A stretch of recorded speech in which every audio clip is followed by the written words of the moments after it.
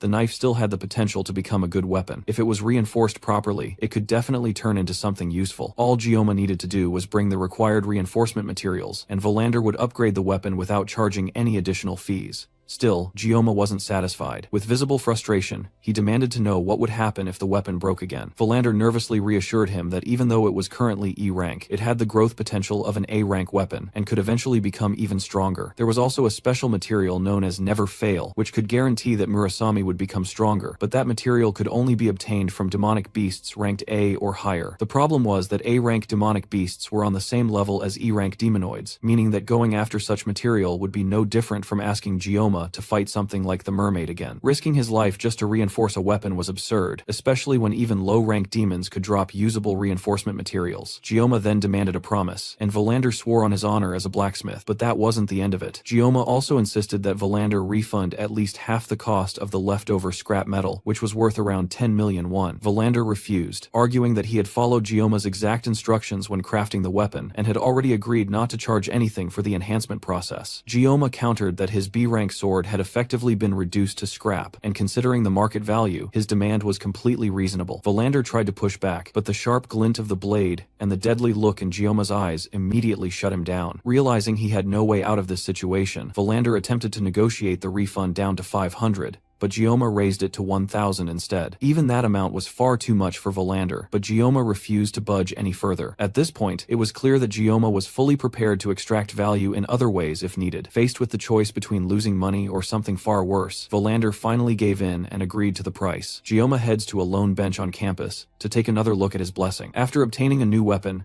his armament has increased, and additional options have become available. The biggest reason that he hesitated to use the Sword God's Blessing is because of the excruciating pain, but his new stats have reduced the pain by 1 level. It can be further leveled up, which means that leveling up his pain reduction should be his biggest priority. He tested it earlier, and although the pain is still unbearable, it went from feeling like he was about to die to feeling like he can barely breathe. Still, if just 1 level reduces the pain this much, then constant leveling means that he might one day be able to use the Sword God's Blessing without pain. It seems like armament increases when he obtains new weapons or enhances them. Now that the midterms are over, weapon enhancement should be his top priority to increase his levels. If he keeps growing at this rate, then he might finally be able to understand this power, or maybe he'll even figure out who threw him into this world. As he's eating lunch on the bench, someone sneaks up on him, causing him to startle out of his thoughts. It's Chloe, and it looks like her healing is going along smoothly. She even took off her cast, and Gioma asks her if her body is alright now. She still needs crutches to move around, but she already feels stronger than before. As they are talking, Gioma notices a crumb of rice on her face and reaches over to clean it up. The brief contact is enough to cause her to fall over from pure joy. But from the ground, she notices the Murasame on the bench that Gioma was sitting on. This is the first weapon she has seen him with that isn't just some kind of kitchen utensil. So,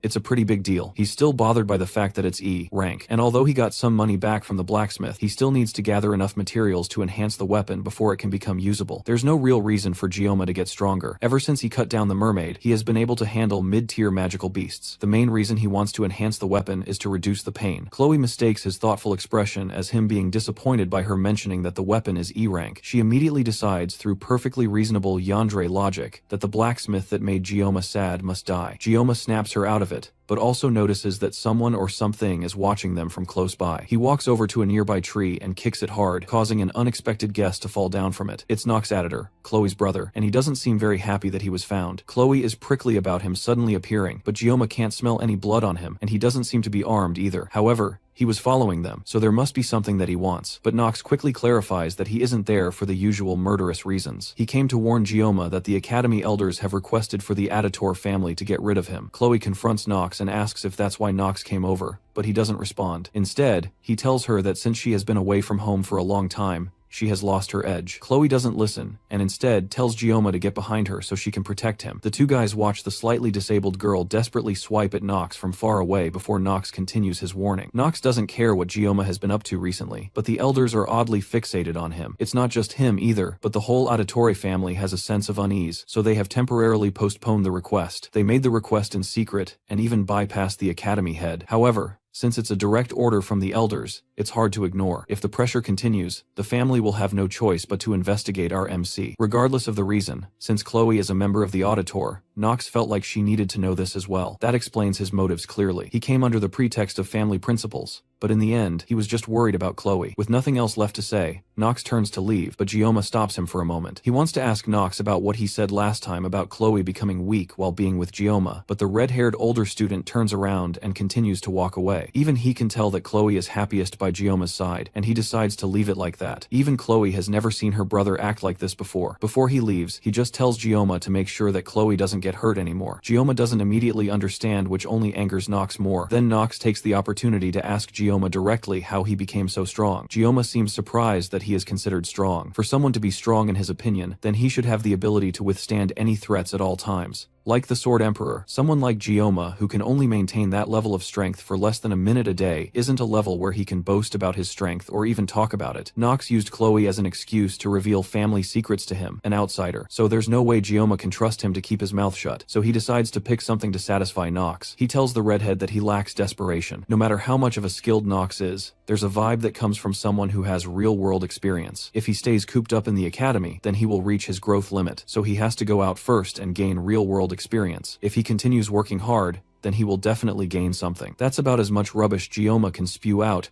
without sounding like he's lying through his teeth. So, he quickly gets up and walks away before Nox can ask any more questions. Back in class, the students were being taught about history and the nature of blessings. However, Gioma wasn't paying attention to the lecture at all, as his thoughts were completely occupied with the information that the Academy elders were targeting him. The elders of the Academy were descendants of 5 of Balor Joaquin's 7 disciples, a group that held immense influence not only within the Academy, but across the entire world. In the game, their role had always been to interfere with the protagonist for the sake of maintaining their own power and security, which was why players referred to them as the corrupt remnants. That was exactly what didn't make sense to Gioma. They were supposed to be targeting the main character, so why had their attention suddenly shifted toward him instead? He began writing down possible reasons that could explain why they would go after him. When he reviewed everything he had done since enrolling in the Academy, he realized that he had indeed caused quite a bit of disruption. At this point, it almost felt like he was deliberately trying to stand out, even though that wasn't his intention. Still, none of his actions seemed significant enough to justify being targeted by the elders. One particular event stood out in his mind: the demonic mermaid he had fought on Scopuli Island. It was clear that the mermaid hadn't been targeting him at all, but rather Leon, who had been seen as an obstacle. Even though Medea had done her best to keep the entire incident hidden, the fact that Gioma had defeated the mermaid must have still reached the ears of the highest-ranking figures in noble society. And since the attack had been directed at Leon, who was considered a candidate for the hero, it implied something far more dangerous. It meant that someone among the elders, or possibly all of them, were collaborating with the demons. They hadn't just tried to interfere with Leon either, they had attempted to kill him. All of this pointed to the fact that they were willing to sacrifice both the Academy and humanity itself just to preserve their own authority. The entire situation was completely rotten to the core. Gioma knew that he could storm into the elders' chambers right now and cut them all down without hesitation, but he also understood that it wasn't the right time to act yet. However, when the time comes, Gioma will definitely cut them all down. With this new information in hand, Gioma's decision to head into a dungeon to obtain weapon enhancement materials became completely solid. The first thing he needed to do was form a party, since taking on something like this alone would be far too difficult. Chloe would definitely be willing to help him, but he still needed more members. Instead of someone like Rachel, who relied purely on brute strength, he wanted someone more strategic. The first person who came to mind was Speed Weapon. As soon as class ended, he went straight to the Dragon class to find him. The moment he arrived, he was immediately confronted by a brute who clearly had an issue with Gioma being a special student. From the way he carried himself, Gioma could instantly tell this guy was just a third-rate extra, the exact type of person who would be annoying to deal with. Not wanting to waste time, Gioma simply walked past him, giving a warning for the wannabe bully not to bother him unless he wanted his jaw sliced open. That only provoked the brute further, and he pulled back his fist, ready to throw a punch. From Gioma's perspective, the attack was painfully slow. However, before he could even react, someone else stepped in and landed a punch straight into the brute's jaw, knocking him back. The sudden commotion drew the attention of nearby students, while Speed Weapon casually shook his hand, wincing slightly from hitting such a hard jaw. Gioma had heard of strength-based mages before, but seeing a strength-based healer was definitely something new. Speed Weapon then smiled and asked if Gioma had come looking for him. Gioma suggested they talk outside, and once they were alone, he explained everything he needed. In short, he wanted to form a party as soon as possible, and needed help gathering members. If they worked together, any rewards from clearing the dungeon would be shared among the team, but in return, Gioma wanted to keep the materials dropped by the magical beasts. The main reason he needed help was because, in his own class, if he tried to recruit people, no one except Chloe would join him. But if Speed Weapon helped, the process would become much easier. Speed Weapon commented that if not for the Academy's rules, Gioma should easily be able to clear 5 or 6 dungeons by himself. That might have been true if Gioma could handle the effects of his blessing without relying on his magical painkiller, but in reality, he admitted that he couldn't even clear a single dungeon alone. Speed Weapon didn't believe that at all, and assumed Gioma was just being modest. The conversation briefly shifted into casual chatter, with Speed Weapon mentioning that Gioma looked much better now after everything that happened during the midterms. After a bit of small talk, Speed Weapon agreed to join him, seeing no reason to refuse, and feeling that working with Gioma would be an interesting experience. The dungeon Gioma had in mind was a C-rank dungeon known as the Buffalo Dungeon, located in Chaol 1. With Gioma, Chloe, and Speed Weapon, they now had a party of 3, meaning they only needed 1 more member. Gioma immediately made it clear that he would prefer not to include Rachel or Leon, though in any case, they likely wouldn't be interested. Rachel had gone into seclusion ever since Gioma was hospitalized and had been focusing on training at the Academy grounds. Leon, meanwhile, was busy preparing for upper-grade dungeon raids alongside 2nd and 3rd year students. While that worked in Gioma's favor, it still left the final team member undecided. Speed Weapon said that one person did come to mind, but considering their habits, they were probably asleep already. Hearing that left Gioma confused, especially since it was still the middle of the day. However, Speed Weapon acted like it was completely normal, and explained that this was just how that person usually behaved. He then told Gioma that he would introduce them, but before that, they needed to stop by a convenience store to pick something up. Later that night, They headed toward a place that looked like an old, luxurious house. The building had a clear Japanese-style design, and Gioma had no idea that the academy even had something like this. Even during his time playing the Miracle's Blessing game, he had never come across this location. In his previous life, he had worked as a Japanese cuisine chef, yet ironically, he had never actually visited Japan, even though it had always been something he wanted to do. They walked through the courtyard and eventually reached the back, where they found the person Speed Weapon had been talking about. Just as he had predicted, she was fast asleep. He walked up and tried to wake her, but it clearly wasn't working at all. So instead, he leaned closer and whispered something into her ear, saying that he had brought it. Gioma had no idea what it was, but whatever it was, it instantly woke her up. Right after that, Speed Weapon pointed at Gioma and told her that what she wanted was with him. Without wasting even a second,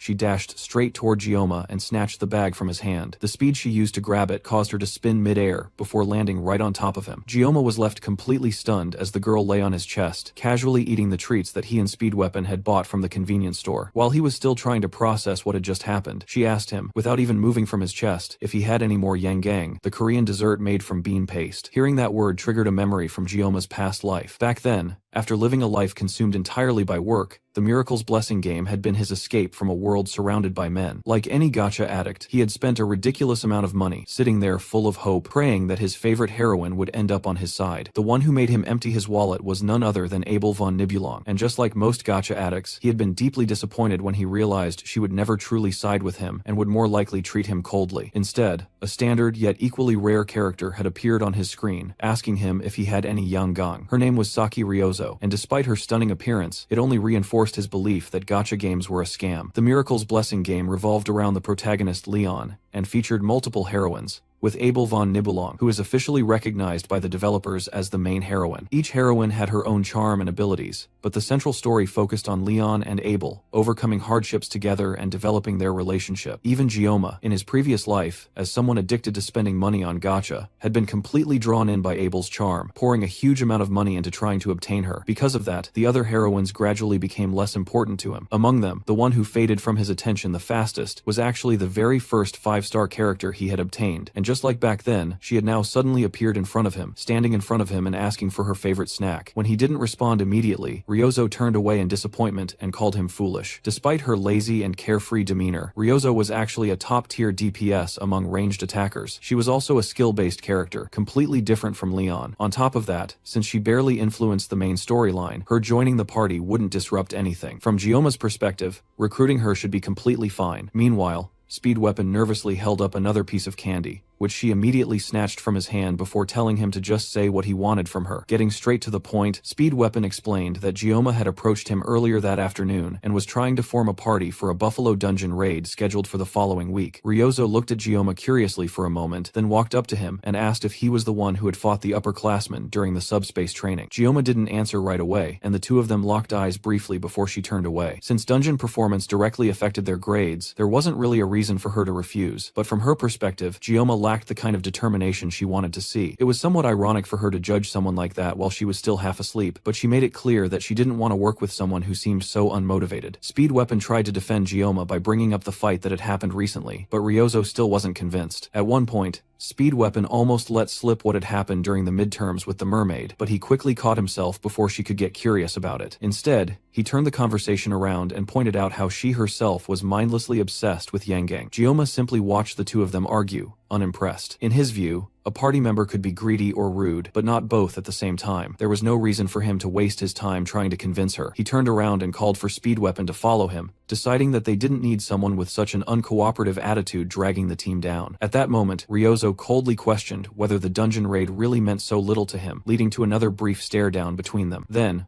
without any warning, Gioma pulled out a knife hidden at his waist and threw it toward one of her archery targets, without even looking. The blade struck perfectly at the center. Before Ryozo could even react, he threw another knife, which hit the first one precisely at its handle. Seeing that, Ryozo dropped down in shock, and Gioma simply asked her if she was interested in joining their party now. The next day, Ryozo was already waiting in their meeting room before anyone else arrived. She greeted Speed Weapon and Chloe as they walked in first, and then, a bit nervously, she greeted Gioma when he took his seat. Without wasting time, they moved straight to the main topic. The permits for clearing the dungeon had already been prepared, so now it was time to discuss their approach. Speed Weapon stepped forward and began explaining the dungeon details. The buffalo dungeon contained C-rank demonoid buffaloes, commonly referred to as water buffaloes. These creatures were known for charging from a distance before engaging in close combat. However, they had a clear weakness against ranged attacks. Overall, it was considered a straightforward dungeon to clear, but the Academy enforced one strict rule for any students attempting it: they must never open the stone gate located at the center. There were rumors that the gate had some kind of seal placed on it, though that remained unconfirmed. The Academy's permit also explicitly required that the gate remain closed, giving them no reason to disobey. Gioma agreed that they should never open it, though the nervous tone in his voice hinted that he knew more than he was letting on. Ryozo immediately picked up on that and asked if he knew what was behind the gate. He lied, saying he didn't know and that they shouldn't touch it. In reality, he was fully aware that a hidden boss was sealed behind that door and that it could only be opened under specific conditions. For now, the system itself kept it locked. Setting aside the risks of accidentally opening it, the potential efficiency was unmatched. He shifted his attention to Ryozo, who was happily eating another piece of yangang. She clearly loved that snack, and when questioned, she casually justified it by saying that the brain needed sugar. As the conversation continued, Gioma sensed something ominous in the atmosphere. That feeling was separate from Chloe, who looked ready to kill any girl that even glanced in Gioma's direction. But Gioma knew that whatever he was sensing would definitely show itself when the time came. Later that same day, they set off toward Gamyol-do Chair 1, where the dungeon was located. When Gioma had been discharged from the army, he had sworn never to return to that city. Yet now he was willingly leading a group back there. Their bus came to a stop at a checkpoint, where the driver had to inform the armed guards that they were students from Joaquin Academy. It became clear that civilian access to the dungeon zone was restricted. Back in the meeting room, Gioma had already felt like the Academy elders were watching him, and now he couldn't shake the feeling that something bad might come out of this trip. Speed Weapon snapped him out of his thoughts by offering him some eggs. Gioma refused, and Speed Weapon jokingly asked if he was getting nervous over a mere C-rank dungeon. He then offered some to Ryozo, but she immediately declined. She continued staring out the window, not really paying attention to the group, though for a brief moment, Gioma felt her gaze shift toward him. Between the elders and his teammates, it felt like everyone had their eyes on him. Eventually,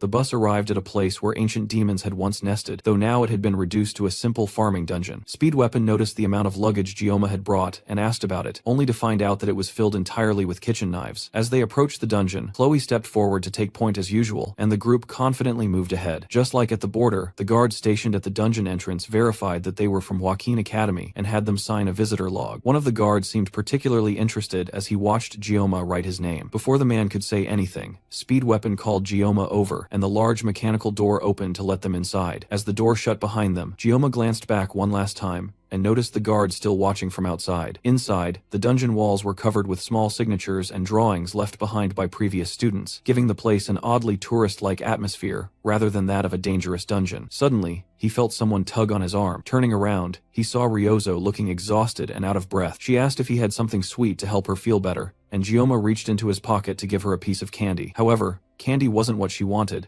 and she specifically asked if he had any yangang. Gioma, clearly not interested in babysitting her, told her to bring her own next time, but she insisted she was saving hers for later. Before their conversation could continue, Chloe spotted monsters charging toward them from about 200 meters away. Speed Weapon immediately turned to confirm that everyone would stick to the plan. He prepared to buff the attackers, while Ryozo and Chloe readied their weapons. Gioma noticed that Ryozo was wielding an S-grade weapon known as the Crimson Bow. With a weapon like that, clearing the dungeon should have been easy for them. The real question, however, was whether he could trust Ryozo to perform properly, especially when she casually took another bite of her favorite snack just moments before the monsters reached them. The monsters came charging straight through the dungeon cave, and Chloe didn't hesitate for even a second as she rushed toward them with dual crossbows in her hands. She leaped into the air and fired 2 shots mid-jump, landing both directly into the eyes of 2 buffaloes. Those 2 immediately fell back, but the rest didn't stop and kept rushing forward, passing right by their fallen allies as they continued their charge toward Chloe. Without slowing down, she reached behind her and pulled out a sword,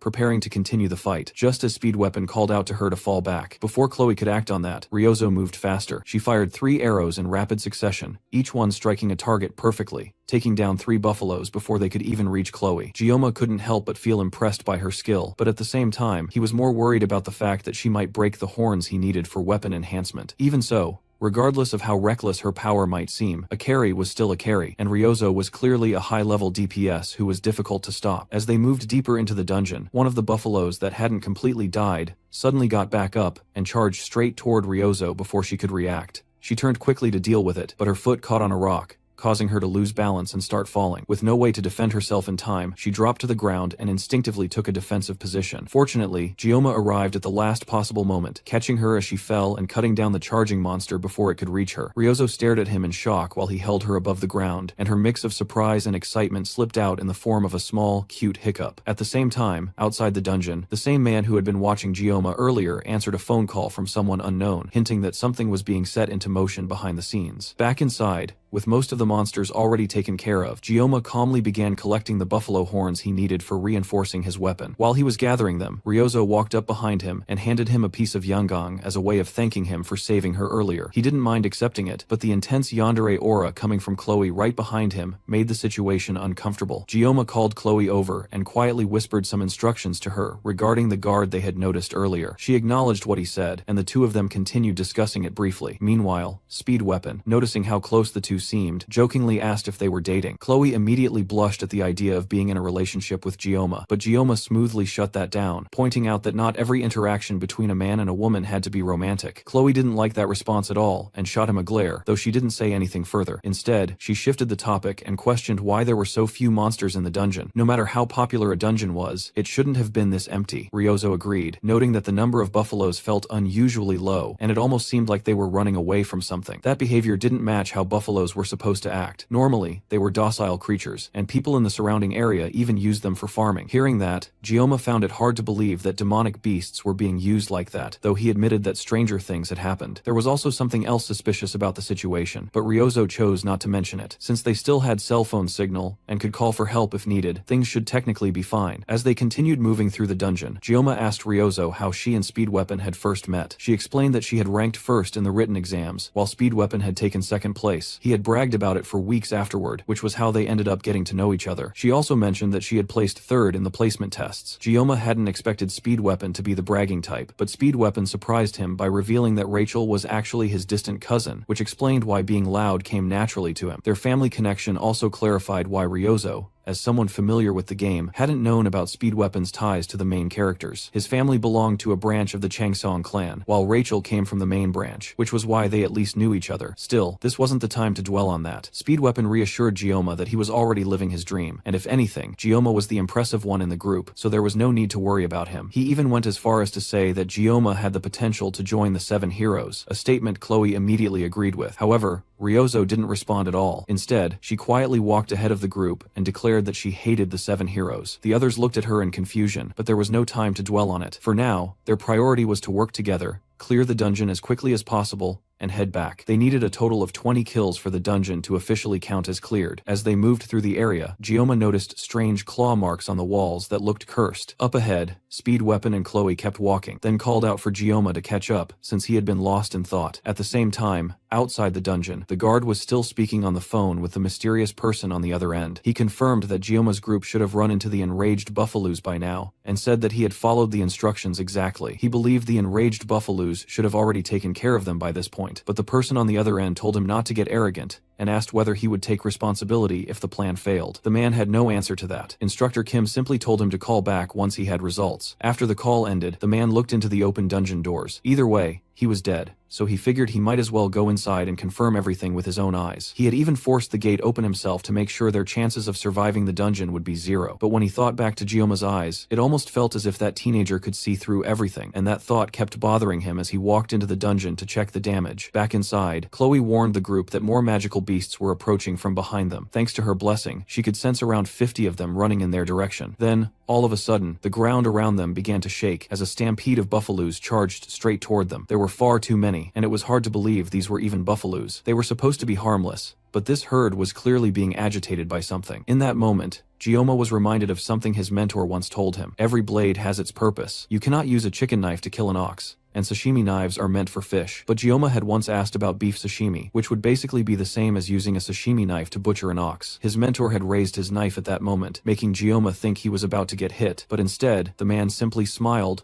while looking down at the fish he had just cut and admitted that Gyoma did have a point. Somehow, that old memory surfaced now, and Gyoma realized that he was about to use a fish knife to slice cows. With no time to waste, Gioma immediately began giving orders to the group. He told Chloe to distract the herd without charging directly into it. What he needed from her was to break up their formation without actually attacking them. Then he looked at Weapon with a smile and asked if he was ready. Weapon instantly understood that Gioma was about to pull off another miracle and returned the smile, saying he had been born ready for a moment like this. Ryozo, who still was not used to Gioma's absurd amount of raw plot armor, could not understand why both of them were acting so calm in front of this situation. Then Gioma called out to her and told her to lock down the front and stop anything that managed to get close. She agreed shakily, then turned to Weapon and asked why Gioma seemed so calm. Speed Weapon simply told her not to be too shocked when she saw what was about to happen next. A herd of 50 buffaloes was still a herd of 50 buffaloes, and that was exactly why Gioma had prepared an entire arsenal of sashimi knives. One of the nearest buffaloes finally reached the group, and Gioma threw his knives at it like they were throwing knives. In only a matter of moments, all 50 buffaloes were turned into nothing but chunks of meat beneath Gioma. Ryozo was so stunned that she even dropped her yangang. Everything had happened in an instant. Chloe had rushed in using her feline blessing, striking some of the enraged buffaloes while dodging the others, which created the perfect opening for Gioma. Then Gioma himself jumped in with his throwing knives,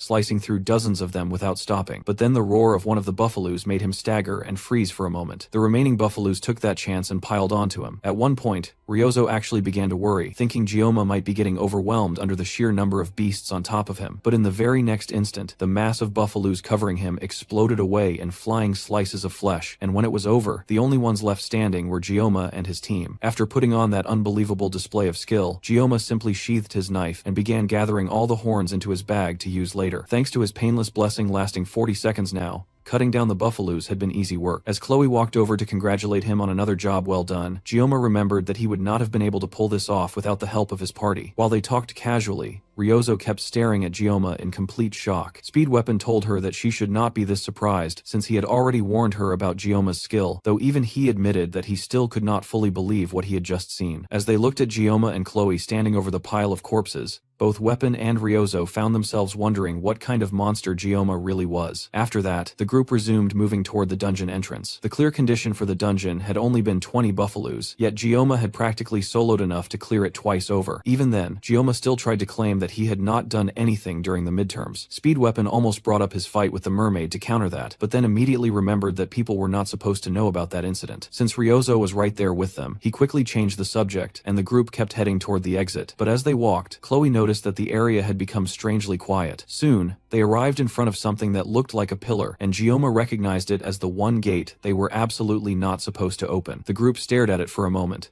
and then, without warning, the gate began to open on its own, while the chains sealing it started breaking apart and falling away. Meanwhile, deeper inside the dungeon, the same guard stood frozen in shock as he stared at the massive pile of buffalo corpses scattered across the corridor. He couldn't comprehend how a group of first-year students had managed to kill that many buffaloes on their own. The only thought running through his head was the crushing weight of his 20 billion won debt from Shier-Won land. A few days earlier, a woman claiming to be an instructor from Joaquin Academy had approached him with a proposal. If he followed her instructions, she would erase his debt entirely. Her plan was simple but cruel. She gave him a demon stone and ordered him to use it to control the buffaloes, drive them into a frenzy when Kang Gioma appeared, and finally open the stone gate deep inside the dungeon to ensure their deaths. At first, he hesitated because it meant sacrificing students, but the temptation of clearing such an enormous debt was too strong to resist. He accepted the stone, already imagining a future free from all his burdens, while the woman told him she would contact him again, and that he should answer every unknown number. With the promise of his debt disappearing, he no longer cared about the fate of a few students. Now that the stone gate had been opened, he believed there was no way they could survive. At the same time, Gioma and his team passed through the open stone gate, trying to understand where they had ended up. Everything finally started making sense. The dungeon had felt far too easy, and now it was clear why. They had walked straight into a trap,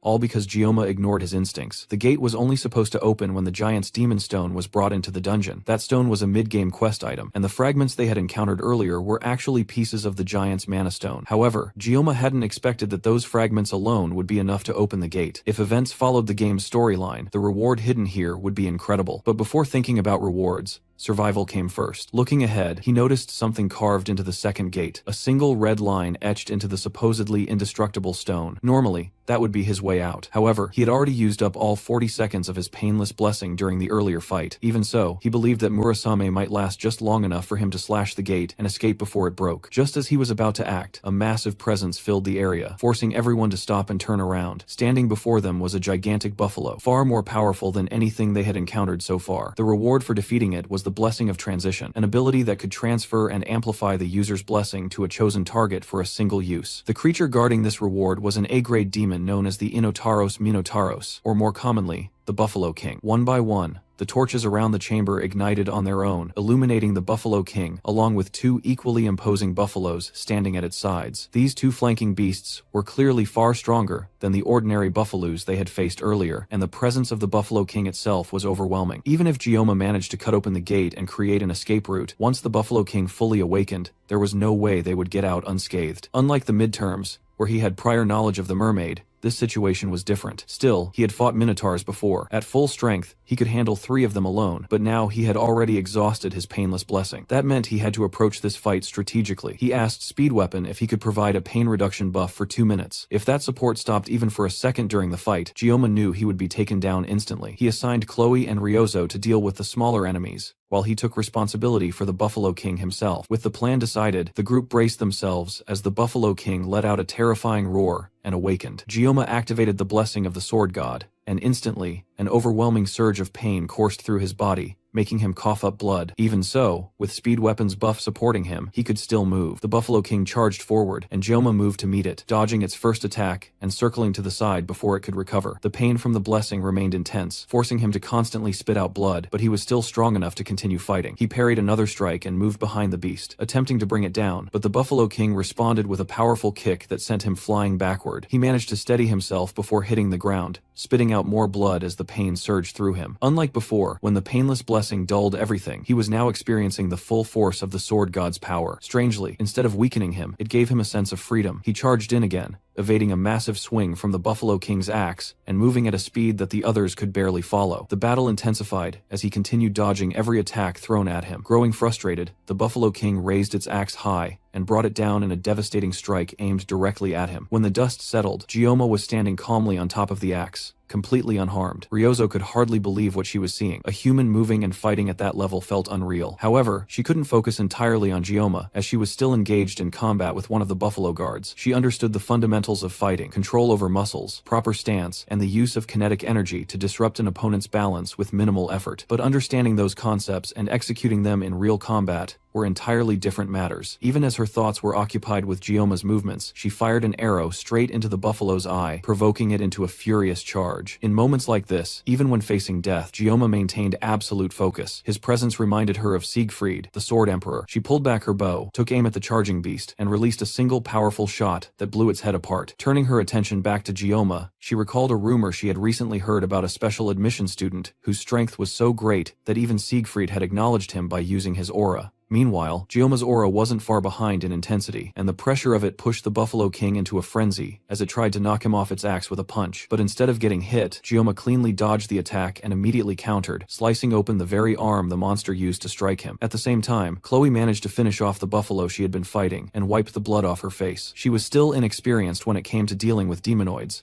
but she understood one important rule: the more human-like a demon appeared, the more dangerous it was. While this could vary slightly, a demon that behaved that closely to a human was undeniably powerful. That meant the one Gioma was currently facing was on a completely different level. The Buffalo King let out a roar while clutching its injured arm, then grabbed its axe with its remaining arm and began preparing what looked like a magic attack. That alone was strange, since demonoids weren't supposed to be capable of using magic. But upon closer observation, it became clear that it wasn't casting magic in the usual sense. Instead, it was burning its own life force to generate mana. The surge of power it released made it difficult for anyone to even approach it. Even so, as Speed Weapon continued blowing into his flute with everything he had, he still believed that Kang Gioma would somehow pull off something impossible again. The Buffalo King raised its axe, now completely fused with its remaining arm, and brought it down toward Gioma, who was already weakened and still coughing up blood. Gioma lifted Murasame and managed to block the initial strike, but the impact caused a massive amount of energy to spill out around him. He had intended to cut through the attack itself, but the density of the energy was far too overwhelming. At the same time, dodging wasn't an option either, because his teammates were directly behind him and would be hit instead. The Buffalo King kept pushing forward, and Gioma slowly began to get forced backward. It started to look like he was about to be overwhelmed. Then suddenly, an arrow shot forward and pierced straight into the monster's eye. Gioma turned his head and saw Ryozo, visibly annoyed, telling him to stop spacing out and finish the fight already. Gioma closed his eyes for a brief moment, and when he opened them again, something within him had changed. A new kind of power surged through him. Slowly, the axe began to split apart under his blade, and Murasame started glowing with a blue light. That light looked strikingly similar to the sword aura Siegfried had used during their sparring match. Little by little, Gyoma pushed through the attack, and in the end, he completely sliced through the Buffalo King in a single, clean strike. Even after everything they had already witnessed, his teammates were still stunned by just how powerful he was. The once terrifying monster collapsed to the ground, split into two massive chunks of flesh. Gyoma tilted his head upward toward the ceiling of the dungeon, as his nerves finally settled, realizing that he had actually managed to cut it down. Ryozo stared at him in silence for a moment, finally understanding why Speed Weapon had so much faith in him. At the same time, Gyoma's assimilation rate rose from 9.3 to 12.7. Speed Weapon dropped to the ground, his lips swollen and bruised from continuously playing the flute. At this point, Gyoma kept breaking every bit of common sense he knew. The blue light from his sword had been bright enough to illuminate the entire cave. At such a young age, he was already manifesting an aura, something that made it hard to even believe he was human. Ryozo walked over and told him to breathe, snapping him back to reality. She then admitted that she now understood why Speed Weapon had warned her not to be surprised by Gyoma, and also why he kept following him around. After that, she asked Speed Weapon whether academy rules would prevent Gyoma from transferring to their class. While that might be true, it didn't stop someone from approaching things differently. With a smile, Ryozo realized that she now felt like following Gyoma as well. Gyoma struggled to catch his breath as the adrenaline drained from his body. Even with Speed Weapon's support, the strain on his body couldn't be avoided. Still, the fact that he had managed to fight without relying on the painless blessing showed clear progress. Suddenly, Chloe rushed into him, colliding with him as she broke down in tears and anxiously asked if he was okay. He tried to calm her, since her weight pressing against him was making his already serious injuries worse. She quickly stepped back, blushing, while Gyoma silently questioned his own life choices. At that moment, a status window appeared in front of him, informing him that he had obtained a new blessing. Originally, this blessing was meant to belong to Leon, and it was ranked as a spirit-level blessing, the rarest type in existence. Its true potential could only be realized when paired with another ability. The blessing of transition allowed the user to transfer one of their blessings to another living being, or even an object, but it required direct physical contact with the target. It was also a crucial ability for controlling Bolmong, a dual-natured sword that Leon would acquire later in the story. Now that Gyoma had obtained such a powerful blessing, there was no reason for him not to make full use of it. Then, Gyoma noticed someone watching them from beyond the now open stone doors. He immediately asked Chloe if she remembered the favor he had mentioned earlier. In the very next instant, Chloe launched herself forward and crashed into the man before he could even attempt to escape. Without hesitation, she drove a knife into his thigh, pinning him in place and completely immobilizing him. Speed Weapon and Ryozo were both confused by what was happening, but Gyoma calmly walked over to the man and explained that he had already asked Chloe to handle this earlier. The man tried to act innocent, asking what he had done to deserve such treatment, but by now, the situation was becoming clear to the others. The rampaging buffalo herd and the opened stone gate were both connected to him. It was highly suspicious that there were no surveillance cameras inside the dungeon, yet he had shown up at the perfect moment. It was obvious that he had been targeting them, though the reason was still unclear. Ryozo quickly realized that there was no way a single staff member could have orchestrated all of this alone. Since he refused to talk at first, both Gyoma and Ryozo threatened him directly, making it clear that his life was on the line if he kept silent. Faced with certain death, the man finally broke and confessed. A few days earlier, an academy instructor had approached him and offered to erase his gambling debt in exchange for helping eliminate this group of students. Hearing that, Speed Weapon was furious that someone would betray students over something like a gambling debt. The man tried to justify himself, but that only made Speed Weapon even angrier. Ryozo stepped in and stopped him from attacking the already injured man, then asked for details about the instructor. The man described her as a tall woman with purple hair and eyes. Based on that description, Ryozo immediately suspected that it was likely her class's assistant instructor, since her sharp eyes made her stand out. Speed Weapon then realized that she was probably also the one responsible for the incident during the midterms. When Ryozo asked about it, Gyoma finally revealed that during the midterms, they had encountered a demonoid mermaid. That explained why Leon had ended up hospitalized. He had fought a demon. Now that the truth was out, Speed Weapon no longer needed to keep it hidden, and openly stated that Gyoma had taken down the mermaid by himself. After witnessing everything Gyoma had done today, Ryozo didn't even question it. While they were still talking, Gyoma quietly stopped the recording on his phone. He had already gathered all the information he needed from the staff member, meaning the man had no further use. Chloe pulled her blade out of his thigh, making him scream in pain. A dungeon that should never have opened had opened anyway, making this the perfect situation for someone to disappear without a trace. As Gyoma turned to leave, he casually instructed the group's assassin to deal with the trash. Chloe didn't hesitate at all, her eyes shifting into that yandere state as the man's screams were cut short almost instantly. As Gyoma walked out of the dungeon, he mentally challenged the elders of Joaquin Academy, the instructors, and anyone else targeting him to come at him with everything they had. No matter what they tried, he was determined to erase them all. After returning to the academy, he brought back his reward from the dungeon, the Cow King's horn. It was the horn of Minotauros, the boss of the hidden buffalo dungeon, and it guaranteed successful weapon enhancement for anything below A rank. He handed it over to the blacksmith and asked him to enhance Murasame using the horn. Volander was stunned to see that Gyoma had actually brought back material from an A-grade beast. Even for a student of Joaquin Academy, that was unbelievable. He couldn't help but ask how Gyoma managed to defeat the boss alone, but Gyoma simply replied that he couldn't have done it without his team. Then he casually placed the damaged Murasame on the table and asked if it could be repaired. Volander, who had been excited just moments ago, was now horrified seeing the condition of the E-rank weapon he had worked so hard on. However, one sharp glare from Gyoma was enough to completely change his attitude. With their business concluded, Gyoma turned around and walked away, leaving the sword behind for Volander to finish. As he watched Gyoma leave, Volander couldn't help but wonder how his life had ended up like this. Out of spite, he even briefly considered making the sword shorter this time. But just before Gyoma exited the shop, he turned back and told Volander to use the leftover materials to buy himself a drink. Volander let out a sigh, questioning how someone like this kid had ended up entering his life. Back in Gyoma's class, he took a moment to reflect on how much he had improved. There was no doubt that he had gotten significantly stronger, but at the same time, he figured it wouldn't hurt to ask Speed Weapon for more blessings later on. He opened up his blessing screen, and every time he looked at it, it seemed to have grown longer. The most noticeable change was his assimilation rate. Unlike his other stats, which increased gradually, the assimilation rate spiked dramatically after every major battle. Clearing another dungeon would likely boost it again, and it might even unlock something even more interesting for him. However, while his stats were improving rapidly, there was something else happening that concerned him. Ever since his first spar with Chloe, he had started noticing gray hairs appearing. Now, he couldn't help but worry that once his hair fully turned white, he might end up losing it altogether. With so many enemies targeting him recently, he knew he had to stay fully prepared. He couldn't afford to die meaninglessly over something trivial. On top of that, he also needed to properly learn how to use the blessing of transition. Even though he had essentially taken it from Leon,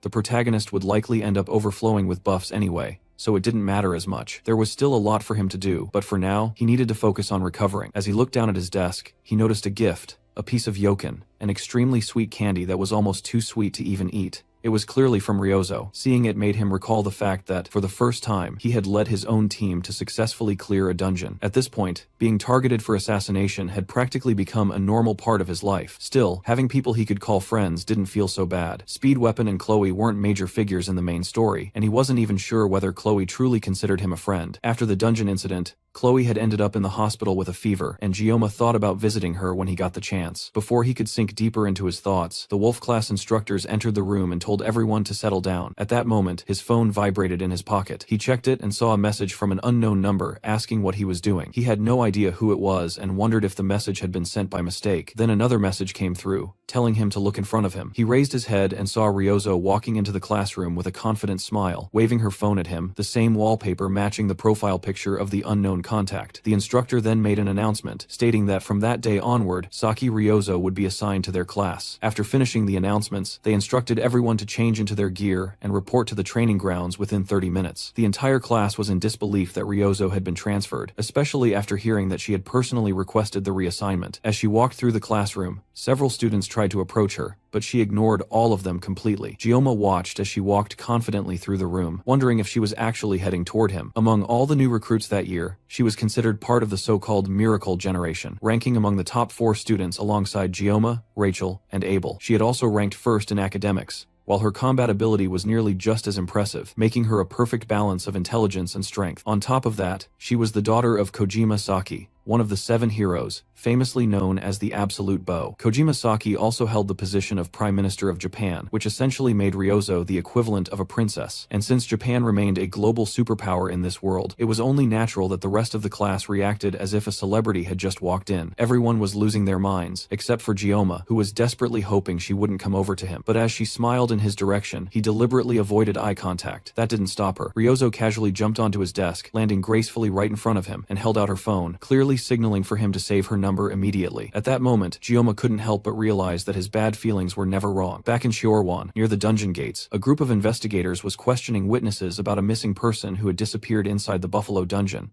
According to the last statement the man gave before entering, he had been concerned about the cadets and decided to go in to check on them himself. Aside from looking slightly unwell, there hadn't been anything particularly suspicious about the guard before he entered. The detectives eventually dismissed the guard they were questioning so they could continue inspecting the site. As evening turned into night, they stepped outside for a smoke break. Deaths inside dungeons weren't uncommon, but even in the worst cases, there was always a body left behind. This time, however, there was no trace of the missing man at all. Instead, The dungeon was filled with nothing but piles of flesh and blood stacked among the corpses of buffaloes. It was hard to believe that something like this had been done by mere students, especially since the cadets had returned safely, while the staff member who entered afterward had completely vanished without leaving even a body. Something clearly didn't add up, yet the detectives couldn't figure out what was wrong. They briefly considered the possibility that he might be inside the stone gate, but dismissed it since the gate had supposedly never been opened before, and even if they wanted to investigate further, they couldn't simply march into the academy and interrogate the cadets directly. The place was full of nobles, and higher authorities would never approve such a move. One of the detectives stepped away to relieve himself, leaving the other leaning against a cargo crate,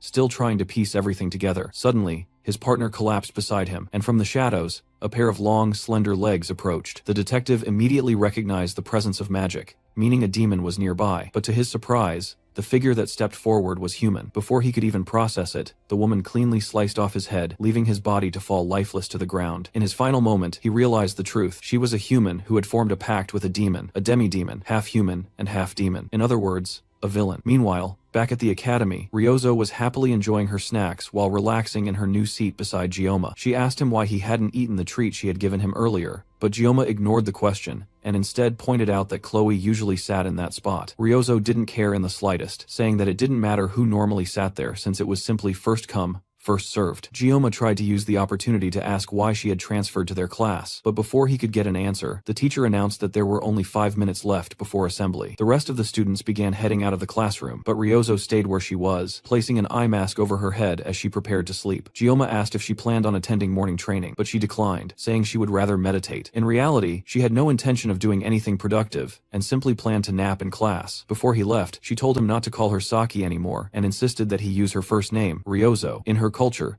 close friends addressed each other by their first names. Gioma pointed out that Speed Weapon still called her Saki, but she brushed it off, and told him to go ahead and enjoy training before settling into sleep. Elsewhere, in the star class, Rachel stretched lazily, commenting on how noisy her class felt that day. She tried to start a conversation with Abel, mentioning that Ryozo had recently transferred out of their class. It was unusual, considering Ryozo was known for sleeping through class and not putting in much effort. Abel didn't seem interested at first, but Rachel kept pushing, sensing that it might actually be bothering her. Transfers only happened when there were available spots, and their class had apparently been short one student that year. It was also impressive that Ryozo had even figured that out, given how she spent most of her time sleeping in the archery hall. Abel questioned why Ryozo's transfer should matter to her at all, and Rachel explained that Ryozo had recently teamed up with Gioma to clear the Buffalo Dungeon. Hearing that, Abel began to understand what Rachel was implying, and her cheeks flushed slightly as Rachel teased her about having a crush on Gioma. Abel denied it immediately, but Rachel pointed out that every time Gioma's name came up, her reaction was noticeably different. There was clearly something there. Abel shook her head and insisted that she had only spoken to Gioma a few times,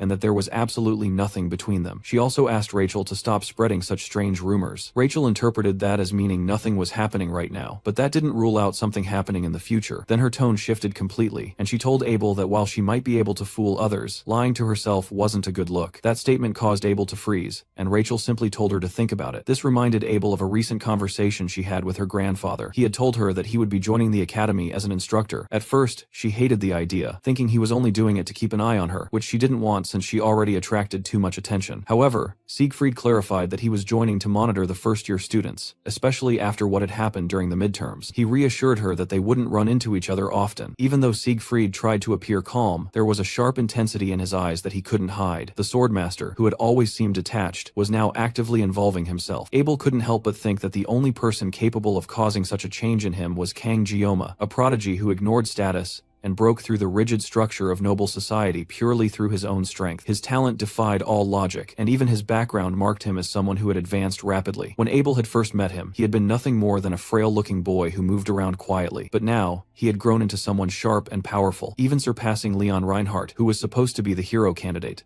Gioma was walking the path of a true hero more clearly than anyone else, and yet, he never showed off or boasted about his achievements. He simply kept moving forward in silence. If he had ever acted arrogant, she might have disliked him, but instead, he was so different that she couldn't help but acknowledge him. In fact, she even felt a hint of jealousy because Siegfried recognized Gioma, and that made her feel strangely inferior. Rachel's teasing expression snapped Abel out of her thoughts. Abel quickly denied having any feelings for Gioma, and insisted that she didn't even have the time or space to think about him. Rachel smirked, and said that was good to hear, because it meant she could pursue Gioma herself without much competition. All she needed to do now was deal with Ryozo, and then there would be no competition left at all. Back in Gioma's class, he sat through a lecture where the teacher explained blessings, and how they were ranked. The rank of a blessing depended on the type of spirit residing within it. If it housed a guardian spirit, it was classified as a guardian-level blessing, while the presence of an elemental spirit elevated it to an elemental-level blessing. As the lecture continued, Ryozo briefly lifted her head in her sleep before dropping it back down again, completely unaffected, and it seemed that even the professor couldn't wake her. The class simply continued as usual. It had already been 2 days since Ryozo transferred, yet she still hadn't revealed why she joined the class. The main reason for that was simple. She spent most of her time sleeping, leaving no opportunity to ask. And if she was just going to sleep all day, there was no reason for her to specifically sit in the corner right next to him. Fortunately, Chloe was still hospitalized, or the situation could have become messy. Still, Ryozo had covered for him after the dungeon incident, allowing everything to be resolved without much trouble. She was clearly on another level, even surpassing Speed Weapon. The teacher continued the explanation, stating that blessings were divided into 4 categories. The lowest was the personal blessing, followed by guardian level, then true blessings, and finally, heroic blessings at the very top. Most cadets in the academy possessed personal spirit blessings, which were considered the weakest. However, under certain circumstances, a personal blessing could still outperform a guardian level one. Elemental level blessings were extremely rare, and Gioma happened to possess one, the blessing of transition. Above all of these were heroic blessings, which were regarded as legendary. Since the beginning of blessing manifestation, only one individual had ever awakened such a blessing, the hero of origins,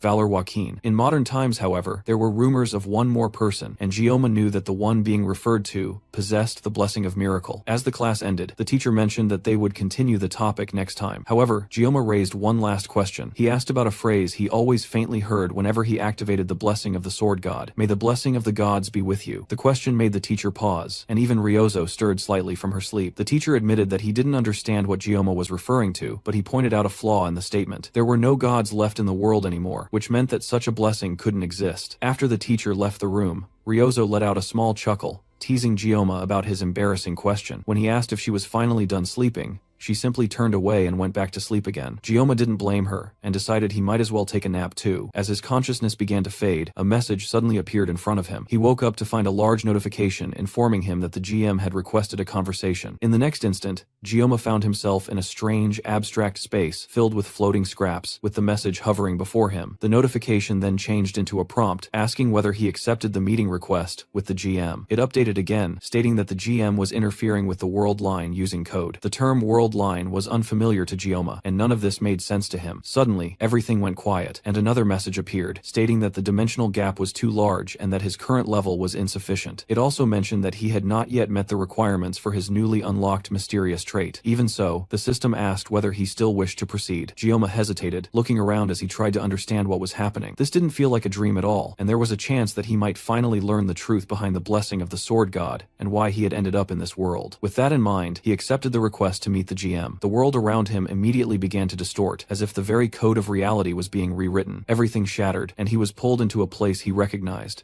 The same space he had seen when he first awakened the sword god's blessing at the academy entrance. Ahead of him, he could see a faint light. Just like before, it was impossible to clearly make out, yet he could tell that he was getting closer to it. Step by step, he felt that he only needed to push a little further, do a little more, and he would eventually reach it. Suddenly, a voice called out, telling him to wake up. A hand broke through the darkness and grabbed his shoulder. The system detected external interference and immediately postponed the conversation with the GM. Gioma reached out instinctively, as if trying to hold on to that space, but the hand forcefully pulled him out. Just before he was completely dragged away, the GM left him with a final message. It told him to cut and sever anything, no matter what it was, and ended with the same phrase, wishing that the blessing of the gods would be with him. Suddenly, Gioma was pulled back into reality, as Ryozo shouted at him to wake up. She was always the one being told not to sleep, yet here he was, enjoying a peaceful nap himself. But her complaining abruptly stopped when she noticed something unusual. Gioma was crying, and didn't seem to be paying attention to her at all. Later that day, Gioma sat alone on a bench, his thoughts drifting back to the strange dream he had experienced. Ryozo had seemed genuinely worried when she saw him crying, but now that he tried to recall it, he couldn't even remember what the dream had been about. What bothered him more was the embarrassment of being seen crying, especially by Ryozo of all people. As he sat there thinking, a group of his rather unconventional friends approached him. They had gathered to go over everything they had discovered so far. They were certain that someone within the academy was targeting Gioma, and they needed to deal with it. As Speed Weapon began summarizing their findings, Ryozo cut him off immediately, saying she already knew everything and didn't need a full recap. Gioma had been the one to ask Weapon to explain things clearly, but now it looked like he was regretting it, as the two of them started bickering again. While they argued, Gioma noticed Chloe behind him, quietly coughing. She was wearing a face mask and clearly hadn't fully recovered yet. He asked if she was feeling better, and she said she was, though she was keeping her distance just in case she was still contagious. Turning back to the others, Gyoma asked Ryozo if she had discovered anything new since their last discussion. Instead of answering, she got annoyed that he called her Saki again, and immediately corrected him, insisting on being called Ryozo. Gyoma instinctively glanced at Chloe, expecting a reaction, but she seemed too unwell or too focused on not spreading her illness to respond as she normally would. To smooth things over, Gyoma corrected himself and addressed her as Ryozo, allowing the conversation to return to the issue of the Academy elders. Speed Weapon pointed out that they needed to organize their thoughts and decide their next steps. They knew the elders were targeting Gyoma, and they also had a description of the suspicious female instructor from the guard. However, none of that actually solved anything, and the elders' motives were still completely unclear. The Auditore family would likely handle things eventually, but that didn't help them right now. As for the female instructor, Ryozo mentioned that she might have seen someone matching that description while searching through the Academy's internal security system. She had found a person who fit, but strangely, their identity couldn't be confirmed. Gyoma was surprised that she could even pull something like that off, but for Ryozo, it was basic in a world filled with advanced technology. Still, the Academy's security system was top tier, so she had to carry out her hacking early in the morning when it was at its weakest. She had already been sleep deprived, and this only made it worse, which explained why she kept dozing off in class. It also explained how she managed to get Gyoma's number without him ever giving it to her. In the end, they still hadn't confirmed anything, and it wasn't like they could just walk up to the elders and threaten them directly. However, Speed Weapon proposed a different idea. He suggested that the four of them form their own club. Clubs in the Academy had freedom of movement and financial support, and they were officially recognized groups. Being part of a club would also grant them an additional layer of protection, which was important since simply being students clearly wasn't enough. With enemies both inside and outside the Academy, a club could act as a safeguard. Gyoma was already familiar with the club system from his past life when he played the game. It had been a feature where players could decorate their own space with furniture, invite characters, and increase affection levels. In reality, it had mostly been a way to drain money from dedicated players, often referred to as the housing system. He had never cared about it back then, but now, in this world, it could actually be useful. There were requirements for forming a club though. They needed at least 5 members and had to submit a proposal to the administrative office. Right now, they were 1 member short. As he thought about it, Gyoma realized how strange it was that these people trusted and supported him despite barely knowing him. As people grew older, relationships usually became more calculated, yet these 3 stood by him without hesitation. He genuinely felt grateful for that. Their next step was to decide on a club name. Chloe suggested Assassin's Oath, but the rest of the group found it a bit too edgy. Ryozo proposed picking something random since no one would care anyway, but Speed Weapon quickly shut that idea down. After a moment of silence, Gyoma suggested the name Travel Club. It would give them a reasonable excuse to clear dungeons and travel outside the Academy without drawing unnecessary suspicion. The others agreed, and just like that, the Travel Club was formed. Now, they needed a club advisor, and they had to sort everything out before the exams coming up next week. Without an advisor, they couldn't officially establish the club. That was the hardest part, since the advisor had to be at least a professor. Chloe suggested asking the Blessing Studies professor since he was kind and popular, but he was always busy, making it unlikely that he would accept. Out of over 500 staff members, only about 30 were professors, and when limited to those teaching first years,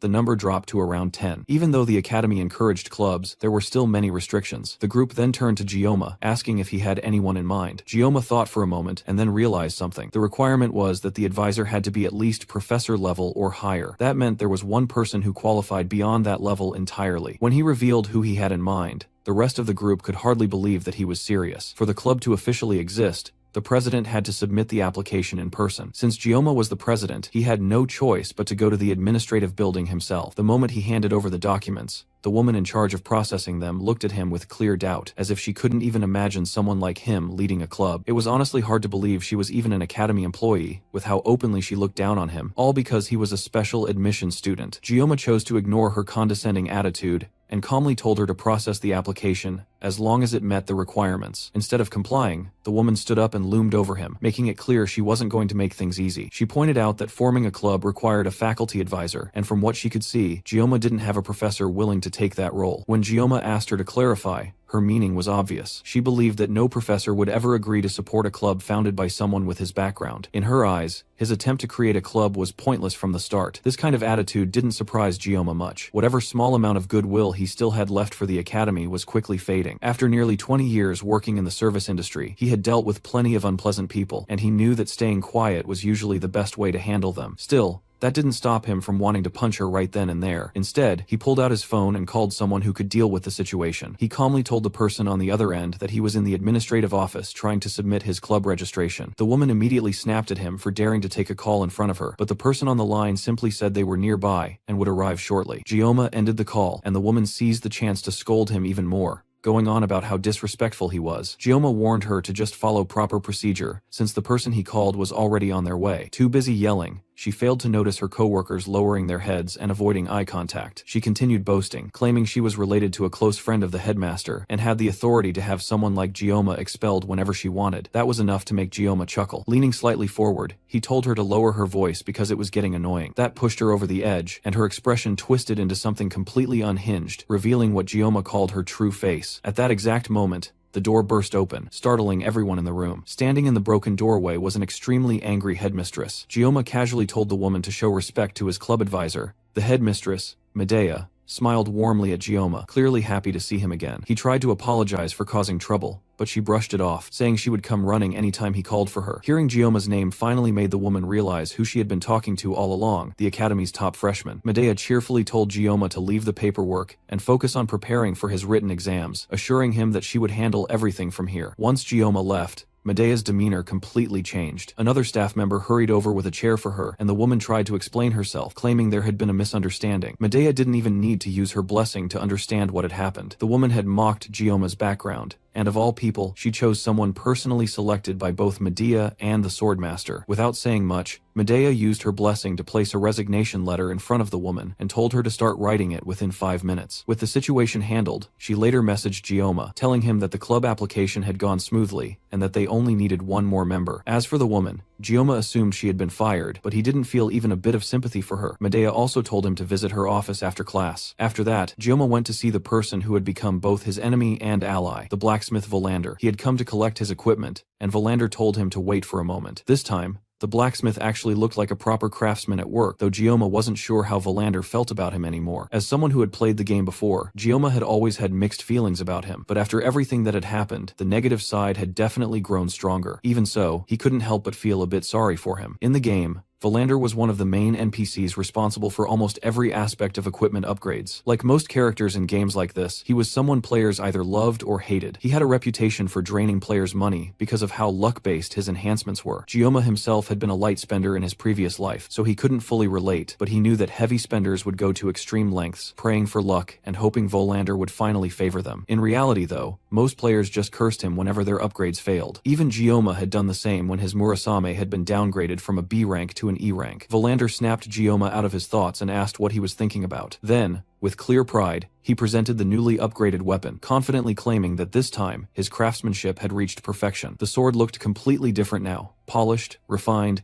and almost gleaming with a fresh presence. On top of that, it even came with additional special options, which immediately pleased Gioma. The Murasame now carried the effect known as Scattered Rain, and seeing the sword in its new state made Gioma instinctively praise Volander like a god for the insane luck that had finally come his way. Thanks to this enhancement, Gioma's painless blessing had also improved, extending its duration from 40 seconds to 50 seconds. Before, he had already felt that 40 seconds wouldn't be enough for future dungeon runs, so gaining an extra 10 seconds made a significant difference. Considering that he planned to combine it with the Blessing of Transition later on, the benefits would only increase as his armament level rose. Overall, this was undeniably a huge advantage for him. Despite all the complaints he had in the past, the Painless Blessing was proving to be extremely versatile for a spirit-level ability. The sword had now been upgraded to D grade. After everything that went into it, the result wasn't as high as Gioma had hoped. Since he used materials from an A-grade monster like the Buffalo King, he had expected at least a C-grade result. Still, considering that he would be channeling aura through Murasame frequently, increasing its durability by 2 grades was still a solid improvement. At the very least, it wouldn't shatter mid-combat anymore. While examining his status screen, Gioma noticed a flashing button that seemed to be urging him to press it. He had a bad feeling about it, but pressed it anyway. New information appeared immediately. Because of the successful reinforcement and the weapon's high growth potential, the sword could now gain up to 3 special abilities. However, these abilities required magic stones to activate, and their effects would be random. Magic stones were extremely rare, and Gioma couldn't hide his shock that strengthening his weapon further would now depend on something so difficult to obtain. At the same time, elsewhere, an elder working alongside a demon commander smashed a drinking cup into a mirror. He then continued drinking straight from the bottle before throwing it aside as well. His gaze drifted upward toward a portrait portrait hanging above, showing his father, Limon von Baimhark, one of the 7-star heroes known as the Mad Tiger. 40 years ago, Limon had died in battle during the campaign against the 6th Legion commander, Vasmon. Society had celebrated him as a noble hero, but in reality, his death had triggered chaos within the family. Afterward, numerous relatives attempted to assassinate his son in their greed to take control of the Baimhark family. To survive, he had to harden himself completely, abandoning any sense of softness. Instead of being eliminated, he manipulated those same relatives into destroying each other. In the end, he managed to restore his family's crumbling foundation. By the age of 30, he had risen to become an elder of Joaquin Academy, dedicating himself to guiding humanity while maintaining the dominance of the ruling class. For him, demons served as the perfect justification for that power, giving humanity a constant enemy to rally against. However, there were always unpredictable variables that threatened to disrupt everything. One of those variables was Leon von Reinhardt, a hero candidate born with the potential to defeat the Demon King. Even so, given the overwhelming difference in power between humans and demons, the chances of Leon actually succeeding were almost non-existent. The existence of figures like Lyson, the 1st Legion commander, who had once been sealed by the legendary hero Valor Joaquin, had already set the standard for how powerful true legends were. Then, one day, a woman approached him with an offer to personally deal with the so-called hero candidate. She appeared to be nothing more than an instructor, and at first, he questioned how someone so far beneath him could dare to speak so casually. But the moment their eyes met, he understood the truth. She was the one holding power in that exchange. She was a human who had willingly abandoned her own kind to form a contract with a Legion commander, making her a half-human, half-demon, a villain. Things had already been complicated enough with Leon alone, but now an additional problem had emerged in the form of a low-born special admission student, Kang Jioma, who was disrupting everything even further. Even the Auditore family seemed hesitant to act, claiming they lacked sufficient justification. Frustrated, the elder, Claude von Baimhark, finally gave an order, telling his subordinate to summon the Undertakers.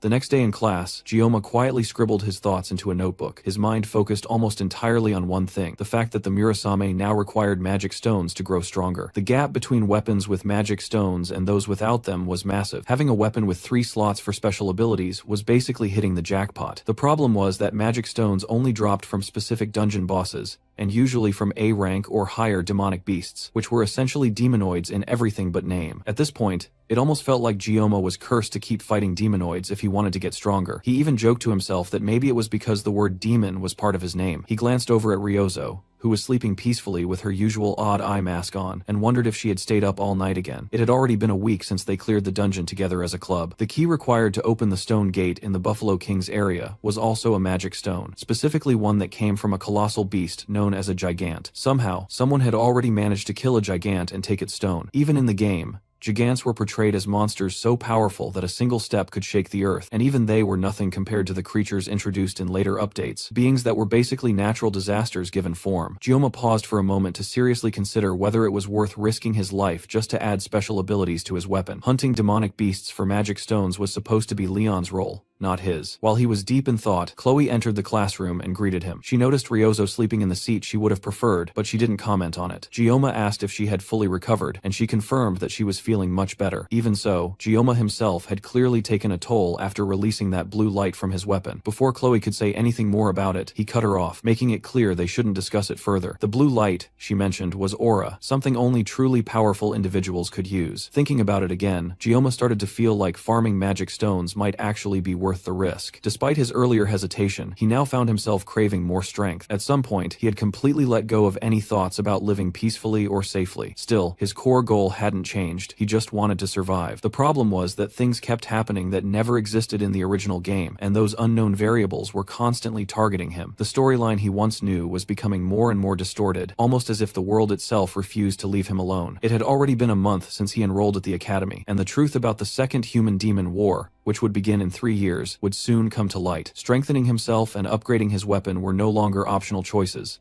They were necessities. At this rate, he couldn't even trust Leon as the hero candidate to carry the future. The fact that a demonoid mermaid had managed to defeat him in a single attack felt almost pathetic. The entire situation was exhausting to even think about. He was so deep in thought that he didn't notice Speed Weapon approaching until Ryozo suddenly punched him in the face, snapping him back to reality. Speed Weapon had come to ask about the club registration, and Jioma confirmed that the headmaster had approved it. They just needed one more member to officially start. Weapon then shared some news. Leon had been going on a rampage lately, clearing high-ranking dungeons non-stop, It seemed like Leon was finally starting to act like a proper protagonist, making Gioma reconsider his earlier doubts. There were even rumors that Leon had cleared an A-rank dungeon just the previous day with a small party, while Gioma's group had barely managed to get through a C-rank dungeon. Speed Weapon also pointed out that Ryozo seemed unusually well informed about Leon, making it pretty obvious that she had feelings for him. Instead of answering directly, Ryozo briefly glanced at Gioma before turning away and stating that she was no longer interested in Leon. Leon's growth was undeniable, and at this pace, he would likely obtain Balmung during the upcoming Survival Island training. Thinking about it more logically, Gioma realized that surviving this long with nothing but a sashimi knife was already something close to a miracle. It was possible that his very existence had been diverting attention and danger away from Leon. Even if that was true, Gioma had no intention of just accepting it. If his survival depended on it, he would cut down anything that stood in his way. He had no desire to act like a flawless hero, and he wasn't the protagonist of this world. Under his breath, he muttered that he would slice through anything that blocked his path. Ryozo overheard him and casually asked if he was into anime, since that line sounded exactly like something out of a game or a show. Elsewhere, a group of dangerous-looking individuals walked through the academy halls, following a maid who led them deeper inside. One of them muttered in disbelief, wondering how their group had ended up receiving a request from the elders of Joaquin Academy. At this rate, if jobs like this kept coming, they might as well become a fully recognized assassination organization. Their boss, a woman with short silver hair, immediately shut him up, warning him to keep quiet unless he wanted his teeth knocked out. Another thug leaned over and whispered that since he was new, he didn't understand yet, their boss hated elites more than anything. But even with that, the payout for this job was simply too good to turn down. As their chatter continued, the boss repeated herself, this time more firmly, ordering everyone to stay silent. Eventually,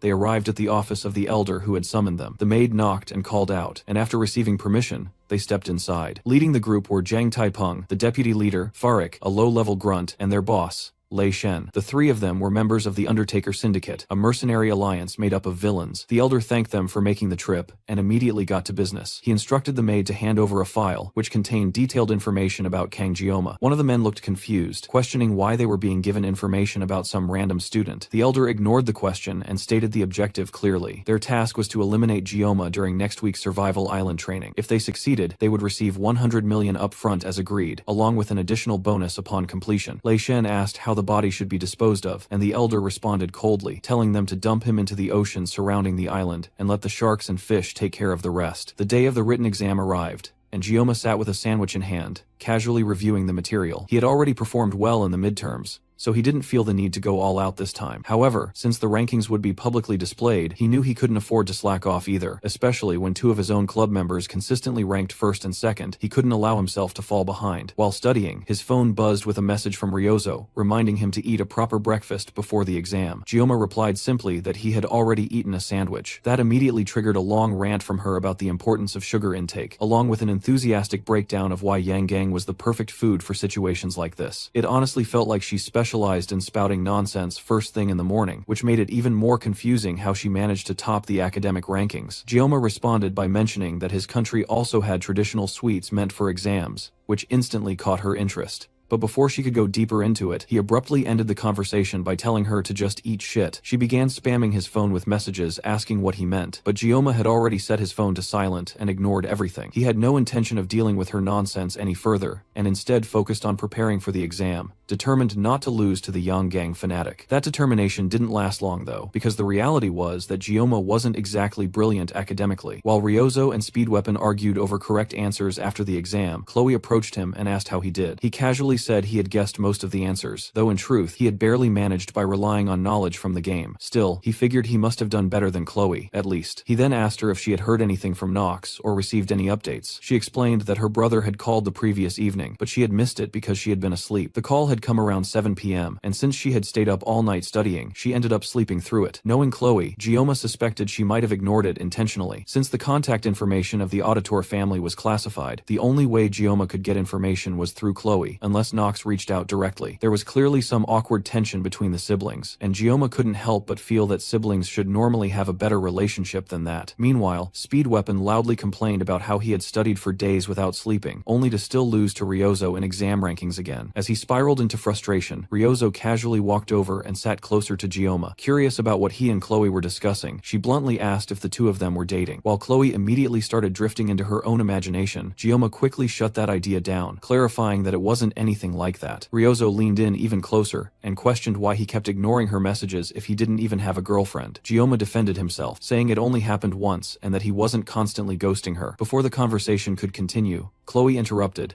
clearly irritated after hearing that Gioma and Ryozo had been texting. Gioma turned toward her as she called his name in an eerily calm tone, only to find her staring at them with a full yandere expression. With an unsettling calmness, she questioned him about why he had been messaging Ryozo at all. Chloe's sudden outburst completely shocked Gioma. Just a moment ago, she hadn't reacted at all when he and Ryozo were sitting right next to each other, yet now she was losing control over something as simple as a text. Even Speed Weapon couldn't understand why her attitude had flipped so abruptly, while Ryozo, instead of being concerned, actually found the situation entertaining. She teased Gioma, asking him why Chloe was acting like that, but Gioma immediately warned her to step back before she made things worse for all of them. Ryozo ignored him completely and kept pressing him, repeatedly asking why Chloe was suddenly behaving like that, even though it was obvious she already understood the reason. It was clear that she knew exactly what was going on with Chloe, but she chose to keep provoking the situation for her own amusement, completely unaware of how dangerous Chloe's yandere side was about to become. Chloe had clearly reached her limit watching the two of them interact so casually. She stopped holding back and confronted the issue directly. Gioma had never even given her his phone number, and yet he was already texting freely with Ryozo. Gioma tried to explain that Chloe's number was confidential, but she refused to listen. Her focus was entirely on the fact that Gioma had once promised that he would be her one and only prince. At the same time, Ryozo clung tightly to Gioma's arm, full of curiosity about what was happening, while Gioma struggled to explain things under the heavy waves of killing intent coming from Chloe. He bluntly told Ryozo that Chloe was a yandere, but Ryozo pretended not to know what that meant. Speed Weapon immediately stepped in, grabbing Ryozo by the face and pulling her away from Gioma, since he clearly understood how serious the situation actually was. Chloe then pulled out her legendary box cutter, fully entering her yandere state and preparing to cut down everything in front of her. This time was clearly different from before, and Gioma had no idea how to handle it. He realized that he had been slacking on researching yandere behavior on NeoTube, and now he was completely unprepared to deal with her. Chloe slowly stepped toward him, declaring that from now on, she would make sure he would only ever look at her. Without giving him even a moment to react, she suddenly rushed forward and slashed at him with the box cutter. At that point, even Ryozo understood that the situation had become seriously dangerous. Chloe continued attacking him with repeated slashes while ranting about how Gioma always made her sad. She accused him of constantly spending time with other girls and flirting with them instead of staying by her side. One of her swings missed Gioma entirely and instead went straight toward Ryozo, who was standing behind him. Gioma reacted instantly, knocking Chloe's hand aside before the blade could reach Ryozo. Immediately after that, he forced Chloe down onto a table and pinned her there, standing on top of her to stop her from struggling. Speed Weapon and Ryozo both stared in shock as Gioma tried to calm her down, with Ryozo looking especially irritated at what she was seeing. While holding Chloe down, Gioma tried to get her to talk to him. She kept trying to push him away, but her strength was already fading with him restraining her. Even then, she refused to listen. She pointed out that all this time, he never even wanted to stay in touch, yet now he suddenly wanted to talk. Gioma leaned in closer and told her that he wanted to talk to her face to face instead of through something like a phone. That seemed to calm her slightly. As he leaned in even further, determined to settle everything right there, he thanked her for always thinking about him. That was enough to completely overwhelm Chloe. She entered a full yandere overload state, and even Speed Weapon started blushing at how intense Gioma's riz was. Once Chloe was fully immobilized, Gioma stood back up and reminded her of their time in the Buffalo Dungeon, how he had relied on her and how they had fought together. They had shared many experiences already, so there was no need for her to get this upset so easily. With Chloe finally calmed down, Gioma took the opportunity to step away, relieved that he had somehow managed to handle the situation. Speed Weapon asked him if he was okay, but Ryozo stayed completely silent,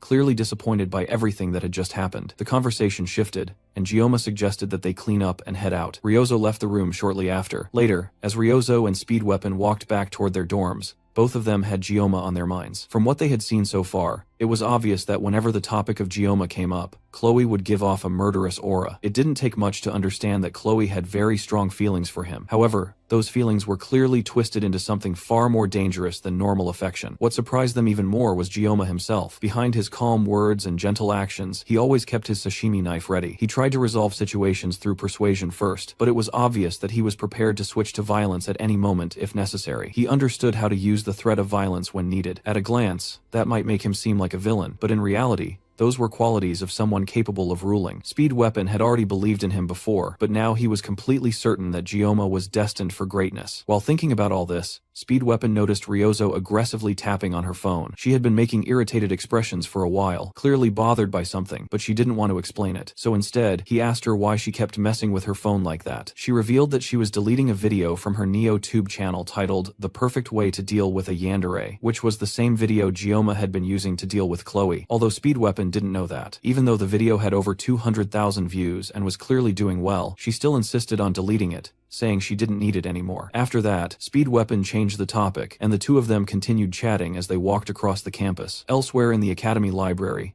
Gioma sat among other cadets, flipping through a stack of books. Starting next Wednesday, a deserted island survival training was scheduled to take place on Avalon Island, lasting for 3 days and 2 nights. From the name alone, it sounded like a serious survival camp, yet cadets were only allowed to form teams of 1 to 4 people. The academy had even released an official announcement with all the detailed information to every cadet. Because of that, the whole event felt less like a harsh survival test and more like a school activity, something closer to camping or a structured outing. Gioma was going through multiple survival guidebooks, trying to better understand how to manage himself during the training trip. Since it was labeled as survival training, the academy would be evaluating each cadet's level of self-sufficiency. However, the final outcome of the training wouldn't actually affect their grades. Thinking about it more carefully, even for Gioma, who had experienced everything as a player of the game, this particular training event had left a strong impression on him. It was a major part of the main storyline where the protagonist would acquire the hilt of Balmong, the main weapon tied to the hero. During that same island training event, there would also be an incident that triggered the development of feelings between Abel and Leon. Back when he played the game, Gioma had been deeply invested in that part of the story, but now, things were different. After entering the academy and going through constant danger and life-threatening situations, he had grown cynical about things like romance. With the academy elders targeting him and a mysterious instructor also involved, there was simply too much happening for him to even consider something like love. No matter how beautiful Abel was, this wasn't the kind of situation where he could afford to develop feelings. Love could wait for another life. In this life, as a swordsman, what truly interested him was the holy demon sword, Balmong. Maybe it was because of his nature as a swordsman, but he couldn't stop himself from wanting that weapon. As someone who used to play the game, he already knew where Balmong was located and what kind of power it held. However, collecting the scattered pieces of Balmong was a crucial part of the story's progression. Even if he knew the locations of all those pieces, he still wouldn't be able to obtain them. The condition for acquiring Balmong, a weapon that chooses its own master, required the manifestation of the Blessing of Miracle. That essentially meant the weapon was designed exclusively for the protagonist. Compared to that, Gioma, who still relied on a sashimi knife, was nowhere near worthy. Instead of wasting time longing for something impossible, it made more sense for him to focus on what he actually needed to survive those 3 days on the island. Because of what had happened on Skopje Island earlier, the academy director had made a special request for the Sword Emperor to join as a guest instructor for the Wolf class. The strongest hero in the world would now be guiding a group of first-year students on what was essentially a camping trip. The main storyline had already changed quite a bit, but at least this development meant Gioma could pursue his goals with a bit more safety than before. Gioma moved toward another shelf to grab more books, hoping to find something useful. He hadn't come to the library just to read basic survival tips that he could easily look up online. He was searching for something very specific related to Avalon Island. He picked up a book that covered the island's history and began reading through it. Avalon Island was located in the far western sea, known as a mystical place where the terrain constantly shifted. At the very center of the island was an ancient body of water called the Queen's Lake, and certain tribes referred to it as the Land of Beginnings. At present, the island remained completely uninhabited. All of this information was already familiar to Gioma, which meant he would likely need to go through a large portion of the library to find exactly what he was looking for. As he continued searching through the books, a voice suddenly called out to him, and a firm hand gently rested on his shoulder. It was Leon. The blonde protagonist greeted Gioma with a faint smile. Behind them, a group of girls reacted with excitement at the mere sight of Leon, but Gioma's attention was fixed on the book Leon was holding. It was an introductory book on magic, suggesting that Leon was trying to improve after what happened during the midterms. Even so, something felt off. The protagonist shouldn't have been sitting in the library studying magic at this particular moment. Gioma found himself growing suspicious of the situation. Leon asked what kind of books Gioma had been reading. Gioma explained that he was simply trying to learn more about Avalon Island for the upcoming training. Leon commented that Gioma seemed surprisingly diligent, and Gioma couldn't deny that. Between physical training, dungeon exploration, and studying magical beasts, his daily life had become extremely busy. Knowing what would happen in 3 years, Gioma had been doing everything he could to prepare in advance for his own survival. In the end, everything he was doing was for his own sake. Leon thought about that for a moment before saying that the two of them were different. That statement reminded Gioma of the earlier moment when Leon had asked him where he came from. On the surface, Leon wasn't behaving much differently from how he had in the game, but something about him still felt off. Compared to the version of Leon that Gioma remembered, this one seemed slightly different. There was a faint trace of sadness in his expression, along with a sense of inner conflict in his demeanor. Before Gioma could properly analyze what was going on, Leon suddenly stood up and wished him a safe trip home. With that, he left. There was definitely something unusual about the protagonist. Perhaps it was the burden of being the hero, someone who carried the fate of humanity on his shoulders, but whatever it was, it clearly weighed heavily on him. After Leon left, Gioma returned his focus to the books, continuing his search for the information he needed before the library closed. The day of the survival training finally arrives, and students gather at the training grounds for the orientation. Abel and Rachel walk over and meet up with Ryozo and Chloe, and just like that, Gioma's 4 wives end up facing each other in a brief but tense stare-down. A bit of small talk starts between Abel and Ryozo, but before anything meaningful can come out of it,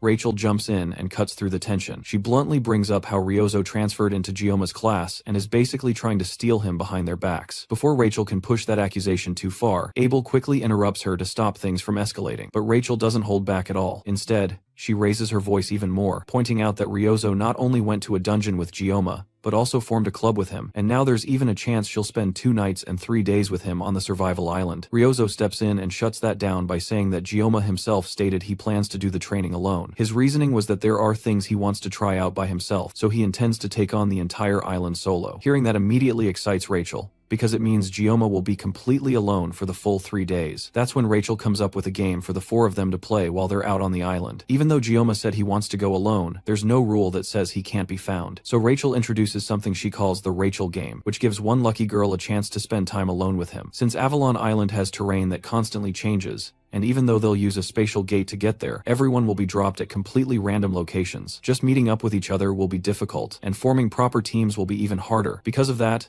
the game is simple. Whoever finds Gioma first wins, and the other 3 have to give up. The one who finds him gets to completely monopolize him. If the girls run into each other, they can either team up or split off however they want, but they must not interfere with each other's chances. All of them agree to the rules. But Abel immediately turns bright red at the thought of monopolizing Gioma. She refuses to take part in the game altogether. That only makes things better for the others, since it reduces the number of competitors. Meanwhile, the man at the center of all this, Gioma himself, is struggling just to stay awake. He spent way too long in the library the previous day, and barely got any rest. He had already written down everything he needed to know on his phone and came fully prepared, carrying 24 sashimi knives along with a hidden secret weapon. On top of that, Medea kept messaging him constantly like an overprotective parent, making sure he was properly prepared for the trip, and even reminding him to bring some extra pairs of underwear. At this point, she felt more like a grandmother than a school director. Before heading out, Gioma takes a moment to scan the training grounds, carefully observing the teachers present. He's specifically looking for a tall female instructor with purple hair and purple eyes. He doesn't know her exact intentions, but if she's targeting him, then this deserted island training would be the perfect opportunity for her to make a move. The constantly shifting terrain of the island would also make it easy to clean up any evidence afterward. Of course, that logic applies to Gioma as well. Still, he isn't comfortable with the idea of using a knife against a person, but at the same time, he can't just sit around and let himself get killed either. The real problem is identifying the correct person, because for some reason, there are way too many women with purple hair and eyes around, as if everyone had been dipped in food coloring at birth. His thoughts get interrupted when Siegfried and Abel walk past him across the training grounds. The Sword Emperor reminds Gioma to keep working hard and aim for good results, but also tells him not to forget to rest properly and enjoy the training. After a bit of casual conversation, the two continue on their way. However, Abel lingers for a moment longer than expected, staring at Gioma before finally leaving with a small huff. Gioma doesn't think much of it, and even lets out a small laugh, recalling from the game's storyline that she'll soon end up getting a boyfriend anyway. As he watches her walk away, he completely fails to notice Ryozo sneaking up behind him with what she believes is a mischievous expression. That plan falls apart instantly when Gioma suddenly turns around and flicks her hard on the forehead. She yelps in pain and jumps back, completely caught off guard by the sudden hit. All she had come for was to wish him luck for the training, but now she's too annoyed to even look at him. Gioma, on the other hand, genuinely doesn't understand Ryozo at all. Lately, he hasn't even been able to sleep properly because she keeps sticking around him all the time, and if he tries to ignore her, she just gets more restless and starts pacing around like crazy. He has no clue what exactly about him caught her attention so strongly. Even so, Ryozo is still technically one of the heroines in the story. Because of that, Gioma has no intention of getting any closer to her than absolutely necessary. The spatial gate to Avalon Island finally opens, and the students are instructed to carefully pass through it as they begin their test. Gioma steps forward toward the gate, fully determined that this time he will find exactly what he's looking for and get through the entire event quietly, without causing any trouble. As he passes through the gate, he arrives on Avalon Island, the sacred land itself. More specifically, he finds himself standing right in front of the Tree of Beginnings, Yggdrasil. Even so, this isn't the time to stand around sightseeing. There's a survival test to complete, and everyone else is already putting in effort, so there's no room for him to slack off. Fortunately, he had already taken a photo of the island's map back in the library. On top of that, he had marked a specific location where he could obtain the blessing of regeneration, basing it on his memories from when he played the game. The map looks familiar enough, so Gioma assumes that the blessing is located somewhere near the lake at the center of the island. That means his immediate goal is to get as close as possible to the lakeside of the world tree. From there, he'll need to cross both a rocky region and a forested area. There are still 3 full days left of the island training, and the academy didn't send them here just to wander around. The cadets were given a mission to locate hidden orbs scattered across the island. It's essentially a treasure hunt, similar to activities done on school field trips. The more orbs a student finds, the better their final evaluation will be. On top of that, these orbs can also be used as enhancement materials, which only makes Gioma even more interested in collecting as many as he can. Following something he learned from one of the survival books in the library, Gioma pulls out the secret weapon he specifically prepared for this training. It's a medium-sized machete that he bought from the hiking section of a supermarket. Normally, it's used for clearing weeds or cutting wood, but the important thing is that it's long enough to avoid triggering the blessing of the sword god. He purchased it with the intention of saving his 50 seconds of the painless blessing for a truly critical situation. As he tests the machete, a small rabbit peeks its head out from a nearby bush and stares at him curiously. At first, Gioma thinks this is the perfect chance to gather some food, but that thought doesn't last long. The rabbit slowly steps out of the bush, revealing that it's actually far larger than he expected, much bigger than himself. It's clearly a dangerous creature, but Gioma has already taken down Buffalo King before, so a rabbit like this shouldn't be a big deal. In his mind, he doesn't even need to activate the blessing of the sword god to handle it. Elsewhere on the island, Abel also encounters a rabbit, but hers is completely normal in size, and looks much cuter than the monstrous one Gioma is dealing with. At first, Abel considers helping it find a safe place, but the rabbit suddenly bites down on her hand and then runs off. That immediately changes her mindset, and she chases after it while drawing her sword, now fully intending to turn that cute rabbit into her next meal. For Abel, this is also a good opportunity to test the results of her recent training. The rabbit starts running faster and even turns back briefly, almost as if it's smirking at her and looking down on her. That expression reminds her of Gioma, who always seemed to hide his true abilities. She speeds up in an attempt to catch it, but suddenly the terrain shifts beneath her feet, causing her to lose balance and fall straight into a lake. From above the water, the rabbit looks down at her with what feels like disappointment, and once again, her thoughts drift back to Kang Gioma. Meanwhile, the same boy occupying her thoughts is having his own struggle with the oversized rabbit. Despite all the effort he put into training his body and keeping himself in top condition, he finds that without the blessing of the sword god, he can barely keep up with something as simple as a rabbit. Eventually, Gioma drops to his knees and accepts defeat. He decides that it's better to starve than to waste more energy chasing something he can't catch. He gives up and allows the rabbit to leave, but just before it goes, the rabbit turns back and gives him a mocking smile. That single expression instantly changes Gioma's mind. Without hesitation, he activates the blessing of the sword god and immediately takes the rabbit down. Elsewhere on the island, Rachel runs through the forest at full speed, completely focused on finding Gioma before anyone else does. She realizes she's been running in circles for a while, but she refuses to get discouraged. After all, she was the one who came up with this whole game in the first place, and she had been bragging about it the entire time. She quickly changes direction and starts running another way, deciding it's better to keep moving instead of wasting time overthinking. Her voice echoes loudly through the forest as she runs, so loud that even Ryozo, who is in a completely different part of the island, can hear her. Ryozo is also searching eagerly for Gioma, determined not to end up as the loser if she's going to participate in this game with the others. She had landed on Avalon Island's beach and immediately adjusted her plan based on the island's unique conditions. The only place on the island that never changes is the World Tree, and considering Gioma's personality along with his decision to go solo, she concludes that he is most likely heading toward the center of the island. Even though searching for him will be difficult, she refuses to let anyone else reach him first. At the same time, Chloe is also running through the forest, desperately trying to find Gioma. She's so focused on searching for him that she barely pays attention to the monsters and animals attempting to attack her along the way. As one of the best scouts among the first-year students, she is confident that she can find him first on this island, and once she does, he will only have eyes for her. She suddenly notices someone in the distance, and speeds up even more, hoping that it's Gioma. Meanwhile, Gioma is sitting beside a small campfire, calmly roasting the rabbit he hunted earlier. He had spent the entire day skinning the monster and preparing it, so now food is no longer a concern for him. Suddenly, he hears something moving through the forest and immediately becomes alert, shifting his attention toward the sound. It doesn't sound like a wild animal, which makes him wonder if it could be someone targeting him. Given that there are people within the academy who want him dead, he knows he can't afford to let his guard down. Thankfully, he has been saving his blessing for a moment like this. As Chloe rushes through the trees toward the figure she spotted earlier, she quickly realizes that it isn't Gioma, but Rachel instead. The two of them immediately start arguing, both frustrated that they keep running into each other instead of finding him. At the same time, Gioma almost ends up cutting someone in half before stopping himself at the last moment as Abel suddenly falls right in front of him. The two freeze and stare at each other in silence, and the only thing that breaks the moment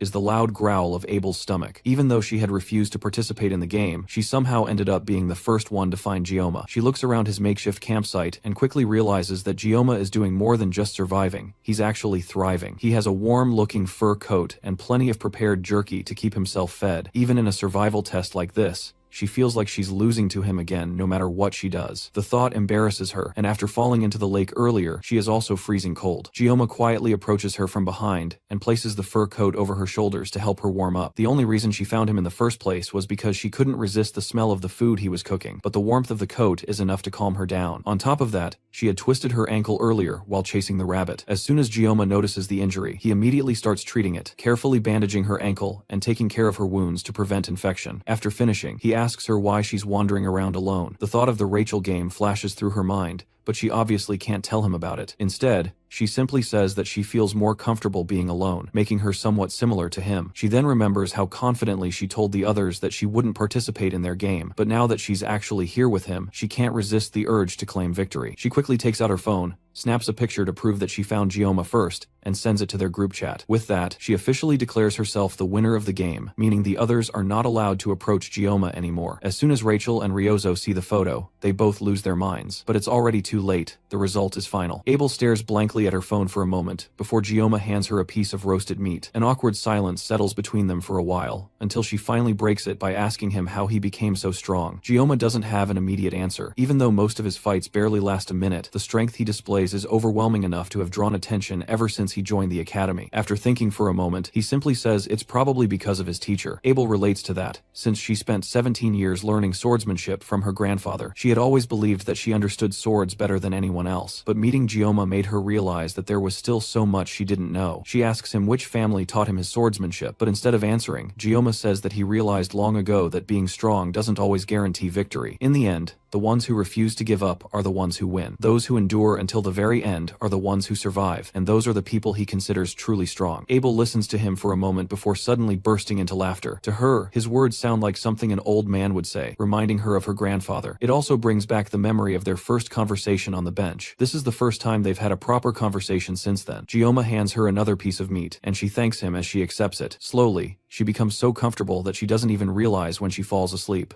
When she wakes up the next morning, Gioma is already gone. He has left all of his food and supplies behind, without saying a single word. Her injured leg is also completely healed, thanks to the care he gave her the previous night. Overwhelmed, Abel starts to cry as she realizes that this is the first time in her life that someone has taken care of her like this. No matter what she went through before, she always faced everything alone. Even when she overcame major challenges, she did it by herself. That was simply the responsibility of someone carrying the Nibulong family name. But now, Kang Gioma helped her without expecting anything in return. For a long time, she had felt envious of people who could show kindness without wanting something back, and now, he had done exactly that for her. With renewed determination, she picks up her sword and prepares to move forward. Sitting around and crying won't change anything, so she has to keep going. Wearing the coat Gioma gave her, she proudly sets off to continue her survival training. Meanwhile, Gioma pushes forward through the forest while his thoughts drift back to Abel, acknowledging that she is really pretty yet feeling that she doesn't like him very much, though he isn't particularly concerned since he already understands that her personality has always been proud and aloof, and the only reason he helped her earlier was because of their random encounter rather than any feelings, as she simply looked so pitiful that he couldn't bring himself to treat her coldly. And while this interaction might slightly affect the main storyline, things should still remain mostly fine, especially since today is supposed to be the day when Abel and Leon begin developing feelings for each other, and at the very least he hopes she doesn't end up giving the fur coat he gave her to Leon. But putting that aside, after walking for several hours, he finally makes his way out of the forest and shifts his focus entirely toward finding the blessing before sunset. The blessing he is searching for is the blessing of regeneration, a guardian class blessing that ranks just below the blessing of transference, designed to amplify the body's regenerative capabilities, although it comes with the limitation that it can only be used on the person who owns it, effectively making it a form of magical self-enhancement. But because Gyoma already possesses the blessing of transference, that restriction doesn't apply to him, meaning he should even be able to repair his sashimi knives using it, and although the blessing might seem overpowered at first glance, it isn't capable of regenerating lost limbs and only accelerates the healing of wounds. While in the game, it is treated as a hidden bonus that doesn't significantly impact Leon's growth. Yet since Leon will eventually grow stronger and gain even more buffs, Gyoma knows he has to obtain this blessing no matter what. After continuing for a bit longer, Gyoma finally reaches his destination and finds the blessing of regeneration, and right beside it there is also a massive orb from the test, placed so openly that it almost feels like a free reward. And while he came specifically for the blessing, obtaining an orb as well is an unexpected bonus. So he steps forward to grab it, only for someone to suddenly block his path, and when he looks up, he sees Leon standing there, already aware that Gyoma didn't come here just for sightseeing, staring him down as if he fully understands that Gyoma has other intentions, prompting Gyoma to lie that he simply noticed the orb from afar and came to collect it. But Leon immediately draws his sword and tells him to try taking it if he can defeat him in a fight. From the moment Leon was born, he had always been told that half the world smiled alongside him, and now he holds something that proves he is the hero, as the sword in his hand shines brightly while he faces Gyoma. Yet something about this situation feels off, because Leon is supposed to be with Abel at this moment, since today should have been a crucial turning point in the story, meaning Gyoma may have unintentionally disrupted their event and nothing happened between them the previous night. But even knowing that, fighting over this still feels unnecessary. Yet Leon proves his seriousness by slashing the wall behind him and reducing it to rubble instantly, showing that he has no intention of backing down. As Gyoma properly observes the weapon in Leon's hand, he realizes it is Balmong, the hero's sword that Leon is meant to obtain, though something about it feels strange, because Balmong is known as the most sinister demon sword in existence, and the blue gem embedded in its center acts as a catalyst that grants holy power and suppresses its magic. But since the sword itself is fundamentally based on magic, even with the ether gem neutralizing it, it is heavily influenced by the user's nature, which is why in the game Balmong could become either a holy sword or a demon sword, depending on the player's choices. Leon then tells Gyoma to calm down and treat this as nothing more than a sparring match, but from Gyoma's perspective that sounds absurd, since Leon hasn't even mastered the mental realm yet, and shouldn't be able to defeat him in their current state. Yet Leon steps forward anyway, clearly intending to use Gyoma as a stepping stone to grow stronger after obtaining Balmong. And while Gyoma can somewhat understand that reasoning, it remains just speculation, with the only certainty being that the orb is merely an excuse. And without waiting any longer, Leon suddenly launches forward toward Gyoma, initiating the fight. Elsewhere, Ryozo drags herself through the forest, scratching her neck in exhaustion while moving forward, and at some point she ends up running into Speed Weapon, after which the two of them reluctantly continue walking together, even though neither of them actually wanted to team up. And as they move, Weapon guesses that she is searching for Gyoma, which she doesn't even bother denying anymore, making it painfully obvious to him that she is interested in Gyoma, especially considering that until just a month ago, she used to spend all her time sleeping in the archery range. Yet now, whenever Kang Gyoma's name comes up, she suddenly becomes active and behaves completely differently, even going as far as doing extra tasks on her own despite always hating anything complicated or tiring. And in the middle of all this, she suddenly stops, turns toward him with a faint blush on her face, and awkwardly asks if her feelings for Gyoma are that obvious. Before he can properly respond, a massive sound erupts from somewhere in the distance, loud enough to startle the birds perched on the trees, and while it almost feels like an earthquake, Ryozo immediately senses that the source of that chaos is Gyoma himself, while at that exact moment, Gyoma is facing a serious problem, because Leon is far stronger than he initially expected, and the machete he brought as his secret weapon has already been snapped clean in half, leaving him in a difficult position where Leon interprets his lack of response as disrespect, assuming that Gyoma isn't even trying to fight back, when in reality, Gyoma simply couldn't react in time, since he never expected Leon to swing Balmong so aggressively, and on top of that, he doesn't want to get dragged into a fight he doesn't even understand, hesitating because if he used his blessing carelessly, he might accidentally kill Leon. Yet if he continues to hold back, then Leon could just as easily take his head off. Leon, being the protagonist of the Miracle Blessing world, is not someone Gyoma can afford to underestimate, and as the blonde hero steadily approaches him, Gyoma finally gives up on the idea of avoiding the fight, pulling out his sashimi knife and accepting that facing someone like this without using his blessing would be suicidal, forcing himself to abandon the naive thought that he could survive without it. And the moment he activates the sword god's blessing, the two clash head-on as Leon charges forward again, yet the difference in power becomes clear instantly when Leon slices through the first knife effortlessly, prompting Gioma to immediately grab more from his bag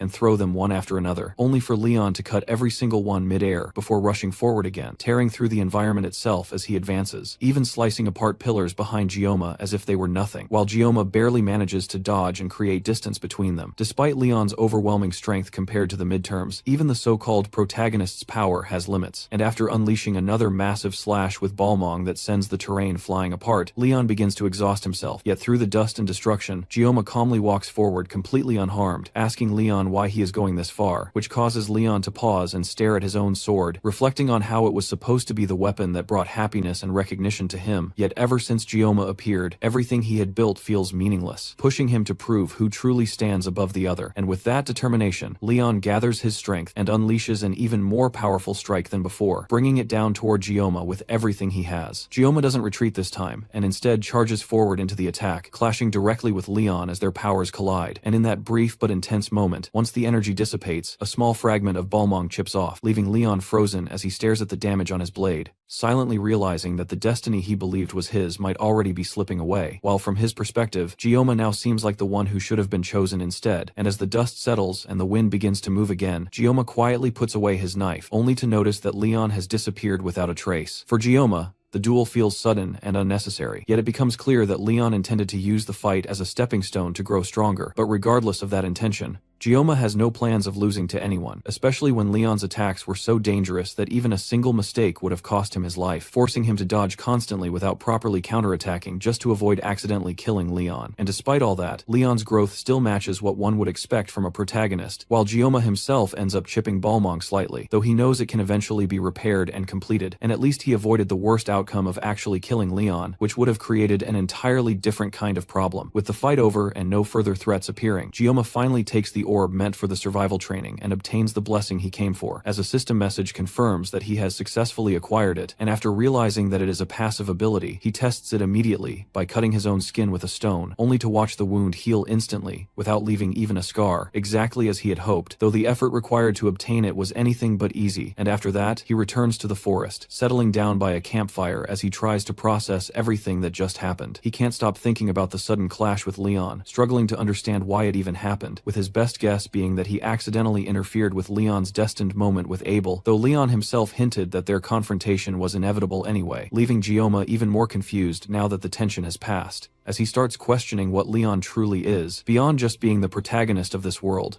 And even deeper than that, he wonders about the mysterious existence that brought him into this world in the first place, realizing that he currently has no way to uncover those answers, leaving him with no choice but to keep moving forward based on what he believes is right. In his past life, Gioma always had a fiery personality, often clashing with difficult customers and never backing down, no matter how tough the situation became, and although he has been holding that side of himself back recently, he realizes that he has never been someone who could ignore injustice. And while he initially tried to avoid interfering with the original storyline, survival has now become his top priority. Yet despite acting only to protect himself and gain strength, he still ended up fighting Leon and becoming a target for assassination, pushing him closer to a reality where he might one day have to kill an actual human instead of a monster, something he still desperately wants to avoid, though he can feel the weight of that possibility pressing down on him. As he sits there lost in thought, Ryozo suddenly appears behind him in his mind, mockingly telling him to stop overthinking and just act naturally instead of talking to himself, causing him to turn around instinctively, only to find that no one is there, making it clear that it was just his imagination. Yet he knows that if she were actually with him, that is exactly what she would have said. And in that quiet moment, as he reflects on the people around him, he realizes that he is thinking about his friends, a word that feels oddly cheesy to him, yet at the same time brings him a sense of comfort he didn't expect. As the night deepens, Gioma eventually drifts off to sleep. Suddenly, the leaves in the bushes around him crunch faintly as a group of dangerous-looking figures quietly surround him, each of them holding sharp weapons, and their leader, Lei Shen, gives a small nod that immediately signals the start of the attack, prompting two of the grunts to throw their shurikens straight toward Gioma, who wakes up on instinct and dodges at the last second, though he still ends up taking a few minor cuts along his arms. Gioma quickly turns toward the group,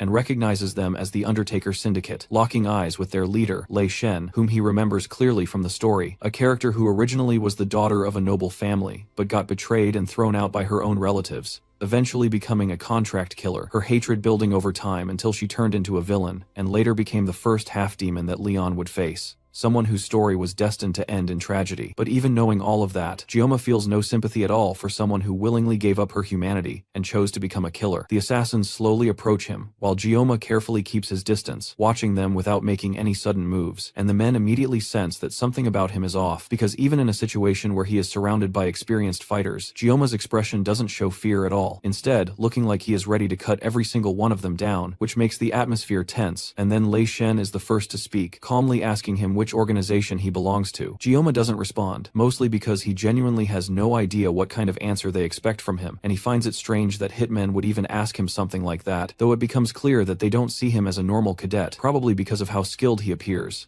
While the other men talk among themselves, mentioning that this is the first time Lei Shen has shown interest in someone they are about to kill, since although they knew he was the target, they never thought he would actually be able to fight back. Gioma still doesn't react to their provocations and simply watches them, but then he pieces something together, realizing that if a group like this has been sent after him, then the one behind it must at least be an elder from the academy, and when he says that out loud, it shocks all of them, because they didn't expect him to be analyzing the situation like that, and as he continues speaking, calling them nothing more than butchers who kill for money, the group becomes visibly irritated, their anger rising with every word. Without hesitation, Gioma walks straight up to Lei Shen, stepping right into her personal space, and looking down at her in a way that clearly mocks her, and one of the grunts can't tolerate that level of disrespect anymore, immediately rushing forward to attack. But in that exact moment, Gioma activates the blessing of the sword god and cuts him down instantly, so fast that the man doesn't even realize what happened, his head sliding cleanly off his neck while he is still in motion, dying before he can even process that he has been struck, marking the first time Gioma has killed a human outside of the academy's subspace. As the group starts to panic and tries to understand what just happened, Gioma's assimilation rate suddenly begins to skyrocket, jumping rapidly from 12 all the way to 88, and in that instant, his consciousness shifts into something strange, where, in another reality, Chef Kim checks his phone and notices that it is already past midnight, deciding that he should quickly find what he is looking for and call it a day, though what he is searching for is his humanity, something he cannot seem to find anywhere, and as he opens the fridge, he sees rows of juice boxes arranged in a peculiar way that spell out the words, Blessing of the Sword God. As he stares at those oddly arranged boxes, he transitions back into Kang Gioma, yet he still cannot find what he is looking for, and then he notices that the boxes seem to form a message, telling him to cut everything down, no matter what it is, and the moment he reads that message, a bright red light bursts out from the fridge, completely engulfing him and pulling him back into reality. Back in the present, his left eye begins to darken, and a manic intensity spreads across his face, making it obvious that something inside him has shifted, and even then, the remaining goons fail to understand what kind of situation they are in, rushing toward him together in an attempt to overwhelm him, but Gioma doesn't hesitate at all, and charges forward to meet them, cutting down 3 of them in a single clean strike, their bodies falling apart instantly. 2 more assassins rush at him with their swords drawn, but Gioma easily jumps over their attacks, twisting his body mid-air before slicing them across the back, killing them without any effort, while the rest of the group tries to encourage each other not to get taken down by a single brat, charging him all at once in desperation, as Lei Shen watches from behind, silently observing as blood, guts, and severed body parts scatter across the ground. As she watches her entire group get slaughtered so easily, she begins to question whether the person they are facing is really just a cadet, because he is clearly on a completely different level compared to all of them combined, and at this rate, it is obvious that they are going to be wiped out entirely, and the last remaining grunt near her screams in fear, calling out to her for orders, but before she can even respond, Gioma appears beside him instantly, and kills him in one swift motion. What was supposed to be an easy job, just a quick assassination that they would forget within a week, has turned into a complete disaster, leaving all her men dead while she stands there alone, and only now does she understand why the old man offered such an absurd amount of money for this mission, because they were set up against someone who is clearly no longer human, someone she now believes must be a half-human, half-demon disguised as a cadet. Gioma's attention shifts toward her, and before Lei Shen can even step back, she is already pinned to the ground, her back pressed against the dirt as Gioma sits on top of her, holding her down completely while pressing a knife against her throat, having finished the entire fight,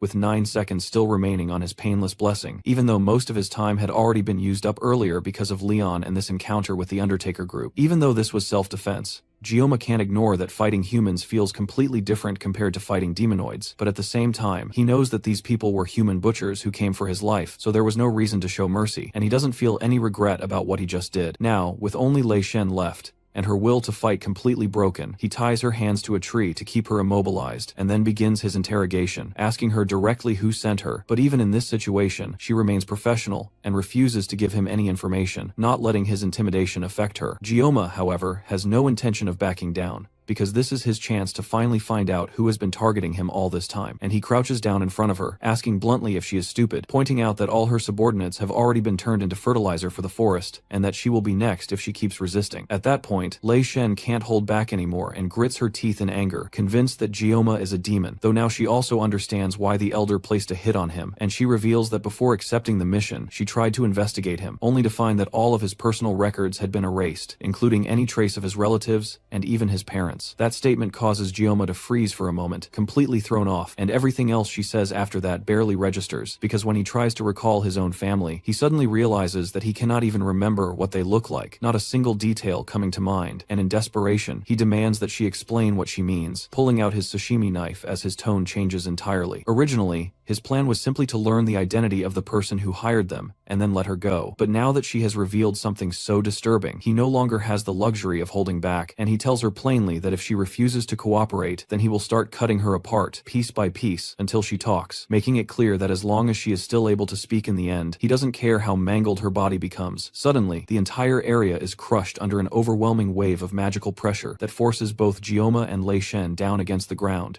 And as Jioma turns around to understand what is happening, he notices something horrifying. The blood from all the corpses scattered around them begins to rise into the air, slowly lifting itself as if controlled by an unseen force, and all of it starts flowing toward Lei Shen. The calm, stoic expression on Lei Shen's face completely breaks, replaced by raw terror as she watches the blood gather and swirl around her body, forming a thick, suffocating mass. And in that exact moment, far away from this chaos, Siegfried is enjoying a rare moment of peace, sitting quietly with his brand new fishing rod as he takes advantage of the break to relax, even though he hasn't caught a single fish since he started, still appreciating the calm silence around him. For a brief second, a disturbance in the water makes him think he's finally about to get a bite, but instead, the surface violently erupts as fish are thrown out of the water, as if something massive is shaking the entire island itself. And in that instant, Siegfried's expression changes because he can immediately sense that something is terribly wrong. The air itself now filled with a terrifying level of magic power, one that is comparable to a demon commander. Back at the scene, the blood completely wraps around Lei Shen's body, binding her as she begins to groan in agony, her voice trembling as she desperately begs Jioma to help her, her skin slowly turning an unnatural purple, while her eyes lose their focus and appear broken, her fear becoming more and more intense as she pleads with him not to let her die. And then, without warning, a massive explosion erupts from where she was lying, blasting everything apart with a deafening sound and a blinding light that illuminates the entire island. As the smoke slowly clears, a figure is revealed standing in the center of the destruction, and although it is clearly the same body, it is no longer Lei Shen, because something else has taken over, her skin now scorched and burning in patches across her body. And the very first thing this new being does is casually stretch, almost lazily, before remarking that it has been 700 years since she last stepped into the human world. The sheer level of magic power radiating from her makes the demonoid mermaid that nearly killed Jioma seem insignificant, like nothing more than a small fish in comparison, and the impure flames flickering across her body confirm exactly who she is, leaving no doubt in Jioma's mind that the entity standing before him is one of the highest-ranking demons, the 5th Legion commander of the Demon King's army, the succubus-type demon known as the Bewitching Flame, Agor. The demon bursts into delighted laughter, and the intense heat radiating from her presence alone is enough to cause birds flying in the sky to drop lifelessly to the ground. As she looks at Jioma with amusement and casually asks if this is not how humans greet each other, mentioning that it has been 700 years since she last left the demon realm, so she is no longer familiar with human customs, and without waiting for a response, she introduces herself again in her own way, even going as far as saying that it is nice to meet him before asking for his name. Jioma remains completely silent, not out of fear, but because his mind is racing, desperately trying to recall every piece of information he can from his past life, digging through his memories in hopes that even the smallest detail might help him understand what is happening and how to survive this situation, since his greatest advantage in this world has always been the knowledge he gained from playing the Blessing of Miracles game. From what he can remember, Agor is a first-type demon, and one of the Legion commanders, someone whose physical strength may not be the highest among her peers, but who more than makes up for it with her overwhelming mastery over mental magic, information he recalls from reading about her on the game's wiki before he quit, but none of that explains why she has appeared in the human world after 700 years, nor why she chose to descend by possessing Lei Shen as a vessel. Before he can think any further,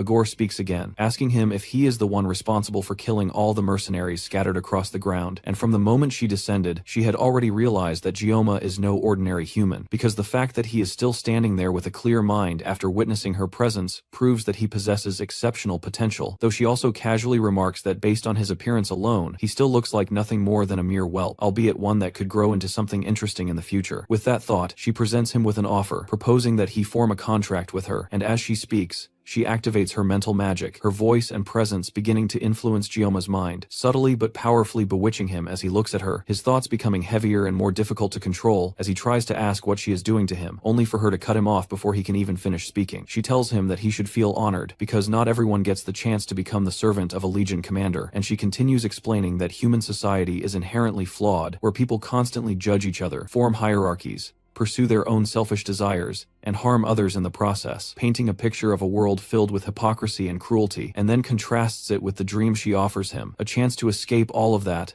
and live in glory under her command. Her words begin to sink deeper into his mind as her control strengthens, making it harder for him to resist, and the more he thinks about what she is saying, the more it starts to make sense, because humans really do judge each other and get in each other's way, and from a purely logical perspective, siding with the Demon King's army would make survival much easier for him, especially when his ultimate goal has always been to stay alive. But at the same time, he knows exactly what he is dealing with, a demon, and not just any demon, but Agor herself, the succubus commander, and because of that, he forces himself to resist, pushing back against her influence and struggling to regain control over his own thoughts, barely managing to break through her mental manipulation. Agor immediately notices that he has shaken off her high-level magic, which surprises her, making her wonder if the reason he managed to resist is because she is currently using a borrowed vessel, and she starts to complain about Lei Shen, mentioning that she only made a contract with her because of her constant whining, but now she regrets that decision, clearly dissatisfied with her current host. As she continues to ramble, Gioma suddenly starts laughing, unable to hold back his amusement at what he sees as her ridiculous and nonsensical behavior, and the laughter creates a brief silence as Agor stares at him, trying to process what he just did, completely unprepared for such a reaction. Without saying another word, Gioma pulls out his sashimi knife, and instead of giving her a direct verbal answer to her offer of becoming her servant, he swings his blade through the empty air with a single clean motion, and bluntly tells her to fuck off. Agor smirks at his complete lack of manners, clearly amused, and as that expression settles on her face, flames begin gathering around them, spreading through the air as if responding to her will. Gioma doesn't hesitate even for a second, and cuts straight through the flames she casually sends his way, while Agor, completely unbothered by the exchange, lets out a bored yawn as he works to dodge and counter her attacks, almost like she isn't taking him seriously at all. But even then, Gioma isn't fighting at his full potential yet, and the moment he accelerates, he moves fast enough to actually close the distance and attempt to cut her down, forcing Agor to dodge and leap backward while breaking into manic laughter, clearly entertained rather than threatened. The longer the fight continues, the more intrigued she becomes, and despite initially offering to make him her slave only half as a joke, she now genuinely starts to want him, curious about just how far his abilities can really go. Deciding to push things further, she releases more of her power all at once, unleashing multiple fireballs toward him in rapid succession, yet Gioma slices through every single one of them without slowing down, carving a path straight through the wall of flames as he charges directly at her. His skills only grow sharper and more dazzling as the fight progresses, and instead of overwhelming him, it only makes Agor more impressed, to the point where, as he closes in, she is actually forced to turn and run, something completely unexpected, while he relentlessly chases after her without letting up for even a moment. At this point, Gioma has clearly gone beyond normal human limits, while Agor, despite being a Legion commander, is still adapting too slowly to her current state, even though several minutes have already passed since her descent into the human world. Gioma manages to catch up to her and immediately goes for a decisive strike, aiming to bury his knife into her back, and for the first time, Agor feels genuine concern at how fast he has become, realizing that he closed the gap far quicker than she anticipated. Their clash results in a massive explosion that tears apart the ground around them, sending debris flying in every direction, and as the smoke begins to clear, Agor is revealed standing above Gioma, calmly holding back the knife that was just about to pierce her moments earlier. She comments on how impatient he is, asking if he is in such a hurry, while casually telling him that there is no need to rush since she has all the time in the world for him. Gioma, however, is very much in a hurry, fully aware that time is not on his side, and without wasting another second, he pours all his strength into breaking free from her grip, cutting through it and immediately pushing forward for another attack. His body begins to glow with aura as he forces himself even further, determined to end the fight before his limit catches up to him, because the countdown on his painless blessing is steadily ticking towards 0, and once it runs out,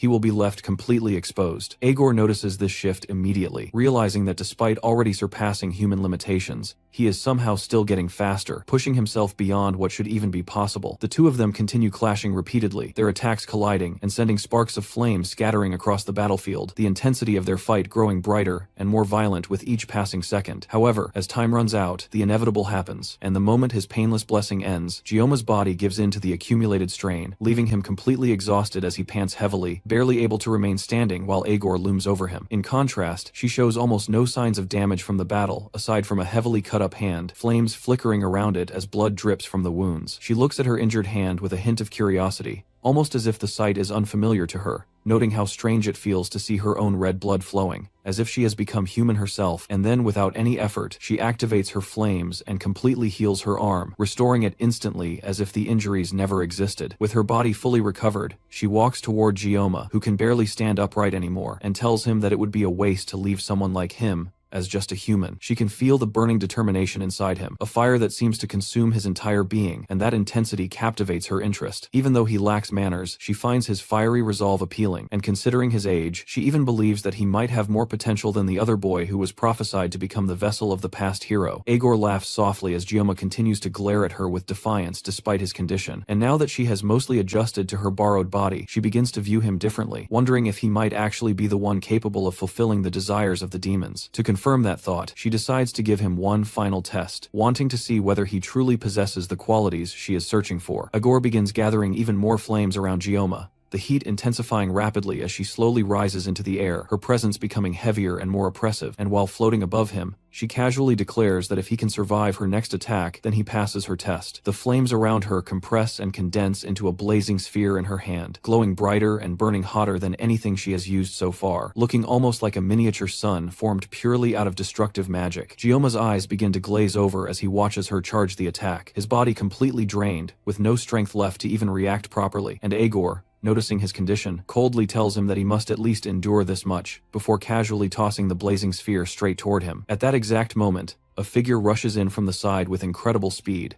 leaping upward and positioning himself directly in front of the incoming blast, taking the attack head-on to shield Gioma from certain death. It is Siegfried, who arrives just in time, and as he pours all his strength into blocking the overwhelming burst of flames, he shouts at Gioma to pull himself together and snap out of his daze. Aegor watches this interruption with mild annoyance, clearly displeased that someone dared to interfere in what she considered her test, and she bluntly tells Siegfried not to meddle in their battle. However, Siegfried has no intention of stepping aside, because he absolutely cannot allow Gioma to fall here, especially after witnessing the incredible potential the boy has shown. And since the old swordmaster has chosen to risk his life for the student, Aegor decides she is willing to test him as well, curious to see if he can truly protect Gioma. Meanwhile, Gioma's consciousness drifts into an empty, silent space, where everything feels distant and disconnected, and the first thought that crosses his mind is whether he has already died, until he hears the faint sound of coughing somewhere ahead. Slowly regaining awareness, he looks forward and sees a figure standing before him, and the first thing he notices is that where an arm should be, there is only a burning, mangled stump. As his vision clears further, he realizes that the person standing there is Siegfried, the Sword Emperor himself, who has lost an entire arm while protecting him. Yet despite that devastating injury, the old man continues to stand firm, unwavering, placing himself between Gioma and danger like an unbreakable shield. Noticing that Gioma has finally regained some awareness, Siegfried tells him to rest and recover his strength for now, making it clear that he will hold the line in the meantime despite the dire situation, while Gioma, still struggling, points out that Siegfried has lost his arm, only for the old man to dismiss it completely, stating that there is no need to grip a sword with both hands anyway, and insisting that Gioma should focus on regaining his strength instead of worrying about him. Aegor grows impatient watching their exchange, and calls out to Siegfried again, unable to understand how a human who is clearly past his prime can stand against her magic like this, since under normal circumstances, a mere human should not even be able to think clearly in her presence, let alone hold their ground. Siegfried does not respond to her taunts, and instead focuses on assessing the situation he has stepped into, recognizing that he is facing Aegor, one of the Demon King's Legion commanders, and understanding the implications of her appearance, because for a demon of such rank to descend into the human world, a sacrifice of flesh must have been used to weaken the barrier between realms, allowing her to possess a human host as a vessel. Due to the backlash of this process, demons cannot unleash their full power while possessing a human body, but even with that limitation, they remain catastrophic threats, nearly unstoppable once they appear. Fortunately, in this case, It seems that Agor's compatibility with Lei Shen's body is not ideal, which explains why she struggled against Gioma earlier, and is now even being held back by an injured old man. Agor, however, cannot comprehend how Siegfried is managing to resist her for this long, but she resolves that her next attack will not end as lightly as before, and with that thought, she launches herself forward again, charging straight at him, while Siegfried responds immediately, rushing toward her with his sword held firmly in his remaining hand. The two cross paths in a single swift exchange, and in that instant, Siegfried manages to sever her arm in retaliation, her flaming limb falling to the ground as Agor lets out a scream of pain and fury, staring at the severed arm in disbelief, while Siegfried calmly asks if she is afraid now, pointing out that things are finally even between them. That remark only fuels her anger further, and she retaliates by unleashing an overwhelming wave of flames that engulfs the entire area, attempting to burn everything in sight, while Siegfried remains composed, holding his sword steady as it becomes infused with dense aura, preparing to counter her assault. Although he does not know the exact reason for her descent into the human world, he can clearly see the fear beginning to surface in her eyes, something she tries to suppress, and as her flames lash out toward him like a molten whip, he cuts through them cleanly and evades the attack before instantly repositioning himself, moving at a speed that even Agor struggles to track. Despite this,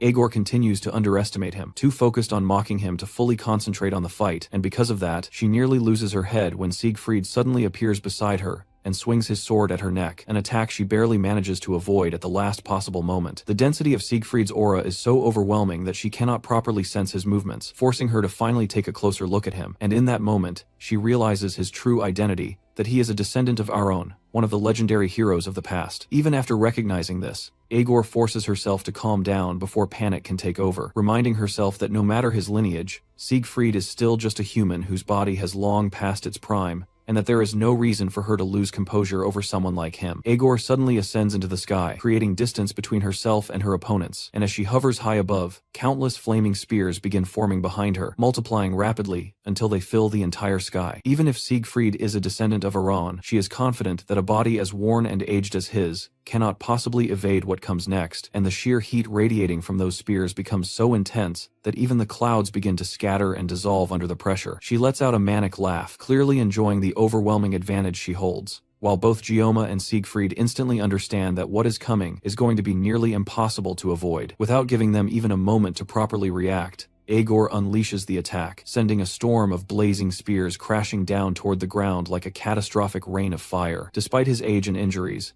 Siegfried still moves with incredible agility, stepping and leaping with precise timing as he avoids the falling inferno, his movements sharp and efficient, proving that his body may be old but his mastery has not dulled. Meanwhile, Gioma can only watch helplessly, calling out to his teacher, his body too exhausted to even stand properly, let alone join the fight. Every ounce of strength he has is being used just to remain conscious, and even loosening his grip on his sashimi knife feels dangerous, as if letting go would mean losing the ability to fight entirely. Dropping his blessing now would be nothing short of suicide. Siegfried continues navigating through the relentless barrage, dodging and weaving between the descending spears while the ground around him is torn apart by molten impacts, and whenever one gets too close, he calmly swings his sword with his remaining arm, slicing the flaming projectiles cleanly in half. Even Agor, watching from above, acknowledges his skill, though she mocks him by elevating him from a mere nuisance to something slightly more troublesome in her eyes, while still continuing the endless downpour of attacks without pause. However, Siegfried is not simply evading blindly. With every calculated movement, he has been steadily closing the distance between them, inch by inch, until he finally reaches a point where he is within range to strike. As he advances, he openly admits that demons are overwhelmingly stronger than humans, recalling how, in his youth, that realization filled him with resentment, forcing him to accept that effort alone could never bridge that gap. Agor mocks his words as he speaks,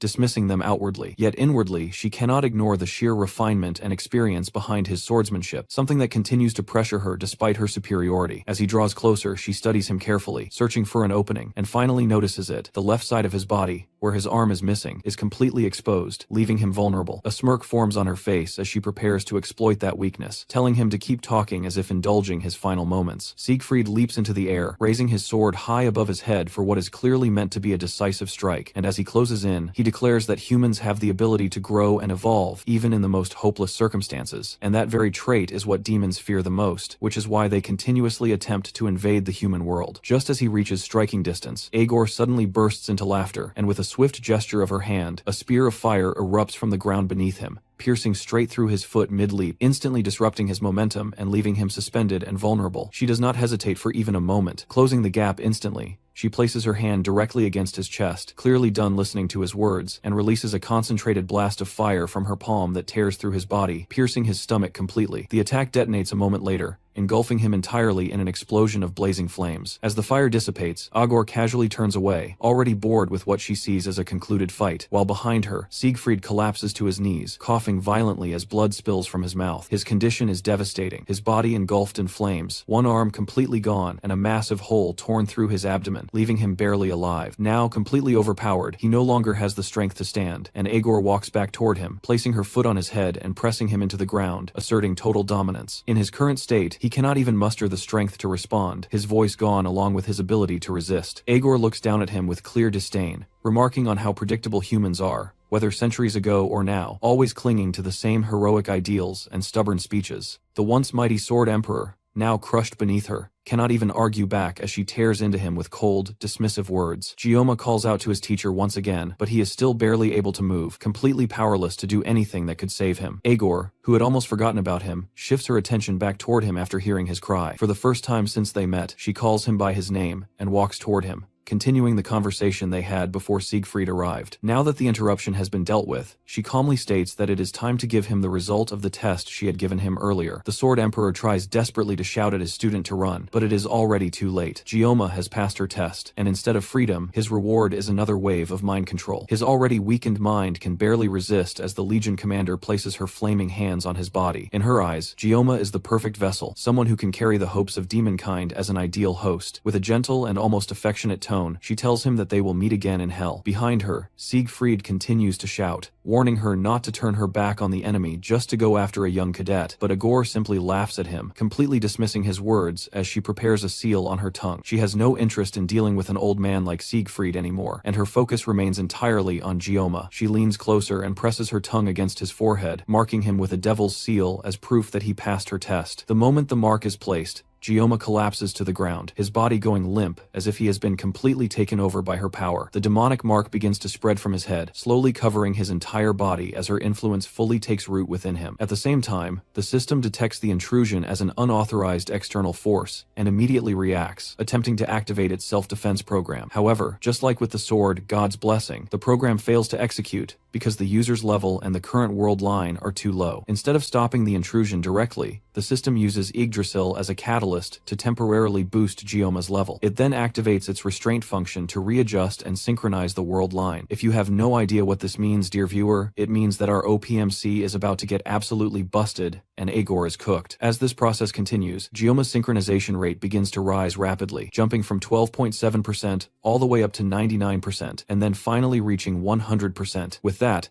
the conditions for unlocking his mysterious sealed power are fulfilled, and Gyoma is on the verge of waking up. Meanwhile, Siegfried continues trying to fight against the overconfident demon, but in his battered and heavily weakened condition, he can barely pose any real threat. His movements have clearly slowed down, yet even Agor can't help but acknowledge that he is still moving despite the extent of his injuries. Still, it isn't something she finds too surprising, comparing him to a bug that keeps twitching even after its head has been cut off. Even so, Siegfried refuses to stop and keeps pushing forward, attempting to strike her, while Agor casually and almost playfully dodges every attack he throws at her. No matter the cost, even if it means sacrificing his own life, he is determined to take her down with him. His blade begins to shine as his aura flares up, and Agor immediately notices the color of it. It reminds her of the same aura used by the Sword Saint during the war 700 years ago. His aura surges intensely, clearly a final effort driven by what little life he has left, and Agor realizes that she cannot afford to let him continue any longer. If she allows him to push any further, he could become a genuine threat. Without hesitation, she charges forward to end things in one decisive clash, and Siegfried steadies himself, preparing to meet her head-on for one last battle. However, before either of them can make their move, everything is suddenly interrupted as a powerful blast of magic descends from above, crashing down onto Agor and shaking her violently. The impact rattles her completely, forcing her to turn sharply as a snarl spreads across her face while she searches for the source of the attack. The moment her eyes land on the figure approaching, her expression shifts instantly, her eyes widening in shock. For a brief moment, she thinks she is looking at Gyoma, but she immediately realizes that this cannot be the same boy. An ancient and deeply unpleasant chill runs through her entire body as she stares at the glowing figure moving toward them, a presence she hasn't felt in over 700 years. At that moment, the system forcefully amplifies and manifests the levels of all of Gyoma's blessings, including the blessing of painlessness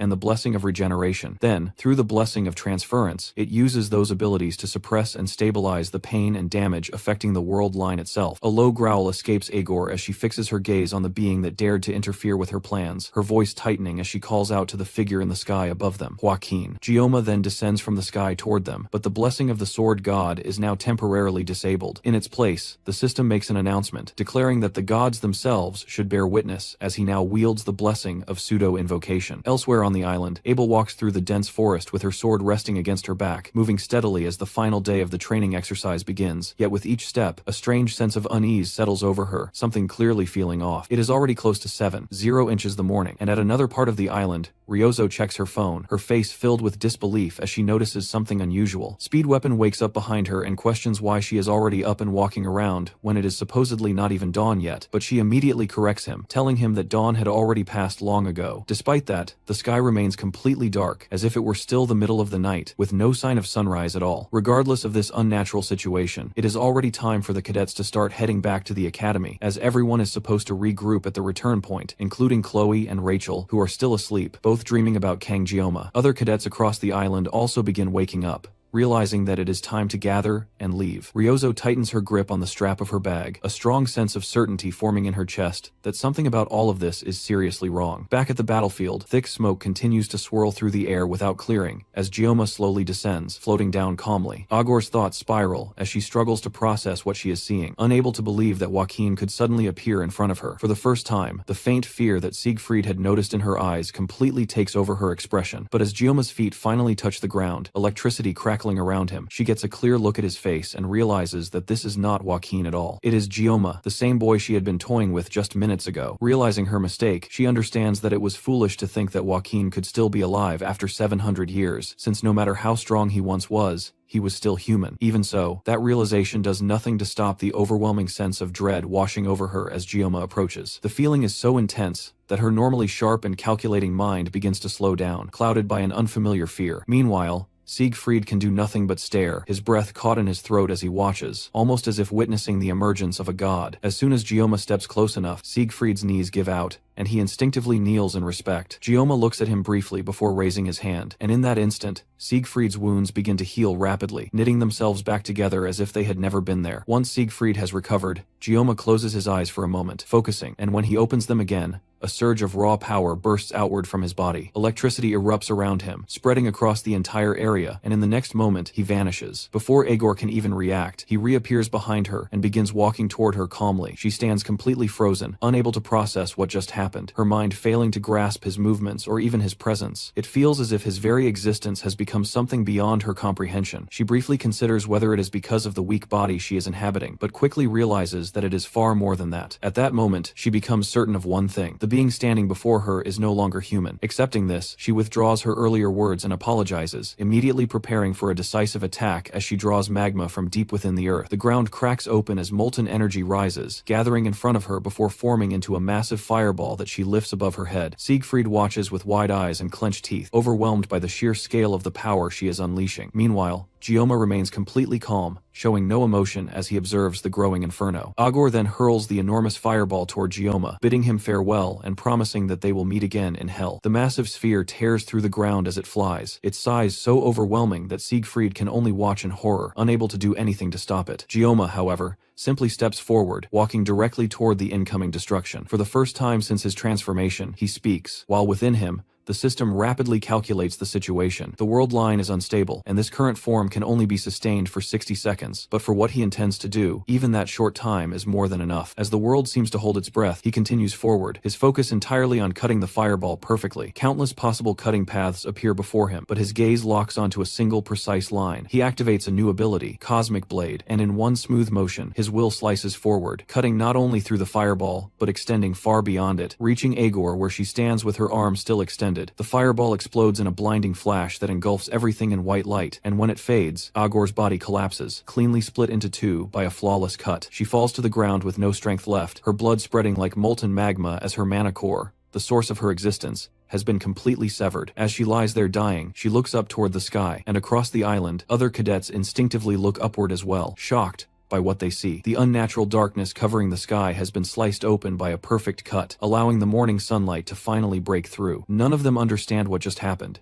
and instead, they simply assume that the sunrise on this island is strangely abnormal. Back on the battlefield, Gioma's transformation begins to fade away, the overwhelming power leaving his body as suddenly as it came, and without that strength sustaining him, he collapses to the ground unconscious. Seeing this as her final opportunity, the Legion commander drags herself forward, refusing to accept such a miserable end. More than anything, she now realizes that Kang Gioma will grow into a disaster for all of demonkind, and with the last remnants of her strength, she begins preparing one final spell to finish him off. Before she can complete it, her movement is abruptly halted as a sword pierces straight through her head from behind, the blade bursting out through her mouth. Siegfried stands above her, his expression cold and unyielding as he reminds her that he had already warned her never to turn her back on an enemy. He channels his aura into the blade, and her final screams of resistance are silenced as her body begins to decay, breaking apart until nothing remains. As the last traces of her existence disappear, Siegfried finally speaks into the empty battlefield, declaring that his name is not Aaron's descendant, but Siegfried von Nibelung. After that, he turns his attention to the unconscious Gioma and carefully checks his condition. His breathing is stable, and there are no fatal injuries,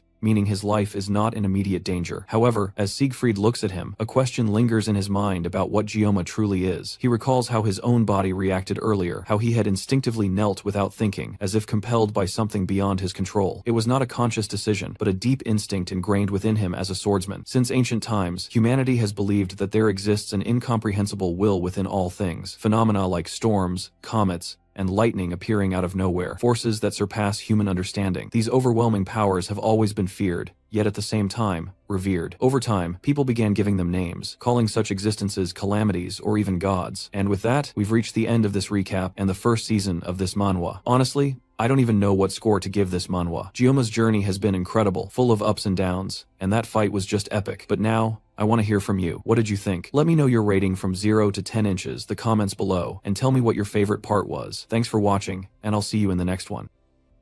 As the students move toward the exit gate, the ones closest to the MC push their way forward through the crowd. Ryozo arrives right on time to witness the height of the chaos, just as Gioma is being carried away on a stretcher. On her left, she notices Chloe desperately trying to force her way to Gioma's side, while Rachel holds her back. On her right, Abel drops to her knees after realizing that her grandfather has lost an arm. It was clear that something had taken place, and it was extremely serious. By the following day, both the news and the internet are flooded with speculation about what exactly happened in Avalon that left one student on the brink of death and the Sword Emperor missing an arm. With the massive loss of power caused by Siegfried's injury, the entire world can only wonder if someone new might rise among the 7-star heroes. As Ryozo scrolls through different news sites, she unsurprisingly finds no information about Gioma. Meanwhile, the other students whisper among themselves, questioning why the special student hasn't been seen and what really happened to him on Avalon Island. Their talk becomes too grim for Ryozo's liking, so she calmly tells them to be quiet and go gossip somewhere else. Even though they are discussing the possibility that Gioma might die from his injuries, Ryozo is certain that someone like him wouldn't go down that easily. Chloe, however, hasn't stopped crying since the last day they saw him. At this point,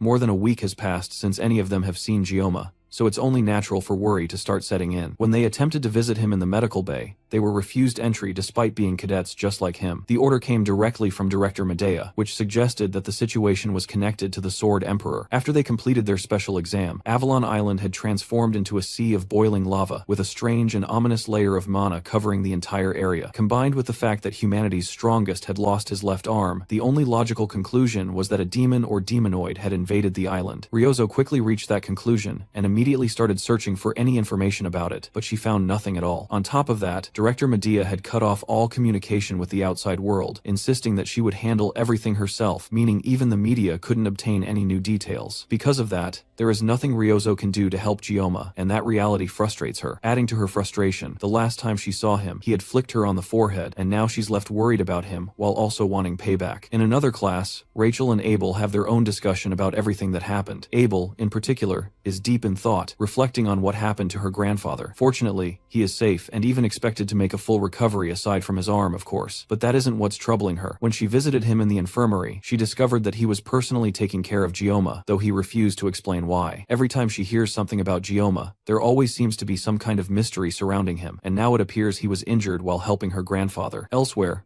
Clady Beimhark downs an entire bottle of whiskey out of frustration. Everything is becoming more complicated for him, and none of his plans are going the way he intended. To make matters worse, even the undertakers he had hired never came back. Medea, on the other hand, is just as frustrated, though for completely different reasons. Sitting inside her office, she has a conversation with the Sword Emperor about Gioma's condition. Not long ago, Gioma had been severely injured, yet now he is somehow in even better condition than he was before the incident. It makes sense that he recovered so quickly since Medea had assigned the best medical officials to treat him. However, Siegfried is a completely different matter. Despite having lost an arm, he appears perfectly fine. Even the doctor who treated him cannot explain how Siegfried managed to recover from everything, including the illnesses he had prior to going to Avalon. All of this only gives Medea a headache, as she cannot figure out what is going on. On top of that, Siegfried has been behaving strangely, and has not left Gioma's side throughout his recovery. Now that Gioma has finally woken up, she hopes Siegfried will at last explain what really happened. Siegfried himself has also been trying to organize his thoughts, since a lot truly happened on Avalon Island. Now that things have somewhat settled down, he finally begins explaining. He tells her about Agor appearing on the island, and then quickly reveals that Agor was eliminated. Medea immediately jumps from her seat in shock, because that makes no sense to her. There is no way Siegfried could have defeated Agor alone, leaving only one possible conclusion: the one who defeated Agor was Gioma. Siegfried promises that he will explain everything in detail once everyone is together, but for now, they deserve a bit of rest. Outside in the school courtyard, Speedweapon tries to lift the mood of his clubmates by creating new posters to recruit members. The club had always depended on Gioma to keep things running, but with him absent, they now have to handle things themselves. Unfortunately, the poster turns out to be incredibly ugly, and Chloe immediately tears it apart. As Chloe and Speedweapon start arguing, Ryozo absent-mindedly touches the empty space beside her, missing Gioma. Even the Yangang she once enjoyed no longer tastes as sweet as before. While she sits there feeling down, the atmosphere suddenly shifts as Chloe and Speedweapon excitedly run towards someone who has just arrived. Turning her head, Ryozo sees Gioma standing there with them. She quickly stands up, rushes over to him, and flicks his forehead the moment she gets close enough, then smiles as she welcomes him back. At another moment, Gioma stands in front of the school, gazing over the entire courtyard. The ground around him begins to tremble, and powerful winds threaten to push him backward. Soon after, several knives, identical to his own, shoot out from within the school, flying straight toward him. Gioma reacts instantly, parrying and blocking every knife aimed at him. By the time he finishes deflecting the barrage, space itself seems to tear apart. Above him, a massive knife slices through the sky, descending directly toward him. Gioma raises his own blade and cuts through it, while a voice echoes in his mind, urging him to take something and pick it up. However, he has no idea what that something is. In fact, he does not understand what is happening at all. Suddenly, his eyes snap open, and he wakes up in his room, confused, with sunlight shining onto his face. It is not the first time he has had this dream, and he has never been able to understand its meaning. His phone vibrates beside him with a message from Speedweapon, showing off his terrible poster design that Chloe unfortunately failed to destroy completely. Aside from the fact that his club is basically doomed to never gain a new member again, his physical condition has improved more than ever since his recovery. Ever since his battle with Agor, he has been resting in a VIP treatment room, all of which has been paid for by the Sword Emperor himself. As he gets dressed to return to school for the first time in a while, his thoughts drift back to everything that happened on the island,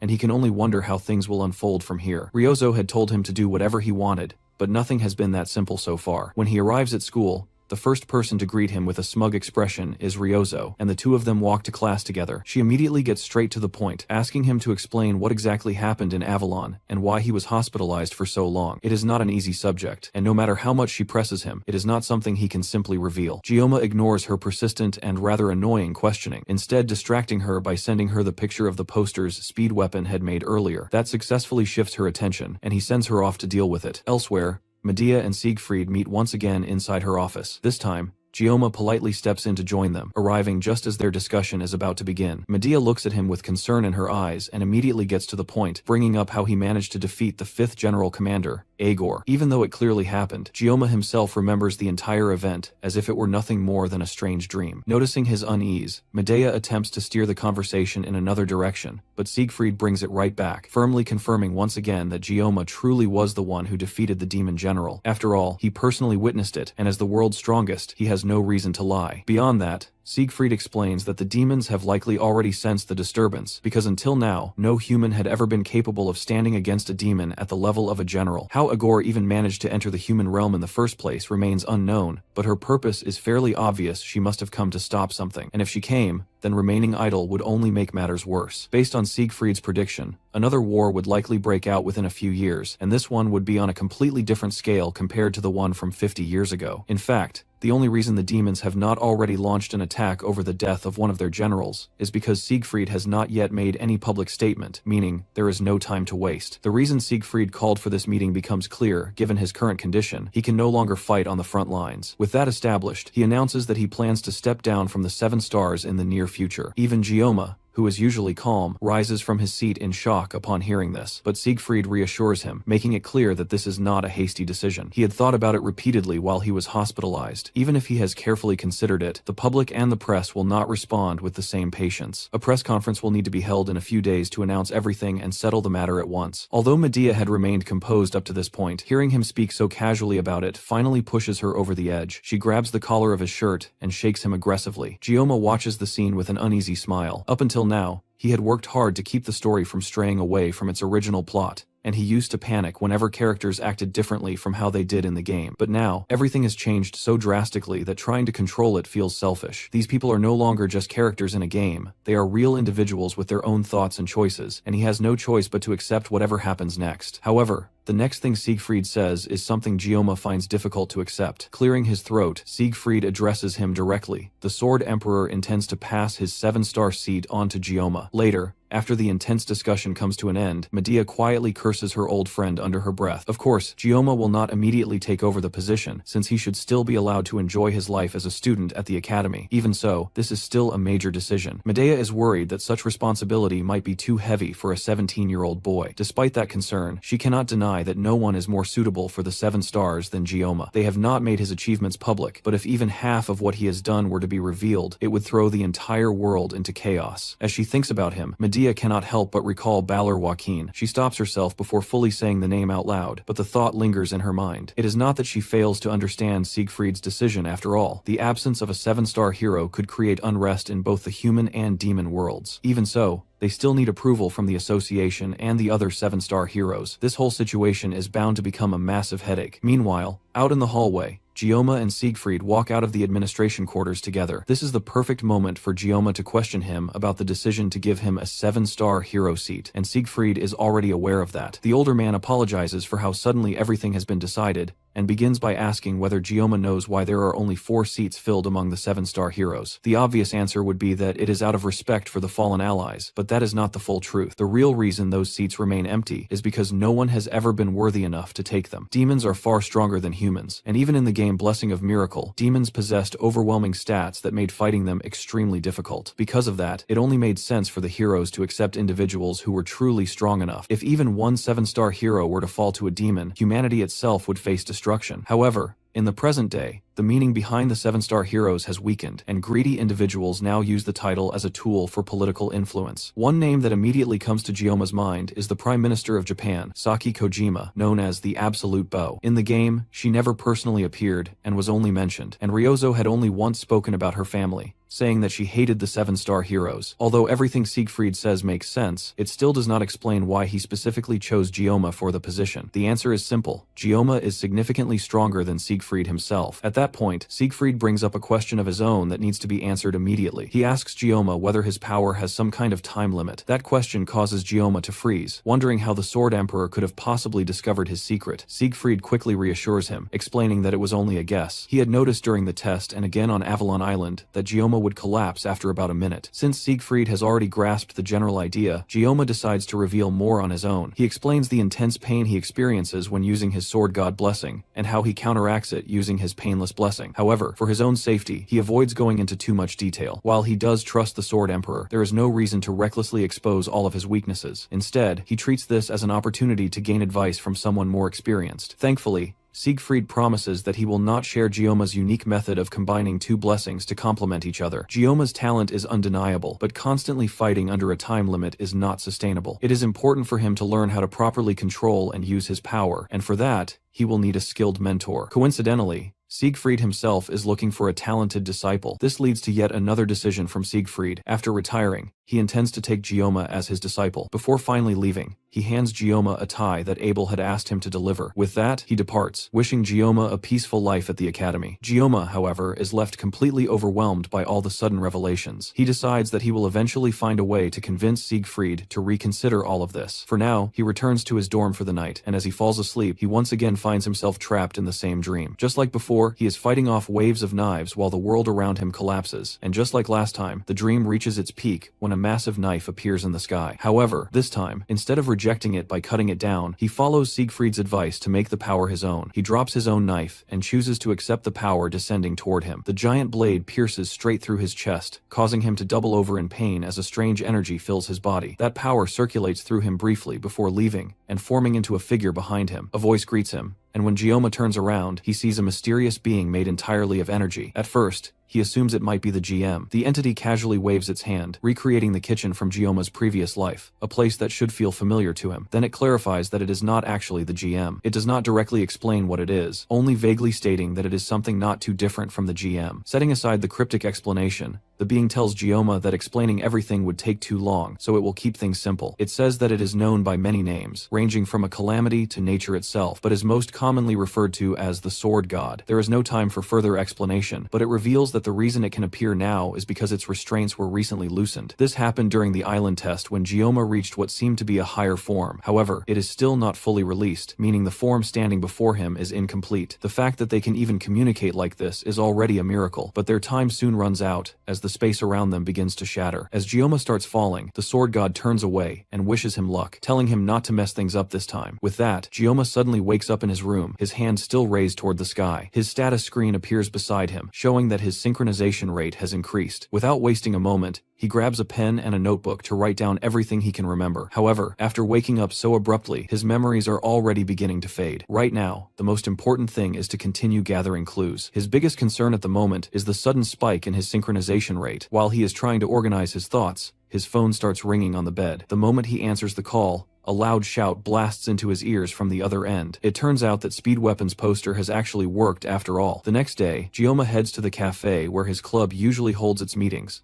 planning to wait for the new member. Chloe sulks because she wasn't able to remove all of the posters in time, while Gioma wonders what kind of weirdo would even decide to join a club after seeing something like that. Even Speed Weapon himself looks surprised that his poster actually managed to work. Meanwhile, Ryozo remains highly suspicious about the intentions of this new person and declares that she will interrogate them thoroughly. There is nothing wrong with being cautious, especially since they still have no information about the female instructor responsible for the dungeon break and whatever she might be planning. From Gioma's perspective, the new recruit could even be a spy sent to kill him. Since they are about to gain a new member, the club will finally be officially established, and at the same time, they want to celebrate Gioma's recovery, so they decide to go to a sushi restaurant. Gioma himself is not particularly excited about it, but the others are interested because it is one of the most famous places in the academy. Getting a reservation there is difficult, especially since the Japanese students seem to enjoy it a lot. While they are discussing these plans, a girl walks into the room and asks if this is the travel club. Speed Weapon excitedly invites her to sit down, while the rest prepare to question her. She appears much more normal than Ryozo had expected, especially considering she joined because of that poster, though compared to the rest of their rather strange group, appearing normal is not very difficult. Speed Weapon attempts to start a casual conversation, but Ryozo immediately cuts it off and switches to interrogation mode, asking the girl to begin with a brief introduction. The girl introduces herself as San Hana, a second-year student from the ordinary class who comes from Busan. The Korean name catches Gioma's attention, as it connects to his own place of origin. However, the surname San feels unfamiliar to him,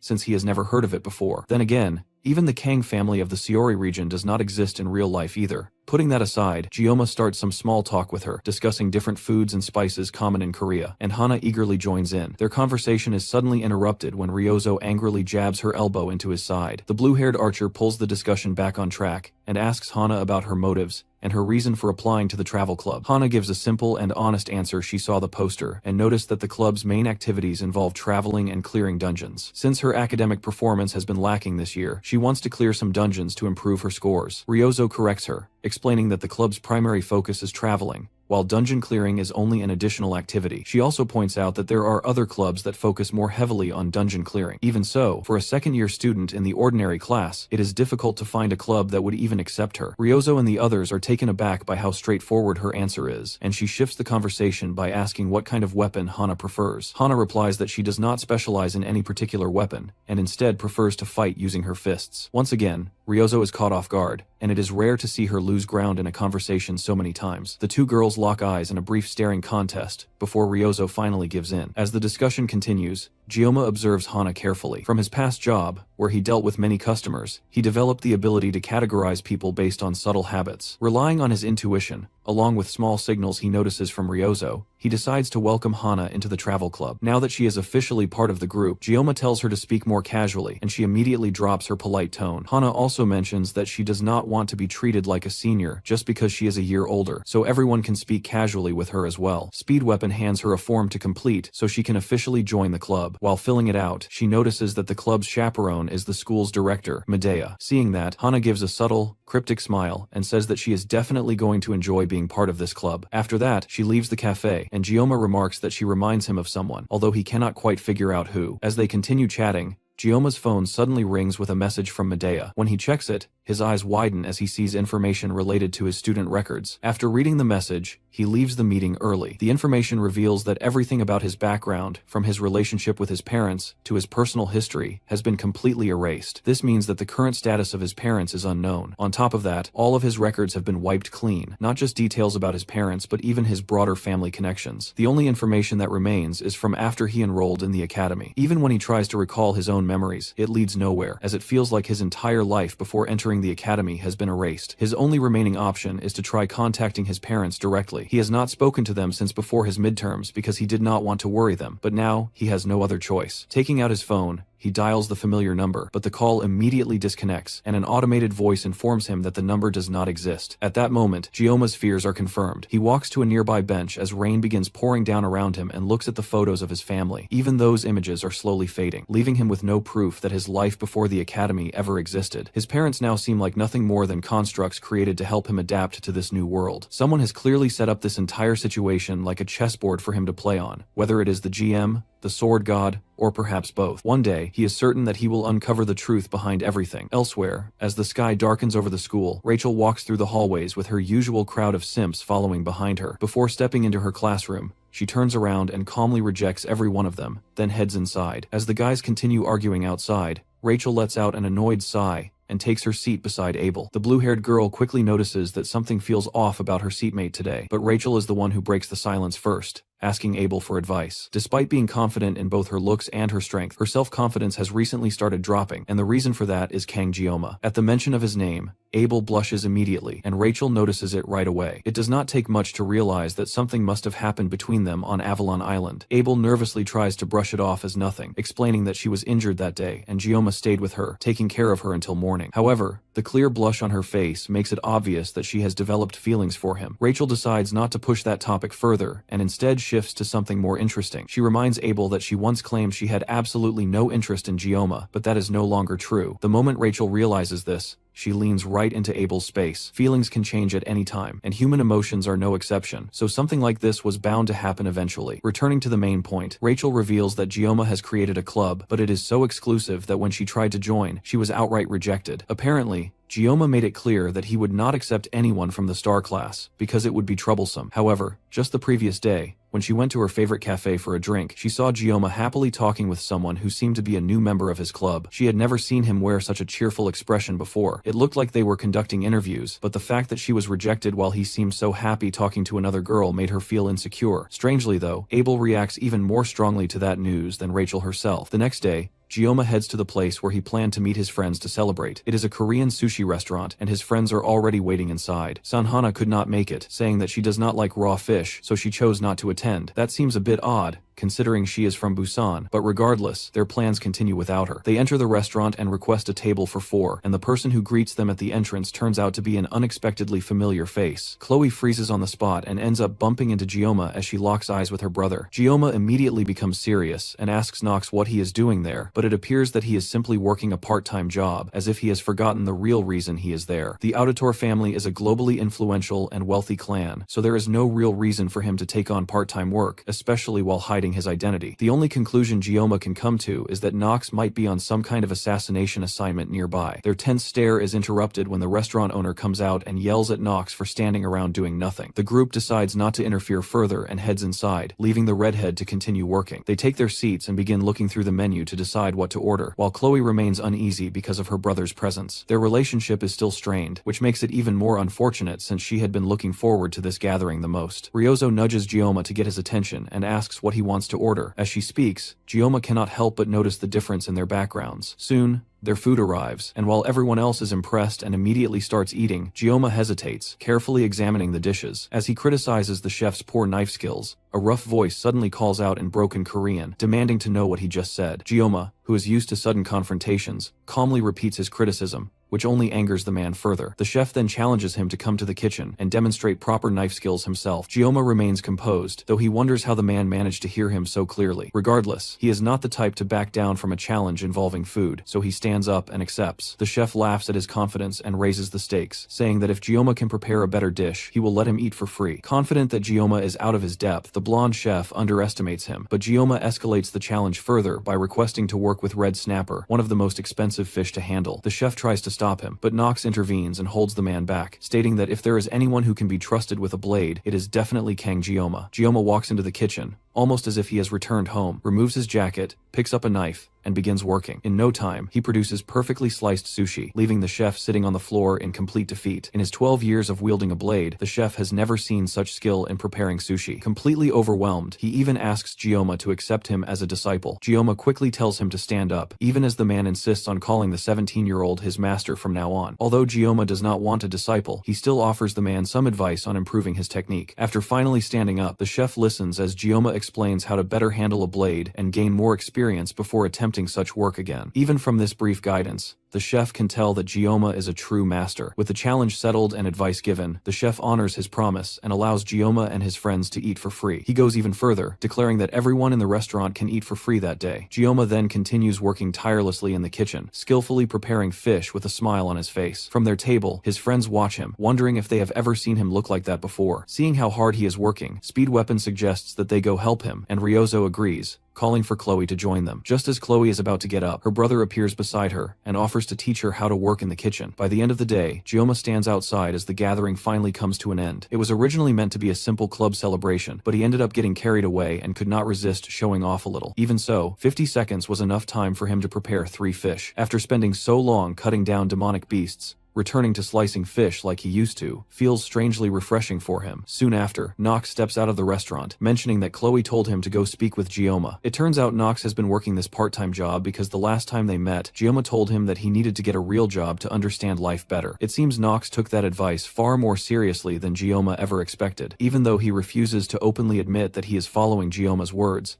Nox cannot deny that he has learned something from the experience. The two begin talking about working in a restaurant, and Gioma offers him some practical advice on handling different situations. The longer their conversation goes on, the more Nox begins to feel that the two of them do not seem like they are the same age at all. After finishing the casual talk, Nox shifts to a more serious topic. He informs Gioma that the Auditore family has completed an investigation into his background and found nothing suspicious. Because of that, they have redirected their attention toward the Council of Elders, since it was them who made such a strange request in the first place. To deal with this, they are planning to form a large-scale investigation team, one that could potentially set records to uncover the truth within the Academy, and Nox himself will be taking part in it. The Auditor family targeting the Council of Elders will definitely create a lot of disturbance, but Gioma considers that outside of his concern. Even so, he expresses his gratitude to Nox for sharing this information as a way to protect him. The two shake hands, and Nox prepares to leave, but Gioma stops him briefly. He asks Nox if he knows anything about Sanhana, the second-year student who recently joined their club. Nox does recognize her, but only as someone who always sits alone and spends her time reading. The only unusual thing about her is that she consistently remains exactly in the middle of the class rankings. Whether it is theoretical knowledge or actual combat ability, her performance is always perfectly average, which is surprisingly difficult to maintain, even on purpose. Gioma takes a moment to think about this information, but their conversation is suddenly interrupted when the sushi chef rushes out of the restaurant looking for Nox. The moment he sees Nox standing with Gioma, his tone softens immediately, and he quickly approaches to present Gioma with a gift. It is the sushi knife he has been using for many years. Gioma initially refuses to accept it, but the chef insists, saying that after witnessing a true master, there is no point in him clinging to his tools when he has not yet mastered his own skills. In the end, Gioma reluctantly accepts the knife and examines it closely. At first glance, it looks extremely expensive, and seems to be crafted more like a weapon than an ordinary kitchen knife. He spends some time staring at it, thinking about what he should name it. Then, a memory of his family and his past life surfaces in his mind, and he decides to name the blade Everfrost as a tribute to his past. Elsewhere on the school grounds, a group of suspicious-looking individuals moves together toward a dark alley, where a masked man is already waiting for them. He greets them calmly, and thanks them for taking the time to gather. Then, he reveals himself as the professor. One of the people present is clearly unimpressed by the dramatic entrance and impatiently demands that the masked man quickly explain what he wants, since they are all busy. The professor simply laughs in response, which only angers the man further, prompting him to demand what is so amusing. To the professor, the man is nothing more than someone intoxicated by newly gained power. Hearing that, the man loses control, activates his ability, transforms into a massive beast, and charges at the masked figure with the intent to kill him and anyone else present. However, he has completely misjudged the strength of this mysterious individual. With nothing more than a casual wave of his hand, the professor reduces the raging beast to a few floating limbs in less than a second. Everyone present is left stunned by the display of power, and the professor calmly states that this was merely an introduction. With that demonstration out of the way, he suggests moving on to more important matters. Among the group, Instructor Kim immediately recognizes that this man is the second general, Kuran. As soon as that thought crosses her mind, the masked man calls her forward and asks her to explain the situation. Instructor Kim, who was a disciple of Agor, reveals that her master was not killed by the swordmaster, but instead died at the hands of a single student named Leon van Reinhardt, who is destined to become the next hero. The following morning, Gioma reflects on everything he has learned so far. Now that the Council of Elders made the mistake of trying to use the Auditore family as hunting dogs, he has effectively gained the Assassin clan as allies. This situation mirrors part of the game's storyline, where groups that attempted to weaken Leon eventually disappeared. That means Gioma is now in a similar position, gaining powerful allies who could fight alongside him in the future. Thanks to the Auditore family, he should soon uncover the truth behind everything that is happening. The only thing he has not yet fully figured out is the identity of the mysterious female instructor. From what he learned through Agor, she is someone deceitful who obtained her contract through constant whining. Villains can easily alter their appearance, so taking her description too literally could be misleading. However, certain traits like eye color and gender cannot be changed. Even so, having purple hair and eyes is not uncommon in this world, and there are limits to how much information he can gather using the sensing ability of his sword God Blessing. On top of that, his lack of knowledge about magic makes it even harder for him to understand certain aspects of the situation. He realizes that now is not the time to keep working from the shadows. He needs to act directly and boldly. To do that, he must begin by learning new things, and that leads him to consider visiting Professor Damien. While he is still thinking things through, his club members suddenly burst into the cafe, with Ryozo and Speedweapon arguing loudly about something. The source of their argument is the upcoming anniversary of the day Balor Joaquin sealed Lycan. This occasion is significant because several important figures are scheduled to visit the school for the event. Among them is one of the strongest assassins, Altair Auditore, along with the next successor of the Iron King family,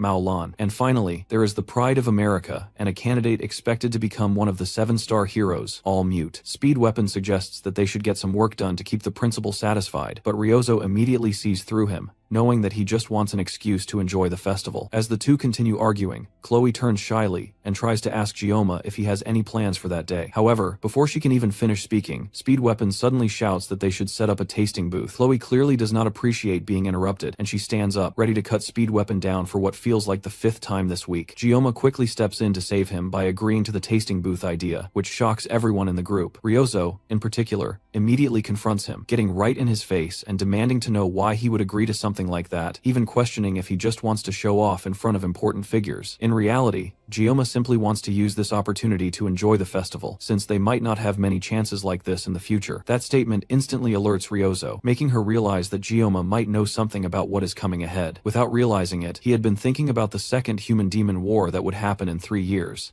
And now Ryozo is certain that he knows more than he is letting on. Because of that, Gioma suddenly finds himself under Chloe's hostility and Ryozo's suspicion at the same time. Looking for help, he turns toward Speed Weapon. The orange-haired boy immediately steps in and suggests that he will handle making the poster, successfully redirecting both girls' attention toward himself. Even so, Ryozo, now irritated by Speed Weapon's impulsive behavior, declares that it is time to decide who will actually lead the club after Gioma. She demands a duel to settle the hierarchy once and for all, so that he stops making reckless decisions. Speed Weapon agrees without hesitation, and the two head to Ryozo's dojo to fight. They stand facing each other, and Speed Weapon begins thinking through his strategy. Ryozo's main weapon is a longbow, and since they are not in a subspace, she should not be able to use it effectively. His plan is to keep his distance and apply debuffs until she becomes weak enough to attack. Sanhana acts as the referee and signals the start of the match. However, the moment the fight begins, Ryozo immediately draws her bow, catching Speed Weapon off guard. Even so, he sticks to his plan, believing that as long as he applies debuffs properly, he will be fine. But in the very next instant, Ryozo closes the distance before he can even react. As he tries to say something, she slams her bow into his back, sending him flying straight out through the walls of the dojo. The others watch in shock, while Ryozo casually asks Gioma what he thought of the fight. Outside, Speed Weapon hurriedly applies healing buffs to himself while lying on the ground in pain. The next day, with only 4 days left until the festival, everyone is busy preparing as they work on setting up their booth. Chloe takes the role of kitchen assistant, helping Gioma prepare the food. Hana is responsible for purchasing ingredients and handling general management tasks. Speed Weapon takes charge of operations and ordering the necessary items for setup. Meanwhile, Ryozo handles public relations, administrative duties, and the design of promotional materials. Despite the short time frame, they manage to organize themselves efficiently, and everything begins progressing smoothly. In his previous life, Gioma never had the chance to truly enjoy a festival. He had been working since the age of 17, leaving him with no time for leisure. Perhaps that is why he was so drawn to the game Blessing of Miracle, because deep down, he had always wanted a simple and ordinary life. However, those hopes in this world were shattered the moment Leon Van Reinhardt caught the attention of the demons during their second year. That also means this will likely be the last festival he ever experiences at the academy. His thoughts become visible on his face, and before long, Hana approaches him and asks why he looks so down. For a moment,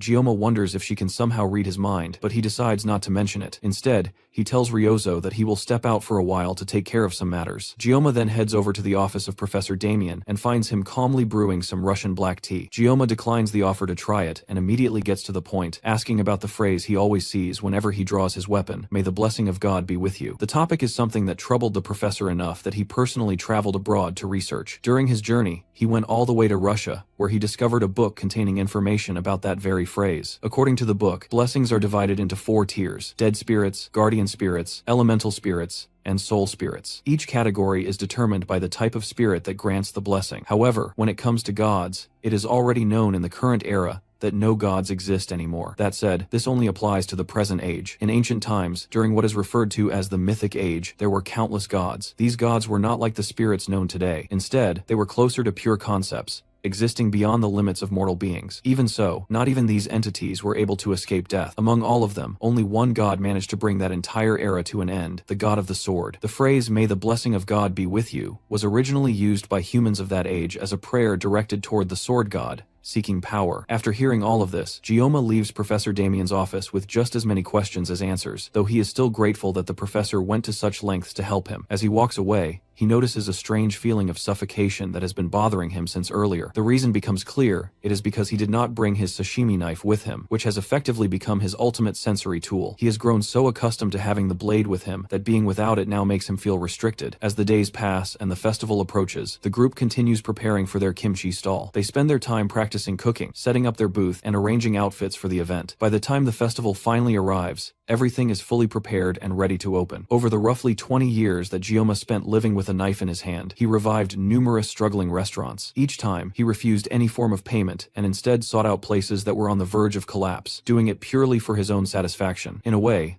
This became his own form of romance. Perhaps his sudden desire to participate in a festival is simply a late manifestation of a youthful phase he never experienced. Now, with only 10 minutes remaining before they open their stall for the first time, his club members arrive to begin their shifts. Knowing that this might be the last festival they will experience together, Gioma makes up his mind to enjoy it to the fullest. Elsewhere, Rachel and Abel walk through the festival while wearing disguises and taking pictures together. The atmosphere around them feels surprisingly festive, and the main reason for that is most likely because so many important figures have shown up for the event. Abel mentions that her grandfather was supposed to be one of those people attending, but since he has already retired and does not enjoy these kinds of gatherings anyway, he decided not to come. As they continue walking through the fair, Rachel notices a flyer lying on the ground that advertises kimchi hot pot. Meanwhile, the heroes begin appearing on stage one by one, which causes excitement to rise among both the crowd and the students watching. Eventually, All Mute makes her way through the crowd, and the moment people even catch a glimpse of her, they go wild. Among those reacting is Speed Weapon, who immediately starts shouting in excitement as soon as he sees his hero step onto the stage. While doing that, however, he ends up squeezing and crumpling the flyers that Ryozo told him to hang up earlier. Ryozo quickly notices this and comes over to scold him right away. She grabs him by the tip of his ear and starts dragging him back toward their booth, but along the way, he suddenly trips over someone's boot. Both of them look up at the same time and see Rachel and Abel standing right in front of them. Meanwhile, back at the travel club's booth, customers are slowly starting to come in, but business is still moving at a slow pace. Inside the kitchen, Chloe is handling the vegetables with skill, cutting them cleanly, while Gioma focuses entirely on cooking. He only showed her a small portion of his technique, but even from that, she has already become very good with a knife. As the amount of work begins to increase, Gioma starts wondering where Ryozo and Speed Weapon went, and not long after,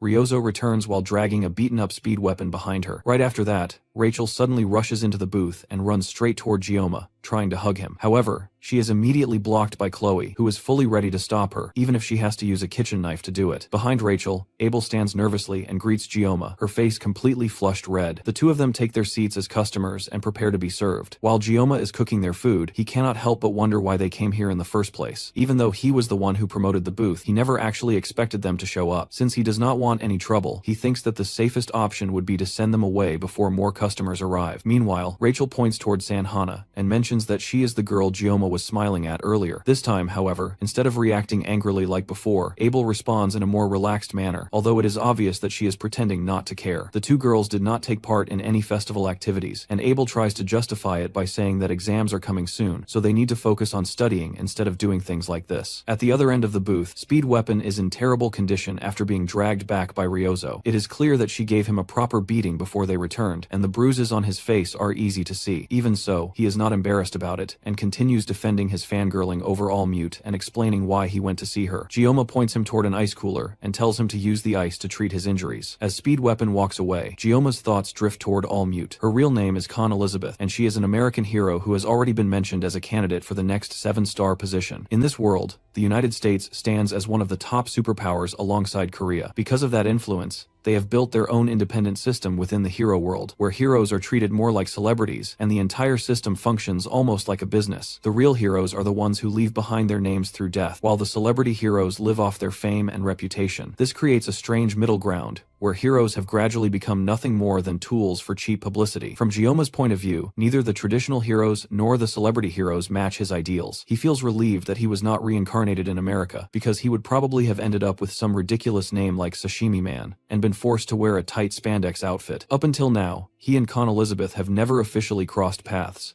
Even after the Sword Emperor named him as his successor, he already plans to refuse that position, but until then, it would be better for him to avoid All Mute entirely. The safest way to do that is to stay quietly at his booth and continue making kimchi stew for the next 3 days. After all, someone of her level of attention would never come to a small stall like his just to eat stew. Meanwhile, Ryozo confronts Abel over her earlier comments about working at the booth during the festival. She does not like how careless and biased Abel sounded. Abel, however, defends herself, explaining that it is not about the activity itself, but that she feels embarrassed because of the maid outfits. As their argument continues to escalate, an unexpected visitor suddenly walks into the booth. Everyone turns their attention toward the purple-haired woman as she walks straight toward the kitchen area without even bothering to take a seat like a normal customer. She heads directly up to Gioma and looks him over, identifying him as the one who defeated her brothers. Gioma immediately recognizes her as the sister of the infamous Mao twins he fought during his admission exam. She is known as Mao Lan, the iron-legged warrior. With a simple snap of her fingers, she signals one of her followers to bring over a chair and a footstool for her to sit comfortably. As she settles in, Gioma notices the S-rank weapon on her feet, Storm Greaves. The fact that she arrived wearing full battle gear makes it clear that she came prepared for a confrontation. Chloe immediately steps forward to defend Gioma, but he raises his hand to stop her and silently signals both Ryozo and Sanhana not to interfere. Surprisingly, Mao Lan does not seem interested in revisiting past conflicts. Instead, she explains that she came to personally see what kind of person Kang Gioma really is. While she admits that her brothers have terrible personalities, she also acknowledges that they are still quite skilled. However, ever since their encounter with Gioma, they have developed seizures whenever his name is mentioned. She clarifies that she is not here for revenge. In her view, Gioma actually did her a favor. Her brothers were reckless and impulsive, constantly tarnishing the Mao family's reputation. By dealing with them, Gioma effectively removed that problem, clearing obstacles from her own path. Mao Lan makes it clear that she is aiming for a position among the 7-star heroes, and her influence and popularity are strong enough to rival even Khan Elizabeth. However, she lacks the same level of ability as All Mute, and is also burdened by the negative image associated with her brothers, making it less certain that she will achieve that goal. Since that seems to be the extent of what she wanted to say, Gioma sees no reason to continue entertaining her, and turns back to his work. But just before leaving, Mao Lan throws out a remark criticizing his cooking, clearly intending to provoke him. That comment immediately catches his attention. Gioma abandons his attempt to keep a low profile, and follows after her, unable to ignore the insult directed at his cooking. Word spreads quickly throughout the festival that Mao Lan has been challenged to a subspace spar by an unknown cadet. As Leon Van Reinhardt walks through the festival grounds, he overhears people talking about it, and quickly realizes that this unknown cadet is none other than Kang Gioma. His hands tremble slightly when he hears the name, but instead of going to watch the fight, he simply continues on his way. At the stadium, the seats are completely filled with familiar faces, including Abel and Rachel, along with the renowned All Mute herself. Meanwhile, Mao Lan still appears confident in her victory as she looks over at Gioma. After all, facing someone as famous and powerful as her could easily leave him in the same condition as her brothers. Gioma ignores her taunts and immediately gets to the point. She deliberately provoked him into this situation so she could fight him and justify her brother's defeat. Mao Lan does not deny it. As the subspace is deployed, Gioma calmly tells her that she will never become a 7-star hero. The moment the fight begins, the two clash, creating an explosion of smoke. When the smoke clears, Mao Lan's body is left searching through the haze for Gioma, while her head has already been sent flying before she even realizes what has happened. Back at the booth, Sanhana seems to be the only one genuinely concerned about Gioma, while Speed Weapon is more focused on the growing number of customers arriving. Hana simply smiles at their confidence, but does not say anything further. Back in the stadium, the audience notices that Mao Lan has staggered, even though neither of them appears to have physically moved. Those in the crowd who can sense power beyond normal levels immediately understand what happened. Gioma used the realm of the mind against his opponent. This is a technique that only fighters at the 7-star level can freely control, yet Gioma already shows the talent to use it. Mao Lan is instantly reminded of her old acquaintance, All Mute, and the overwhelming gap in talent she once felt during their academy days. Gioma must have used that mental realm to show her what would happen if they truly fought. By demonstrating the difference in their abilities without physically attacking her, he preserved her dignity, while also avoiding potential international complications. Kang Gioma is clearly no ordinary academy student. There had been occasional rumors among the higher-ups, but now it is confirmed he truly is the successor chosen by the Sword Emperor. A flood of emotions, envy, jealousy, fear, and awe fills Mao Lan's mind as memories from her school days resurface. However, she refuses to accept defeat so easily. As soon as she regains her composure, she charges forward, delivering a wide, sweeping kick aimed at Gioma's face. Gioma steps back and smoothly ducks under her follow-up kick with remarkable speed. The shockwave from her attack is powerful enough to affect even those outside the subspace, and Gioma briefly glances at the damage it caused. That brief moment gives Mao Lan the opening she needs to leap above him, raising her leg high to deliver a final decisive strike. Gioma narrowly avoids it as the impact sends rocks flying into the air. Before he can recover, Mao Lan kicks those falling rocks toward him with precise timing. Gioma slices through them effortlessly with his knife, filling the air with dust and debris. However, a single red thread cuts through the cloud, aimed directly at his chest. He raises his blade just in time to block it, though the impact nearly destroys his knife. Even so, he quickly restores it,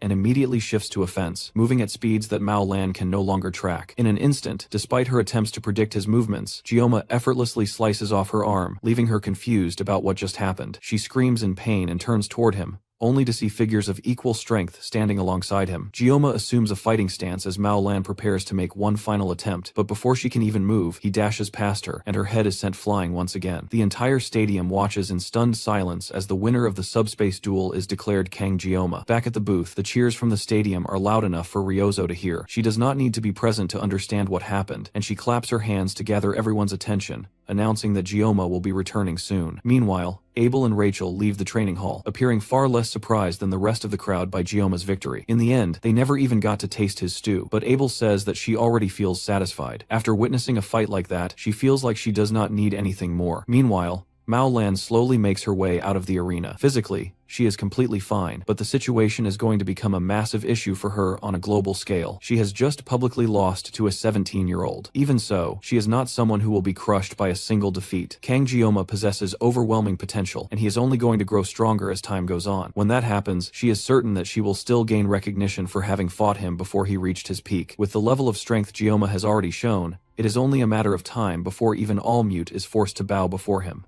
Mao Lan has witnessed many geniuses throughout her life, including Con Elizabeth during her training days, and even the 7-star heroes after graduating. However, Gioma is moving along a path that cannot be reached through effort alone. The only way she can describe him is as a monster. News spreads across the internet at an incredible speed. Very quickly, everyone hears about the newcomer who defeated one of the continent's rising stars. No matter how many times people watch the footage, they cannot get over how impressive it is. Before long, the video surpasses 20 million views, and crowds begin gathering outside Gioma's booth. The situation becomes so overwhelming that the travel club is forced to hand out numbers just to manage serving people fairly. Meanwhile, Ryozo struggles to hold back intrusive journalists who are trying to push their way in to interview Gioma. Behind him, people are taking photos and uploading them online, tagging him as the Sashimi Sword Saint. By now, countless articles and videos have been released discussing his battle. Gioma had expected attention, but what he did not expect was to be given a new title. The title of Sword Saint is not something that can be obtained in the game Blessing of Miracle. Only the Sword Emperor eventually receives it, and since he has stepped down, the title should have disappeared. Yet somehow, it is now being attached to Gioma,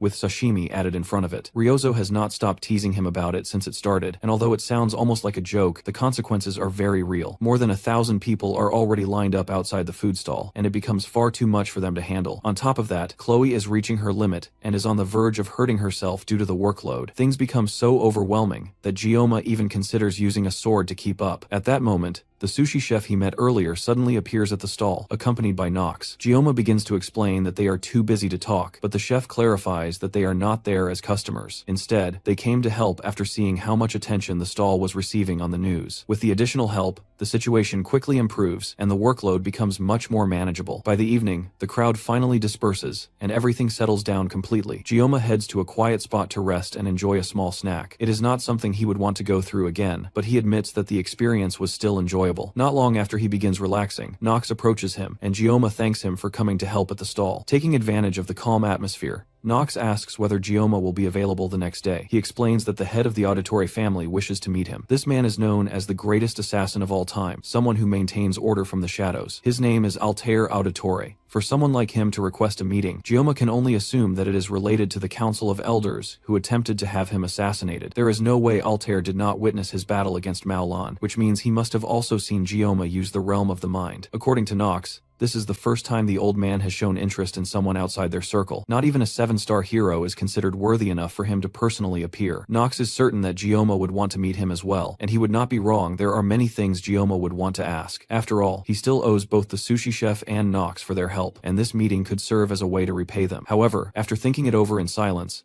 Gioma ultimately decides not to go. He is simply too tired and unwilling to deal with something like that right now. As he leaves, he thanks Nox once again for helping out at the booth. Elsewhere, inside Medea's office, a knock echoes at the door, and she calmly allows the visitor to enter. The person who steps in is someone she has not seen in quite a while, All-Mute. Meanwhile, much earlier, before the festival had even begun, when the group was still deciding on a theme for their restaurant, Speed Weapon had managed to secure 3 maid outfits. Chloe appeared excited at the idea of wearing them, but Ryozo strongly resisted, refusing to wear something that she considered too strange. Because of that, Speed Weapon revealed that he had also prepared a backup option 5 Christmas-themed outfits that he believed would suit the girls perfectly. However, before he could even finish explaining his idea, Ryozo knocked him straight to the ground in anger and immediately declared that she would rather wear the maid outfit instead. Back in the present, Medea rises from her desk and personally welcomes Con Elizabeth into her office. It has been 5 years since Elizabeth graduated, and this is their first meeting since then. However, there is no need for small talk, as Medea already knows the reason for her visit. She is interested in Gioma. Elizabeth does not waste any time and directly asks about Gioma, specifically how he was able to use the realm of the mind during his battle. Medea casually avoids answering the question, which only irritates All-Mute. In response, Elizabeth slams her fist into the wall behind her in frustration. Medea, however, does not tolerate such behavior and immediately releases her aura, overwhelming Elizabeth with pressure and forcing her to stop. For a brief moment, all mute freezes as she experiences the power of the headmistress, someone even the elders cannot oppose. She recalls the rumors from the hero world about Medea's former title before she became known as a grand sage. She was once called the Tyrant Medea. With Elizabeth now subdued, Medea calmly tells her to sit down so they can speak properly. She admits that she does not know what kind of rumors about Gioma led Elizabeth to become so curious, but as the headmistress, she must treat all of her students equally. She also reminds Elizabeth that she has told her many times before, if she wants to know something, she should find out for herself. With that, the conversation essentially ends as quickly as it began. Elizabeth stands up to leave, and Medea asks how long she plans to stay at the academy. Elizabeth replies that she had intended to leave the next day at noon, but Medea suggests that she should not rush and instead stay longer to enjoy the festival. Before leaving, Allmute asks one final question: whether Medea's words about treating everyone equally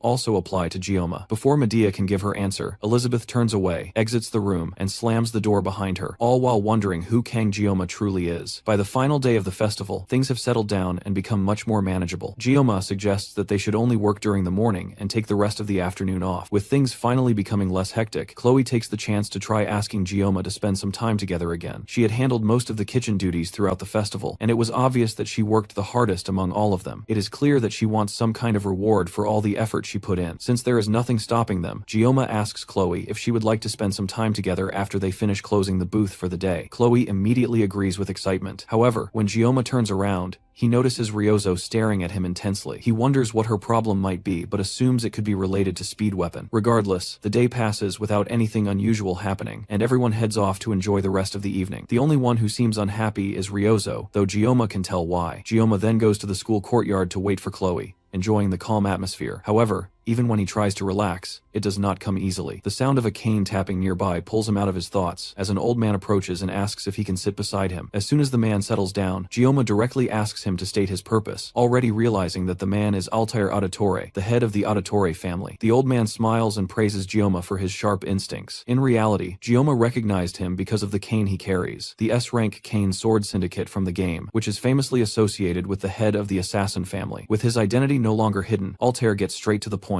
assuming that Gioma already knows why he wanted to meet. Gioma assumes it is about the assassination request that the Council of Elders placed on him, but Altair shows no interest in discussing old family matters. Instead, he claims to be here for something more important. Before Gioma can figure out what that might be, Altair taps his staff on the ground, activating a domain around them. Gioma reacts instantly, preparing to draw Murasami from his pocket. Suddenly, the domain disappears just as quickly as it formed, and the old man casually asks what kind of relationship Gioma has with Chloe. The abrupt shift in tension catches Gioma off guard, but he answers anyway, stating that they are simply friends and nothing more. In the game, Altair had always been portrayed as a mysterious figure, so it is disappointing for Gioma to realize that the head of an assassin family might just be a strange old man. Still, he is clearly far from ordinary. With his question answered, Altair stands up to leave, but not before warning Gioma to take care of Chloe as a friend. Before he can go, Gioma asks whether Chloe truly needs to become an assassin. Despite her usual cute demeanor, Chloe has a wild and feral side, making it difficult to allow someone like her to move freely without restraint. Gioma had always believed that this behavior was the result of the Auditore family's training methods. However, Altair reveals that Chloe has always been like that, and the family actually tried to suppress her true nature. According to him, Chloe is inherently feral, and when that side of her surfaces, she can harm anyone around her. Gioma refuses to accept that explanation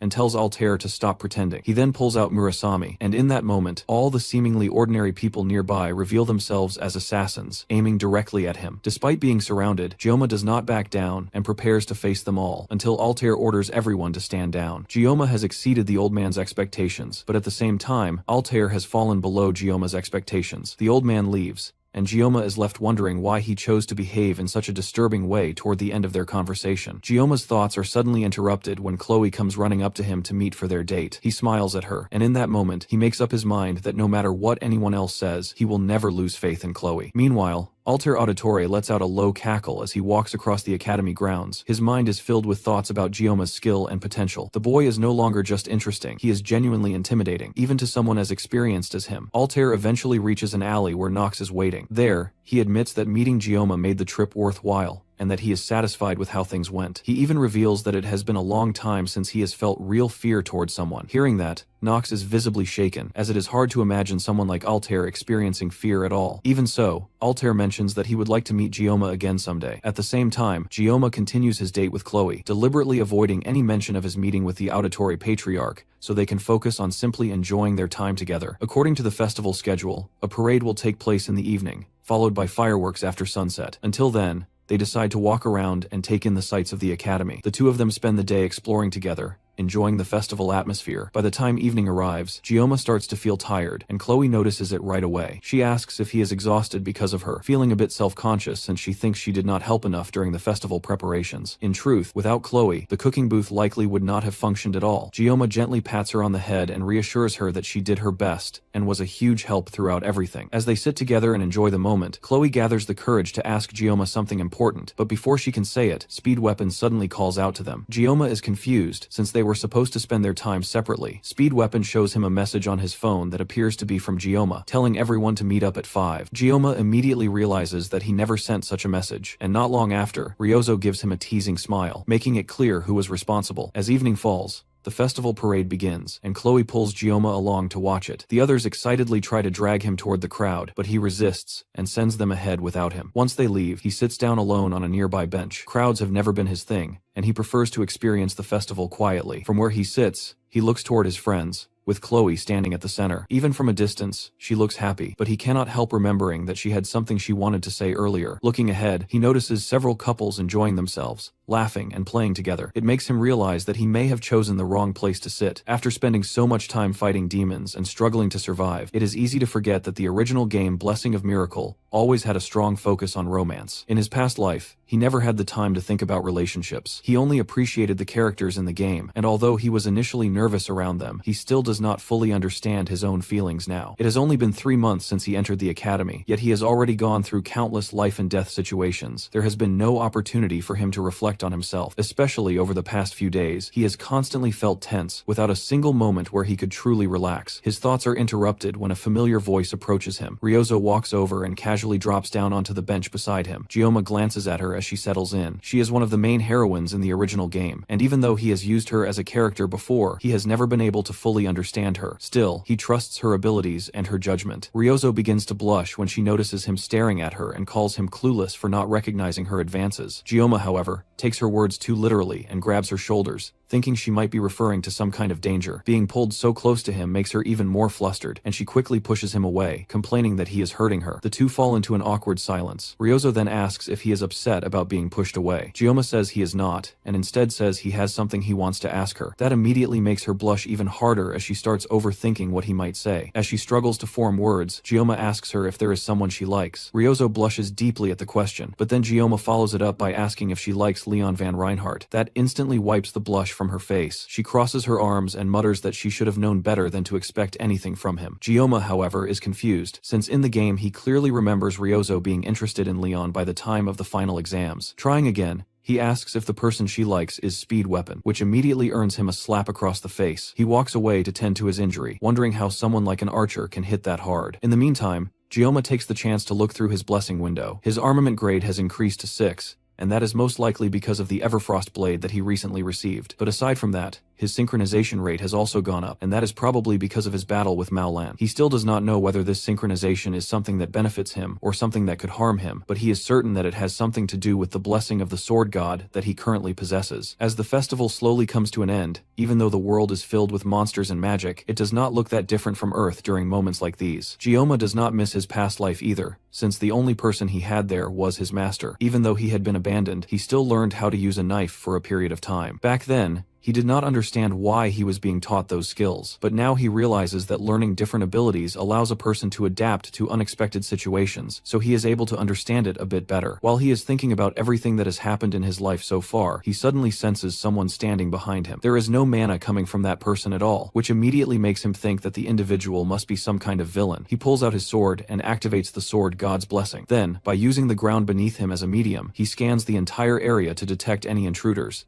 and he is able to locate the person instantly. Before they have any chance to escape, Gioma makes his move and rushes toward them. The person lets out a startled cry as Gioma closes the distance at high speed and drives his blade straight into their chest. The woman collapses onto the ground and screams in pain. She turns toward him in fear and hurriedly says that she only wanted to talk to him and did not intend to do anything dangerous. From the way she looks, Gioma immediately recognizes that she is the same villain who has been targeting him ever since the water buffalo dungeon. He forces her to kneel in front of him so that he can question her. She reveals that her real name is Choi Seol-ah, and the reason she had been using the name Instructor Kim was so she could easily infiltrate the academy. She explains that there are others like her inside the academy who are working under different demon generals, but they constantly change their appearances, so even she does not know exactly how many there are. Without even being asked much, she ends up revealing everything she knows. She also mentions that some of the villains are already aware that Gioma was the one who killed Agor, since some of them have already left. Gioma then questions her about why she framed Leon Van Reinhardt for Agor's death. She says that she does not know the reason. Gioma pulls out his knife to intimidate her, and she immediately begins slamming her head against the ground, trying to prove that she is not lying. She explains that there is a professor among them who is responsible for making all the plans, and someone of her low rank would never be told what those plans actually are. Inside her own thoughts, Seol-ah regrets ever coming to negotiate with Gioma. At this point, if she returns to the villains, she is guaranteed to be killed. Gioma can tell that she is telling the truth, but that still does not mean he intends to let her go easily. He asks her if she wants to live, and she immediately begs for her life. To ensure that she is not killed, he gives her two conditions. First, she must tell him everything she knows about this professor. She explains that the professor is a subordinate of Quran, but that is all the information she has. That is not a name Gioma expected to hear, but it does make sense, because while Lycan is sealed, Quran would naturally be the one in charge. That also means that this professor is most likely somewhere inside the academy. The other villains do not know who the professor is, which is why he is viewed as the worst among them, since he pretends to be nothing more than a normal professor within the academy. Seol-ah appears to still be useful to Gioma,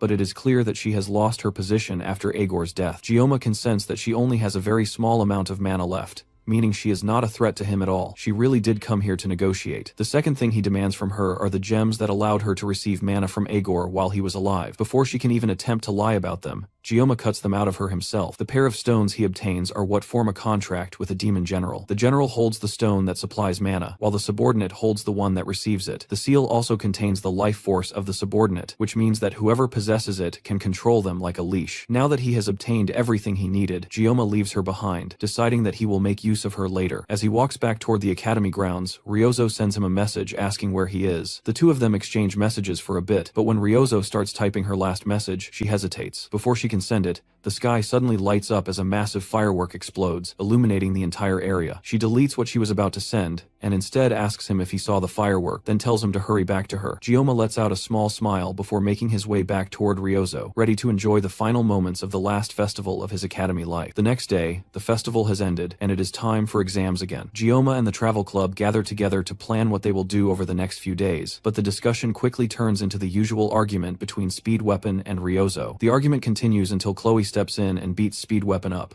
putting an end to it. At this point, it almost feels like he has been getting beaten up by everyone more frequently lately. Right then, everyone's phone suddenly rings with a notification announcing that the terms of the final exams have been changed. Changing the exam just 3 days before the scheduled date feels strange, but there must be a reason behind it. Originally, the test was supposed to involve clearing the Goblin Dungeon in Gapyeong. Gioma had actually been looking forward to that, mainly because of the materials he could obtain there. Now, however, it becomes clear to him that the story has started to deviate. Given everything that has happened so far, this change is not surprising. But it also means that Gioma has lost one of his biggest advantages, the knowledge of the future that came from being a player. Because of that, he realizes that he will need to act much more cautiously from now on. Ryozo notices the worried expression on his face, and immediately steps in front of him to check what is wrong. Gioma brushes it off, and instead continues discussing the changes to the exam. Ryozo speculates that the sudden change is likely because a demonoid appeared during their previous external exam, which led to the Sword Emperor being injured in Avalon. With so many dangerous incidents occurring during outside exams, it would make sense for the Academy to move the next test inside for safety reasons. Hearing her explanation helps Gioma calm down, and his thoughts begin to settle. Once that is dealt with, he asks Ryozo for a favor regarding the faculty list she hacked earlier. Although she deleted the data afterward to avoid being tracked, she still has a printed copy. Gioma asks her to hack into the Academy network again. Then he explains the information he has about villains infiltrating the Academy. The reason he wants another updated list is because villains villains constantly change their appearances. If they can compare a new list with the old one side by side, they should be able to identify inconsistencies and detect potential threats. That kind of information would definitely be useful for them later. Fortunately, the rest of the club agrees with him immediately, so he does not need to explain further for now. The Academy's faculty data is automatically updated every month, and a large portion of data is removed during each update. For someone living in the world of Blessing of Miracle, this would seem strange, but Gioma understands the real reason it mirrors how the game performs optimization updates to reduce storage size. Ironically, this makes it easier to identify irregularities and track down suspicious individuals. Even though many things have already changed, Gioma realizes that his knowledge as a former player still holds value. For now, all they need to do is wait for Ryozo to gather the new information. However, Gioma also realizes that he has been relying on Ryozo for many things recently. Despite everything she does for him, he has nothing to offer her in return. He wonders what he could possibly give to someone who is the daughter of Japan's permanent prime minister. He decides to ask her if there is anything she wants, but Ryozo refuses to say what kind of favor she will ask for in return. The following day, Ryozo returns with a large stack of documents for them to review. She has printed out detailed faculty records, including any suspicious movements, though she has not analyzed them yet. The information is incredibly thorough. It even includes how many times each faculty member went to the bathroom. While this level of detail clearly invades privacy, they need to examine everything carefully if they want to uncover important clues. Besides, once they are finished, they plan to destroy all the data so that nothing can be traced back to them. It helps that Chloe is an assassin, and Ryozo is willing to do whatever it takes to achieve her goals, meaning neither of them is particularly concerned about moral boundaries. At the same time, Speed Weapon helps keep things from going too far. The only person Gioma remains uncertain about is the new member, San Hana. After the group encourages each other and prepares to begin, Hana raises her hand and asks where Gioma obtained all this information. He has been avoiding that question because he cannot reveal that he knows Choi Seol-ah, or that the villains are targeting Leon Van Reinhardt. Explaining everything would only create confusion and take far too long. On top of that, if Chloe found out, she would likely try to kill the instructor the next time they met. Gioma tells them that he cannot explain right now, but they should trust that the information he provided is reliable. When the time comes, he promises that he will tell them everything they need to know. Even though his answer is vague, Hana simply smiles at him for a moment before they continue their work. Once again, she reminds him of someone, but he still cannot figure out who it is. After spending some time going through the files, Gioma pauses to take a short break, and Chloe walks over to him with some water. He tells her not to worry too much about how things are progressing, reminding her that she is already contributing a lot and helping in ways that the others cannot. It is clear that Chloe had started to feel a bit self-conscious, so his reassurance helps lift her out of that state. Not long after that, Gioma receives a notification stating that he has been assigned to a group with San Hana, while Rachel will be acting as the group leader. Gioma lets out a long, tired sigh, already imagining how exhausting this arrangement will be, though he reassures himself that things should be manageable since Hana will also be there. Ironically, Ryozo then reveals that she has been placed in a group led by Leon Van Reinhardt, which causes Gioma to chuckle in amusement. Later that day, once the group finishes their meeting, everyone leaves, leaving only Hana and Ryozo behind in the room. Hana prepares to leave as well, but Ryozo stops her and places a document on the table. At the very top of the list, Hana's name appears as a member of the faculty staff. With that evidence in front of her, Ryozo demands to know who Hana really is. She points out that Hana's personality is too well balanced and that she rarely speaks much or expresses her own opinions, which makes her suspicious. Despite Ryozo's confidence, Hana simply starts laughing, which completely throws Ryozo off. Then she points at the document and explains that the person Ryozo is accusing her of being just happens to share the same name as her. Not only that, but that person is currently on a work trip in America, meaning they are not even present at the academy. Ryozo briefly considers whether the data could have been tampered with, but quickly realizes that would be nearly impossible. The system automatically updates the data through the subspace system, and only Medea would have the authority to alter it. As Ryozo's thoughts begin to spiral toward the possibility that even the principal could be involved, Hana calmly interrupts her, telling her to relax. She explains that in Korea, it is quite common for people to share the same name, so it is understandable that Ryozo would make that mistake. With the situation cleared up, Hana stands to leave, but before going, she gives Ryozo a piece of advice. If she wants to win over someone as oblivious as Gioma, she will need to be more direct. That unexpected comment leaves Ryozo blushing intensely. Meanwhile, shifting focus back to Gioma, in the early hours of the morning, he lies in bed thinking about the sudden changes to the exam. He does not have any issue with the changes themselves, but he cannot understand why, out of all people, Rachel ended up as the leader of his group. He does not dislike her, but she makes him feel uncomfortable. The reason for that discomfort is because, as a former player of Blessing of Miracle, he knows that Rachel's interest in him is not driven by love or romance. Instead, she is aiming to secure strong genetics for her bloodline. Ironically, despite that motive, she has never had a boyfriend, which creates a strange contradiction in her personality. Because of that, she ends up being the last heroine in the game that the player can form a genuine romantic relationship with. While he is lost in these thoughts, his phone suddenly vibrates with an incoming call from Ryozo. He answers it, wondering if something unusual has happened or if she has discovered something important. Instead, Ryozo sounds slightly disappointed and asks if he really thinks she would only call him for something like that. Even though Gyoma can be quite dense, it still feels unusual for her to call him at 5 in the morning, which is why he assumed it must be something important. Ryozo hesitates for a moment before simply wishing him good luck on the exams. Gyoma responds by wishing her the same. After another brief and somewhat awkward pause, Ryozo thanks him and ends the call. The entire interaction leaves Gyoma confused, but he does not have time to dwell on it.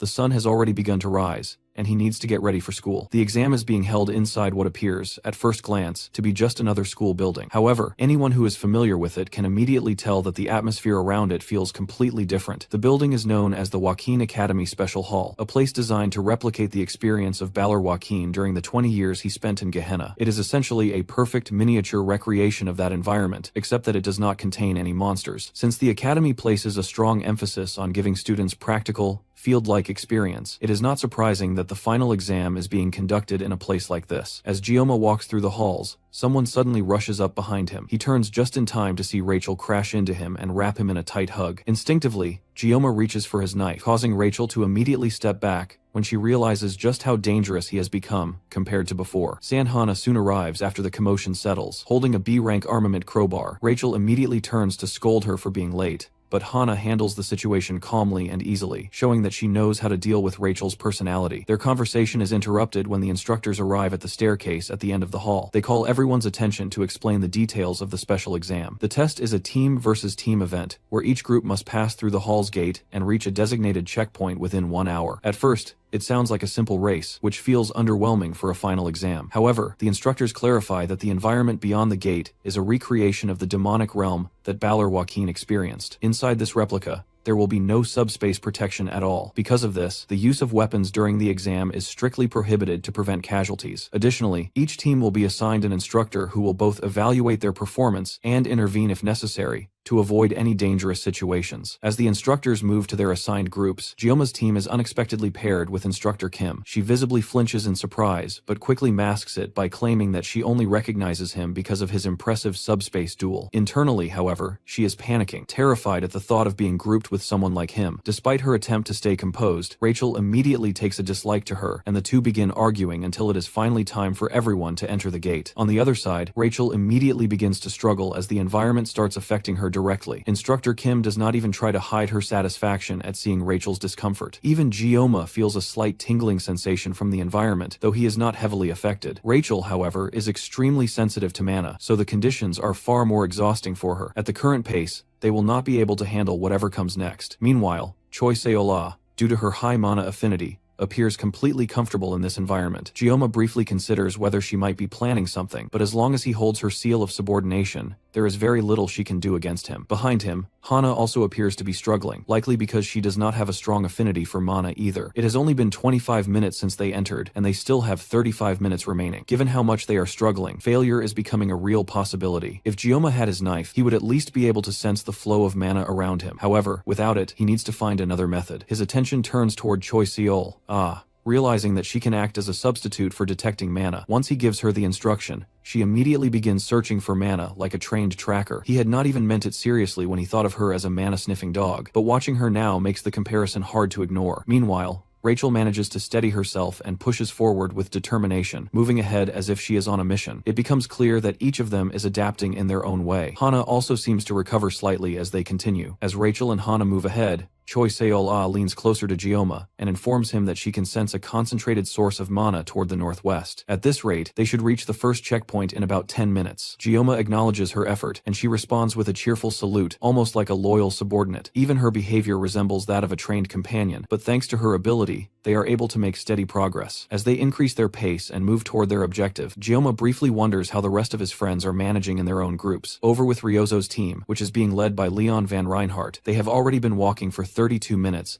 and are currently in the lead. Leon can tell that they are getting close to the first checkpoint, but at that moment, one of their teammates begins to stagger and asks if they can take a short break. Ryozo initially tries to encourage her to push forward just a little longer, but it quickly becomes obvious that the strange mana in the environment is affecting her badly as she starts coughing uncontrollably. Seeing her condition worsen, Ryozo turns to Leon and asks him to stop for a moment since their senior is clearly struggling. However, Leon has no intention of stopping. As the leader of the group, he believes that he has responsibilities to fulfill and a goal that must be achieved. Ryozo continues arguing with him, calling him out for choosing to move forward even while one of their teammates is suffering. Leon suddenly stops and turns to face her directly. He tells her that he has no intention of dragging along teammates who cannot trust him or follow his lead. He then adds that she should not expect him to act like Gioma. Hearing Gioma's name only makes Ryozo angrier, and she immediately demands to know why he even brought him up. Before the argument can escalate further, their struggling teammate steps forward and insists that she will try harder. Their assigned instructor also speaks up, encouraging everyone to hold on just a little longer. With that, Ryozo has no choice but to continue moving forward, though she still finds herself thinking about Gioma. Meanwhile, back with Gioma's team, they have been traveling for nearly an hour, yet they have not encountered a single other group of cadets. The reason for this is similar to the uninhabited island survival training scenario. Each team was transported to a different starting point through subspace, and is approaching the same checkpoint from different directions. However, the fact that they have not seen anyone at all also suggests that many teams may have already given up halfway through. Gioma does not blame them, since without Choi Seol-ah, his own team might have had to withdraw as well. He calls out to her and asks how participants are supposed to return if they decide to give up. In response, she pulls a device out of her jacket. It is called a manicaller. By pressing the button on it, the user's location will appear on the administration's monitoring screen. She explains that it is an educational tool developed by the Hero Association using a degraded artifact. Artifacts are remnants from the mythical age, containing power that goes beyond monetary value. There are fewer than 10 true artifacts in existence, and the Hero Association controls them to maintain balance among nations. However,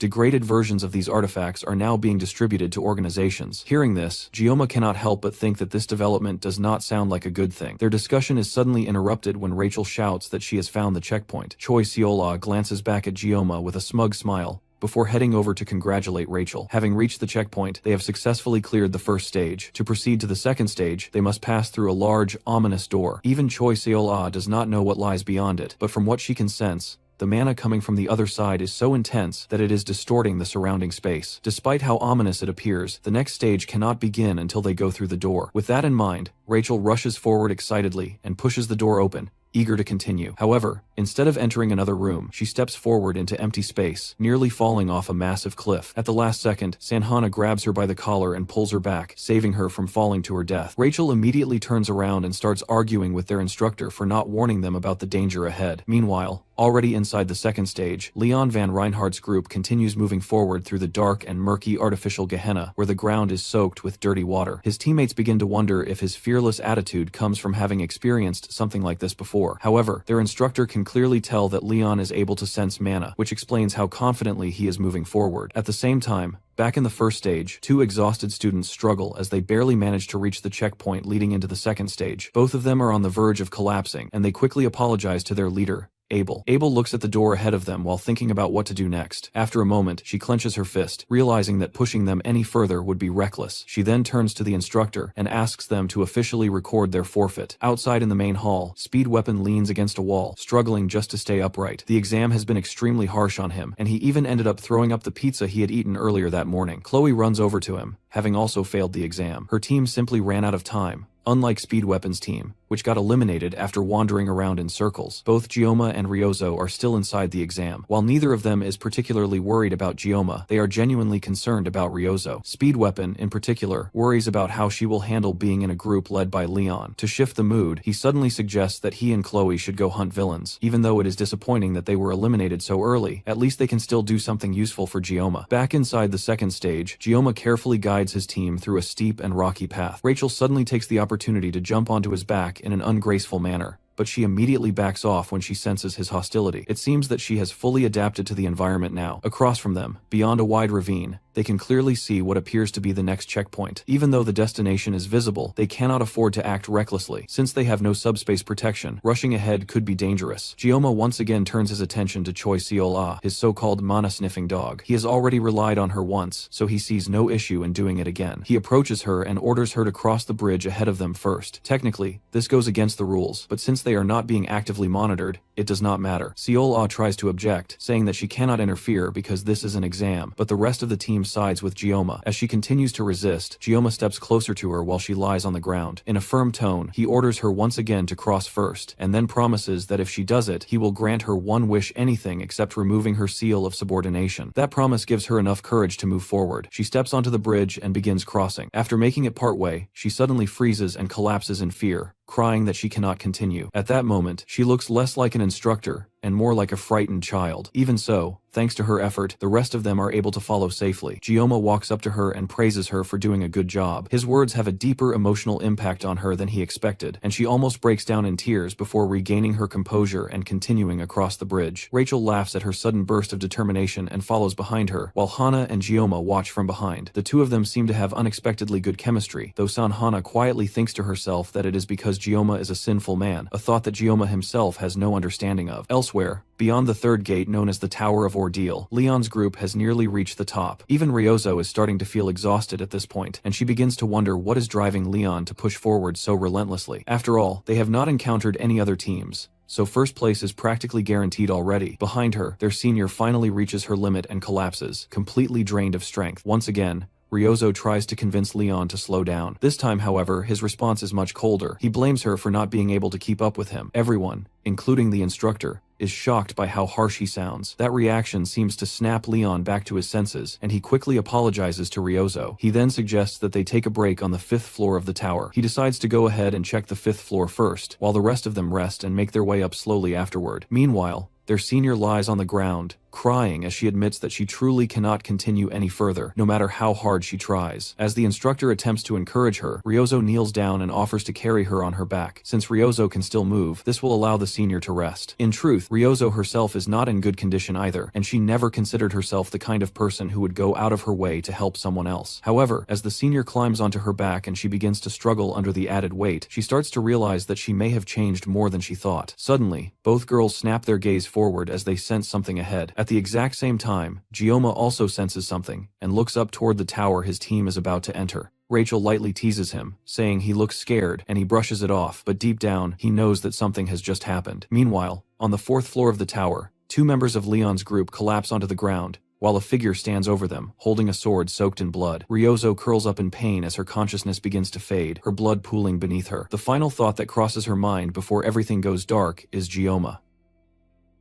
Meanwhile, Gioma's group continued moving deeper inside, while he carefully scanned the surroundings. At some point, he noticed something strange. His senses felt much sharper than before. Up ahead, Choi Seol-ah reminded everyone that she would lead as the guiding instructor, while Sanhana cheered her on from behind. Seeing Gioma falling slightly behind, Rachel looked at him and asked if he could still climb the stairs. He simply nodded while observing the structure around them. The place looked like a separated section of the magic tower itself. His attention soon shifted to the stairs, where he noticed footprints left behind. That immediately told him another group had already passed through here during the exam without anyone realizing it. Rachel kept complaining about how exhausting the endless stairs were, but Gioma suddenly stepped on something sticky. Looking down, he discovered blood. Before anyone could react, a sharp scream echoed from above, making the entire group freeze. Rachel nervously asked what it was, but Gioma had already dashed upstairs like the wind. Choi Seol-ah called out after him, before quickly telling the other two to stay behind. As Gioma rushed upward, intense anxiety filled his mind. At the same time, countless fragmented images flooded Ryozo's thoughts. Slowly opening her eyes, she stared at her blood-covered hands in confusion. Her body trembled from the pain as she noticed the sword lodged in her chest. The blade was poisoned, and she immediately realized her condition was getting worse. When she looked ahead,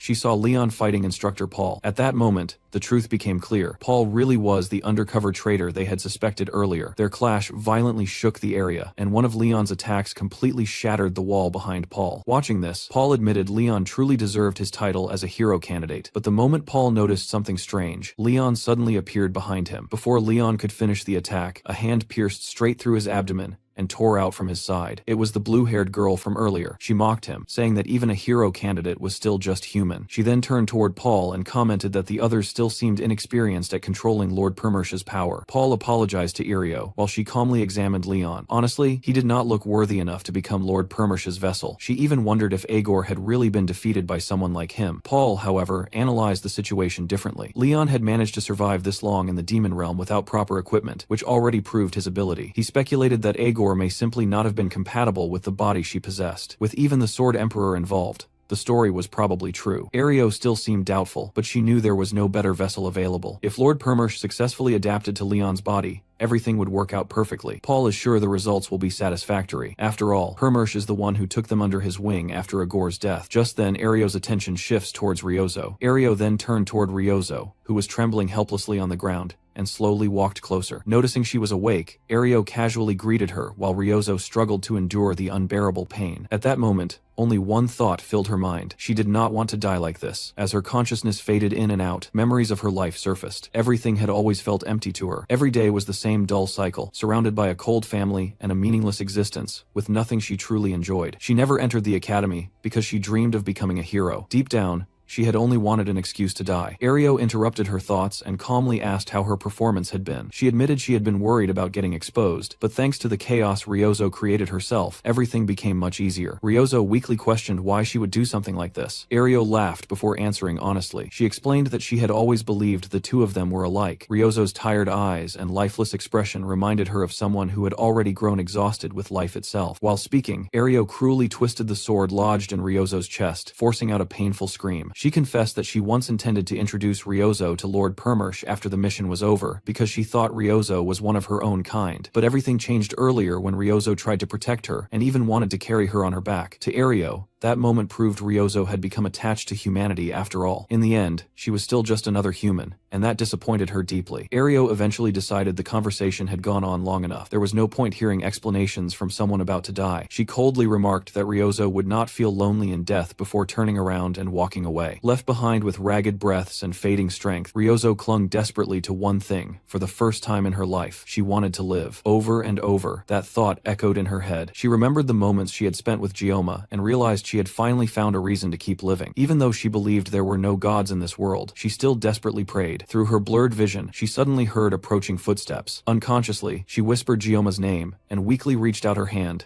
begging for help. Moments later, Gioma finally arrived and froze completely at the horrifying sight before him. Ario looked toward Gioma and mockingly called him a guest, just as Choi Seol-ah rushed upstairs while calling his name. But the moment she arrived, she froze at the horrifying scene before her. Leon and Raizo were both covered in blood, barely moving, and the entire area looked like a battlefield. She immediately wondered whether those two were even still alive. Before she could process everything, Ario casually greeted her like an old acquaintance. She offered Choi Seol-ah a contract with Lord Permersh, mentioning that after Agor's death, she had switched sides herself. Ario mocked her further, saying traitors like her always needed a new master to serve, especially now that her mana was nearly exhausted. Hearing that only irritated Choi Seol-ah more. The hypocrisy of being called a traitor by someone like Ario was almost laughable to her. Meanwhile, Ario stepped on Leon's head and warned Gioma to stay out of this matter. She admitted it was impressive that he had defeated Ironleg, but then violently stomped Leon's face deeper into the ground. Even a hero candidate had ended up in this miserable state, so what could an ordinary human like Gioma possibly do? She then shifted her attention back to Choi Seol-ah and made her an offer for old time's sake. If she killed Gioma right there,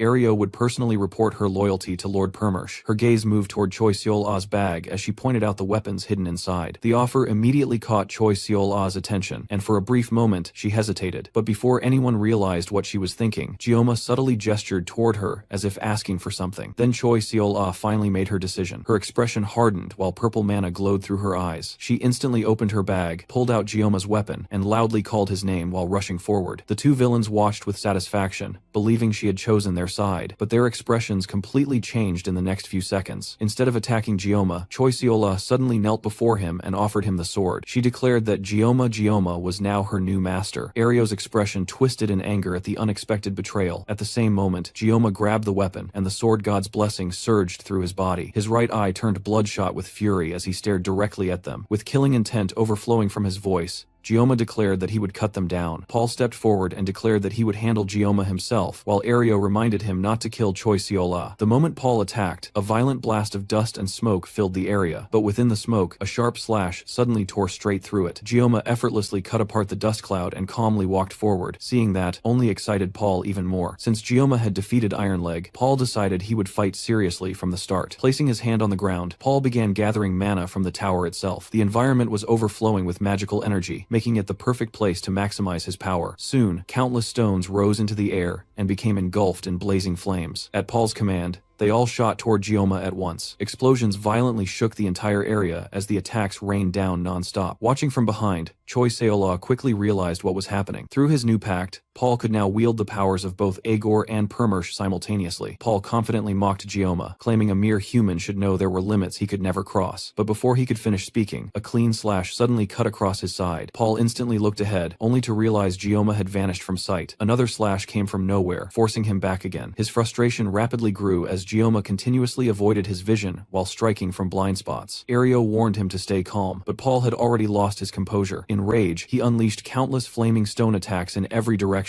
determined to destroy the entire tower if necessary. Then, in a single instant, Gioma appeared in front of him again. The overwhelming killing intent radiating from him made Paul instinctively realize he might actually die. Yet Gioma's blade once again aimed toward his abdomen instead of his neck. That confused Paul. Gioma clearly had the skill to cut off his head, so why was he repeatedly targeting the same area around his ribs? Then his eyes shifted toward the collapsed Leon lying nearby with a wound through the center of his chest. At that moment, Paul realized Gioma had figured something out. Furious, Paul shouted that Gioma had been toying with him this entire time. His body suddenly began to twist and expand as violent energy erupted outward. Soon, he transformed into a massive purple demon Hulk monster and roared loud enough to shake the tower itself. Both Choi Seola and Ario were visibly shocked by the transformation. Gioma, however, remained completely calm. Even while facing such a monstrous form, his expression never changed. Nothing about the creature in front of him seemed to matter. Paul raised his gigantic arm and swung downward with enough force to crush everything below him, but Gioma showed no fear at all. He simply stepped forward and delivered a single downward slash from above. The entire area suddenly fell silent. A moment later, Paul's massive body split cleanly into two before collapsing onto the ground. The power of Gioma's strike was so overwhelming that even the wall of the tower behind him had been sliced apart as well. Choi Seola stared at the scene in disbelief. Gioma could even use aura now. At that moment, she genuinely felt the safest place in the world was beside him. Ario, however, felt the exact opposite. Fear and frustration overwhelmed her as she looked at Gioma like he was some kind of monster. When she noticed him slowly walking toward her,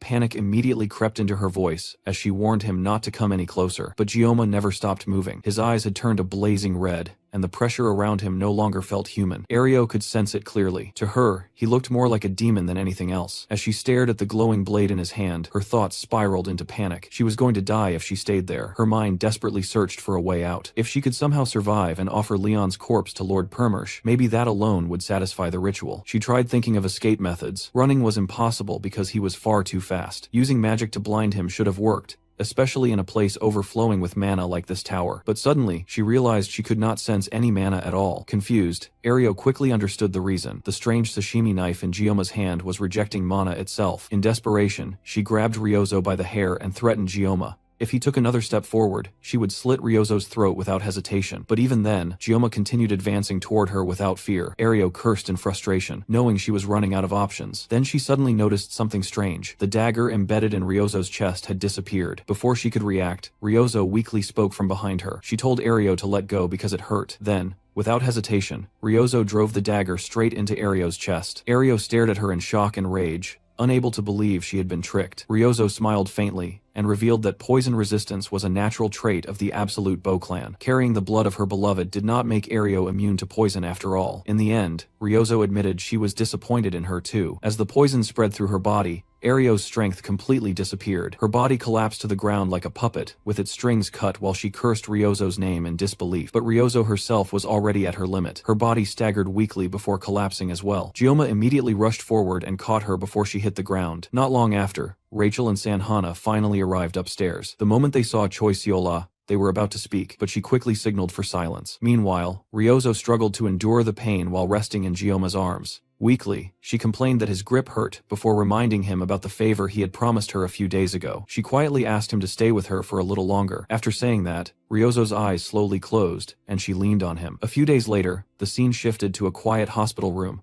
where the steady beeping of a monitor echoed beside Ryozo's bed. Her fingers twitched slightly before her eyes slowly opened, still heavy with exhaustion. The moment Speed Weapon noticed she was awake, he immediately called out her name in relief, looking like he was about to collapse himself. Ryozo blinked in confusion, trying to process where she even was, while Speed Weapon let out a long sigh and told her she had been unconscious for over 3 full days. Hearing that instantly shocked her. 3 whole days had vanished just like that. As her memories slowly returned, pieces of the tower incident replayed in her mind, along with the pain, fear, and chaos from before she blacked out. Speed Weapon casually mentioned that she seriously owed the club president her life because, according to Rachel, Gioma personally treated both her and Leon's injuries with near-perfect first aid. He admitted he never even knew Gioma had some kind of healing blessing, but even the doctors were shocked by how precise the treatment had been. The second Gioma's name reached her ears, Ryozo completely froze. Then her face instantly turned bright red as she remembered all the embarrassing things she screamed at him before passing out. A second later, she completely exploded, clutching her head and screaming into the room from pure embarrassment. Speed Weapon nearly jumped out of his damn skin and immediately asked what the hell was wrong with her. Meanwhile, Ryozo's thoughts spiraled out of control as she kept repeating "no way" inside her head, wondering how she was ever supposed to face Gioma again after that disaster. On the other hand, Speed Weapon misunderstood the whole thing and awkwardly started wondering if this was some severe PTSD reaction from whatever nightmare happened inside the tower. The moment Ryozo noticed him staring, she instantly snapped at him, aggressively asking what he was looking at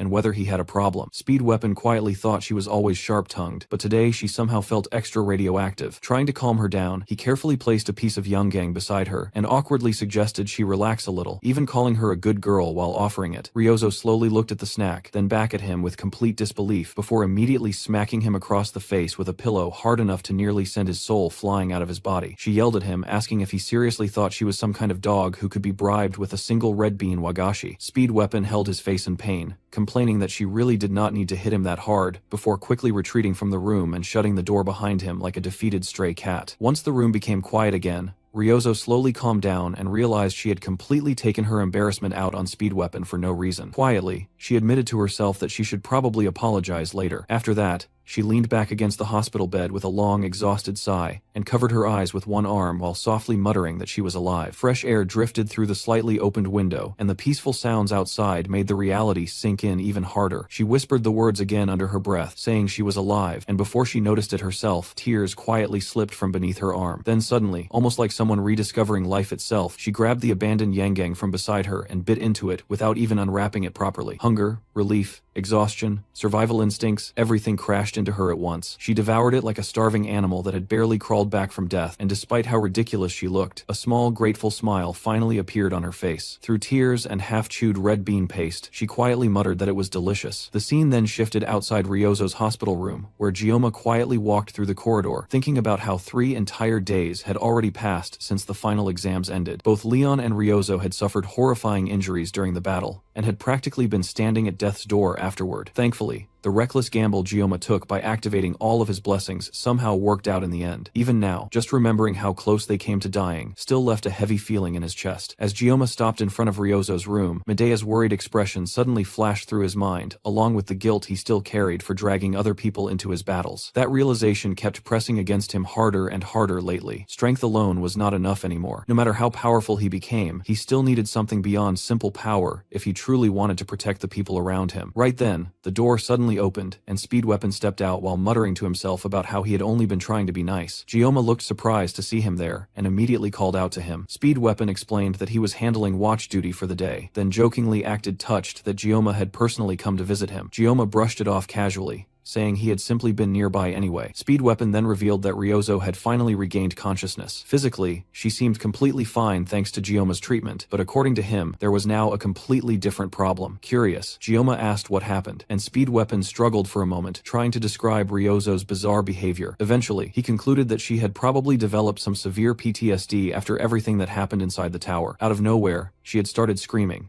thrown a pillow directly at his face, and somehow become even more aggressive than usual. What confused him the most was the fact that she even rejected her favorite snack, which honestly felt more alarming than anything else. Hearing all of that, Gioma quietly thought it sounded less like trauma and more like proof that Ryozo had made a perfect recovery. The conversation soon shifted toward the villain investigation. Gioma asked how the search was progressing, and Speed Weapon explained that Rachel had gone out of her way to help them, allowing the investigation to move forward much faster than expected. He then handed Gioma a list containing the names of several suspicious individuals, most of whom held surprisingly high positions within the academy itself. As Gioma scanned through the paper, his expression turned more serious. There were 6 names in total, yet not a single professor appeared among them. He immediately realized there had to be more people involved behind the scenes, but eliminating these suspects would probably expose the rest eventually. Wanting confirmation, Gioma asked whether Speed Weapon was certain about the people listed there, and Speed Weapon firmly assured him that the information had already been verified. After thinking quietly for a moment, Gioma asked whether Speed Weapon was free after school tomorrow. Speed Weapon replied that he was available, though he also pointed out that since Ryozo was awake now,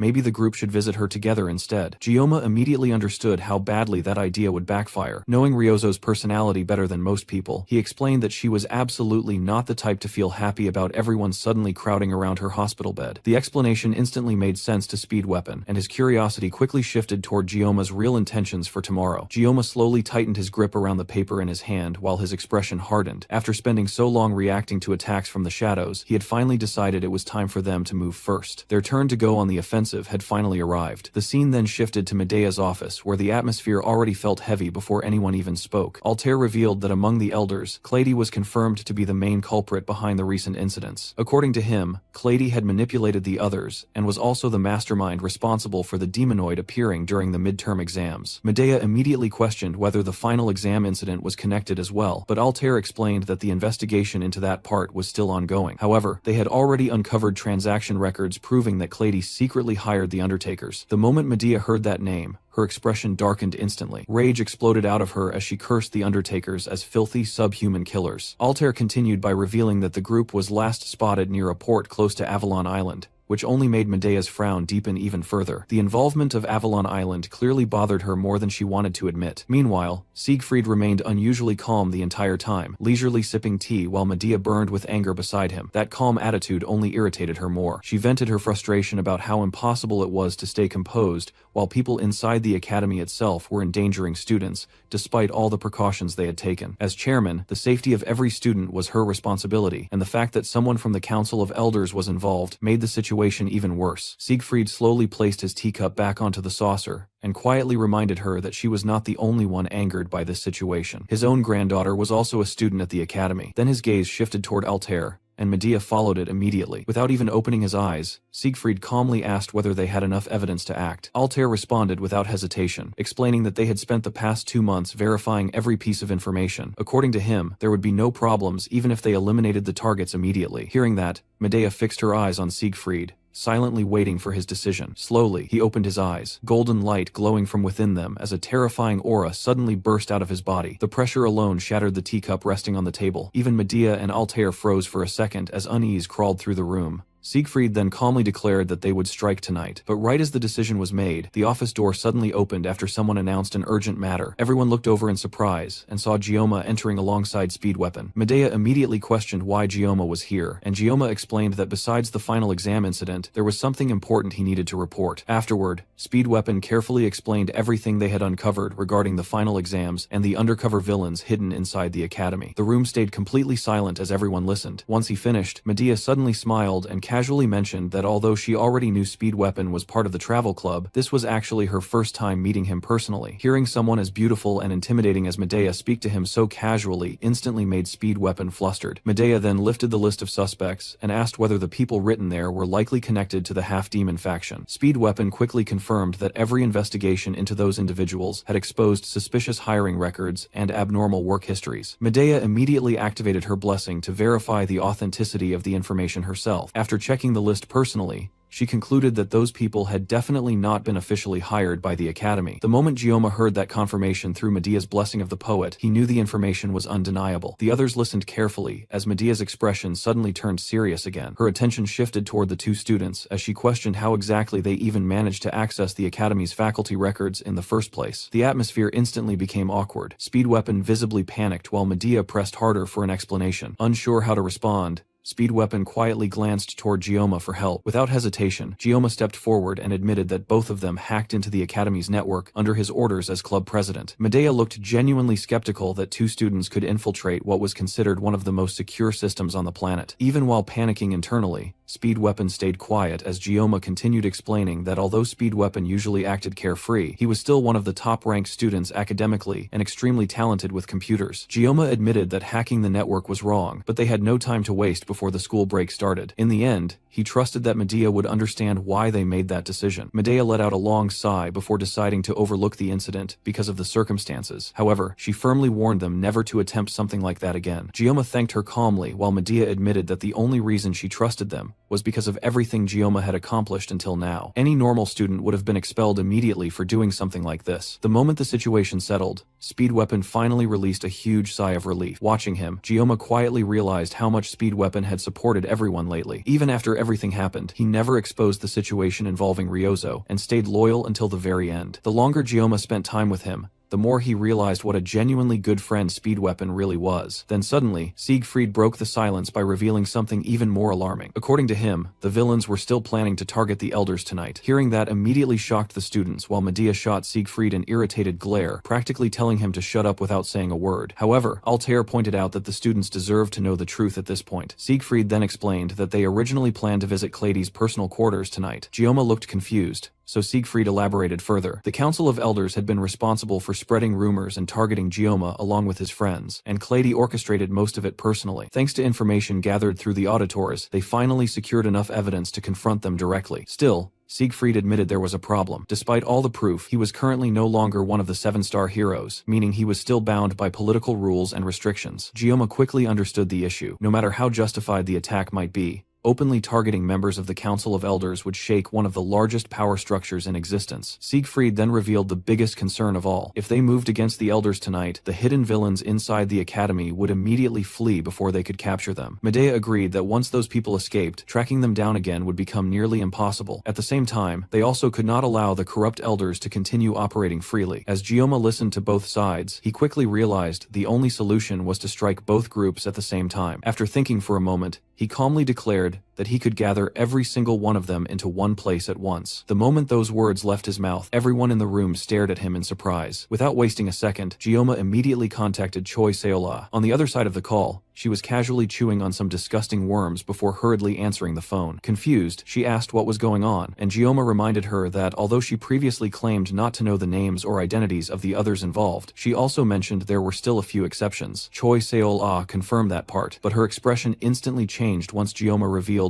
that every name he was about to give her belonged to actual villains. He instructed her to gather every single one of them immediately. Although she agreed right away, she still looked confused about how exactly she was supposed to pull that off. Gioma simply mentioned the lucky letter, which only left her even more puzzled before the call ended. Once that issue was handled, Siegfried turned toward Gioma and carefully summarized the plan forming in front of them. While the auditores, who possessed the authority to prosecute nobles, would raid Clady's personal quarters, Medea and Siegfried themselves would attack the location where the hidden villains gathered. Without showing the slightest hesitation, Siegfried immediately approved the operation. Medea, however, still looked unconvinced. She demanded to know how Gioma even planned to gather all the villains into one place so suddenly. Before Gioma could answer, Siegfried calmly called out her name, signaling for her to stop digging any deeper for now. Understanding the situation, Gioma apologized to Medea and explained that they needed to move first while time was still on their side. According to him, he would explain everything afterward. Hearing that, Altair stroked his beard while quietly remarking that Gioma's tendency to execute plans before explaining them made him feel far closer to the auditors than to ordinary heroes. The atmosphere lightened slightly after that, before Siegfried shifted the discussion toward preparation. He asked Altair how many men he had brought from Sicily, and Altair revealed that he came with 8 of their strongest elite auditores. Siegfried quickly summarized the balance of power in his head. The Council of Elders possessed their guardian knights, while their side would move with 8 elite auditores supporting them. Right then, Gioma suddenly stepped forward and calmly declared that he would personally accompany the auditores during the strike against Clady. The statement immediately shocked Medea. Gioma, however, remained completely firm. He explained that he was one of the direct victims of Clady's crimes, meaning he had every right to stand there himself. At the same time, he openly declared that he was the future 7-star hero, destined to succeed the Sword Emperor someday. The sheer confidence behind those words stunned everyone in the room into silence. Siegfried quietly remarked that Gioma had finally made up his mind, and Gioma confirmed it without hesitation. The scene later shifted again as the clock neared 3 in the morning. The time to strike had finally arrived. Gioma and Speed Weapon stood quietly near the windows while the academy slept under the darkness of night. The tension in the air felt heavier than ever. After hesitating for a moment, Speed Weapon carefully asked whether Gioma truly intended to go through with this personally. Gioma glanced toward him briefly before turning toward the exit without a trace of doubt in his expression. He simply told Speed Weapon to stay behind and wait, since the entire operation would not take long. As Gioma walked away into the darkness, Speed Weapon quietly called out one last warning, telling him not to push himself too hard. The scene then shifted elsewhere, where several hidden villains simultaneously received a strange message from an unknown number, titled, Letter of Good Fortune. The message claimed that the letter originally came from the country of Maple, and supposedly brought fortune each year to those who received it. According to the final lines, the letter had now completed its journey and reached its final recipients. Since they had already read it, a terrible misfortune would arrive for them tomorrow morning at exactly 3 o'clock. The moment they finished reading it, the group immediately realized the message had come from the professor. One of the men instantly lost his temper and kicked the wall in frustration, furious that the bastard was sending them this kind of nonsense as if they were complete idiots. Meanwhile, a fat man nervously admitted that despite how ridiculous the message sounded, it was definitely from the professor. The glasses-wearing man became even more irritated after hearing that. He raged about how the professor treated them like disposable underlings, and swore that this time, he would finally put that arrogant bastard in his place. Hearing all that tough talk immediately made another villain burst into laughter, mocking him for suddenly acting brave despite the fact that he rushed there the second the message arrived. The glasses man instantly became defensive, and awkwardly denied being scared at all. The blue-haired villain did not even bother arguing with him. Instead, he casually admitted that he also hated the professor, but realistically, there was nothing they could do besides obeying orders. However, after glancing around the area, he suddenly grew suspicious. According to the message, everyone should have gathered there by now, yet several people were still missing. Right then, the sharp sound of high heels slowly echoed from the darkness nearby. The glasses guy immediately assumed the final person had arrived and casually walked toward the shadows, while impatiently telling them to hurry up before the professor lost his mind over delays. Meanwhile, the blue-haired villain's instincts suddenly started screaming that something was wrong. He realized he could not sense any mana from the approaching figure at all. His expression immediately changed as he urgently warned the glasses man to stop moving forward, but he reacted far too late. A horrifying scream suddenly tore through the darkness, instantly putting everyone on edge. Then a blood-covered hand came flying out from the shadows before crashing onto the ground. The villains froze in horror as a woman slowly stepped out from the darkness while calmly holding the severed head of the glasses man in one hand. Panic instantly spread through the group as they demanded to know who the hell she was. The woman continued walking toward them,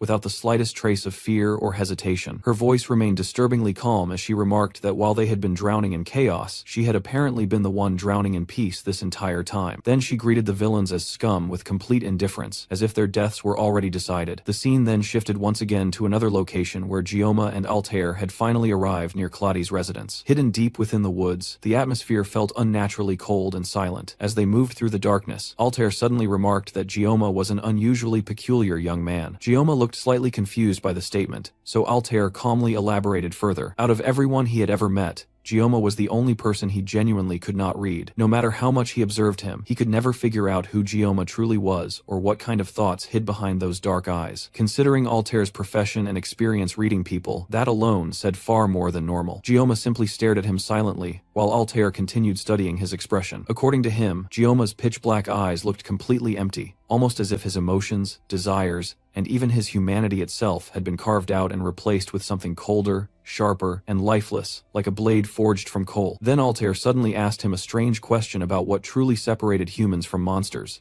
Gioma remained silent, waiting for him to continue. Altair then quietly revealed his answer. According to him, true monsters were creatures that genuinely believed themselves to still be human. Hearing that comparison directed toward him made Gioma question what any of that had to do with their current mission. Altair did not answer immediately. Instead, he simply stared silently at the moon hanging above the forest for several long seconds, before finally telling Gioma one simple thing. No matter what happened from this point onward, he should never become a monster. The moment those words settled into the silence, Altair lightly tapped his cane against the ground. Instantly, 8 elite auditores emerged from the surrounding shadows like ghosts, materializing from the darkness itself. Gioma immediately noticed Nox standing among them, and remembered Altair previously mentioning that these were the finest elites Sicily had to offer, the absolute pinnacle of the night arts. Then Altair's expression completely hardened as he issued his command. In the name of the House of Order, the auditores were ordered to pass judgment upon the corrupted. The scene then returned to the villains, as the severed head of the glasses man suddenly came flying through the air, before crashing across the ground in front of them. The group instantly froze in tension, gone, while Medea calmly stepped forward, casually counting how many flies still remained for her to crush. At that moment, her true identity became painfully clear. She was Sage Medea, a veteran who survived countless wars and battlefields while hiding behind the appearance of a woman still in her 20s. One of the orange-haired villains immediately released his mana and warned the others not to be fooled by her appearance. According to him, Medea was just an old fossil who had not stepped onto the battlefield in over 40 years. Then, with arrogant confidence, he showed off the power supposedly granted to him by his master before recklessly charging straight toward her. Medea merely looked intrigued by his confidence. A thin green line flashed through the air as she calmly prepared her fist. In the very next instant, the villain's body split cleanly in half. Before his upper body could even fall, Medea raised her leg, caught the severed corpse against it, and brutally slammed him into the ground. At the same time, her aura exploded outward with terrifying force. The entire structure began violently trembling under the sheer pressure, while the villain beneath her was crushed into a bloody mess so thoroughly that nothing recognizable remained. The surviving villains could only stare with their mouths hanging open in horror. Among the 7 stars, Medea was the only one without a defined role or title, which alone made her abnormal. Her other name was Tyrant Medea. With bloodshot eyes burning with violence, she simply demanded the next victim. One of the fat villains desperately tried attacking her from behind, but before he could even touch her, a blue flash suddenly tore through the darkness. In the next second, his body split apart cleanly in half. Siegfried calmly appeared nearby while casually remarking that Medea still never held back during fights. Medea barely reacted, only commenting that he took long enough to arrive. The remaining villains completely lost their composure after realizing the Sword Emperor himself was also present. Siegfried briefly noticed Medea's outfit and quietly remarked that she still had not discarded those clothes after all these years. Hearing that made Medea briefly recall the battlefield they fought on together 4 decades ago, along with the countless comrades they lost during the war. Her expression darkened slightly, as she admitted she never forgot any of it. Meanwhile, the blue-haired villains snapped at the others, calling them lunatics while demanding they stop panicking and release their mana already. But Medea had already lost all patience. She charged toward them without hesitation, like a tyrant unleashed onto a battlefield once more. The scene then shifted back toward Clady's residence. A knight stationed outside suddenly noticed one of the lamps had gone out. Annoyed, he walked over while grumbling to himself about how quickly the lamps burned out despite being left on throughout the night. He complained about how Lord Clady had endless wealth, yet acted stingy over insignificant expenses, leaving him wondering whether he was employed as a knight or just a damn electrician. The moment he finally fixed the lamp, his head silently separated from his body. Before the corpse even collapsed, the unseen assailant had already vanished back into the darkness. As the severed head rolled across the ground, Gioma calmly walked past it alongside Altair, as if the scene meant absolutely nothing to him. One of the nearby knights finally noticed their approach, and immediately shouted a warning toward the others, most of whom still had no idea what was happening. Altair coldly ordered the auditores to clear the path. Instantly, the assassins positioned themselves on both sides, silently making way for Gioma to advance forward. The knights immediately realized the impossible had happened. The auditores had breached the compound itself. Gioma slowly closed his eyes and continued walking forward without hesitation. The first group of knights charged directly toward him, but before they could even reach striking distance,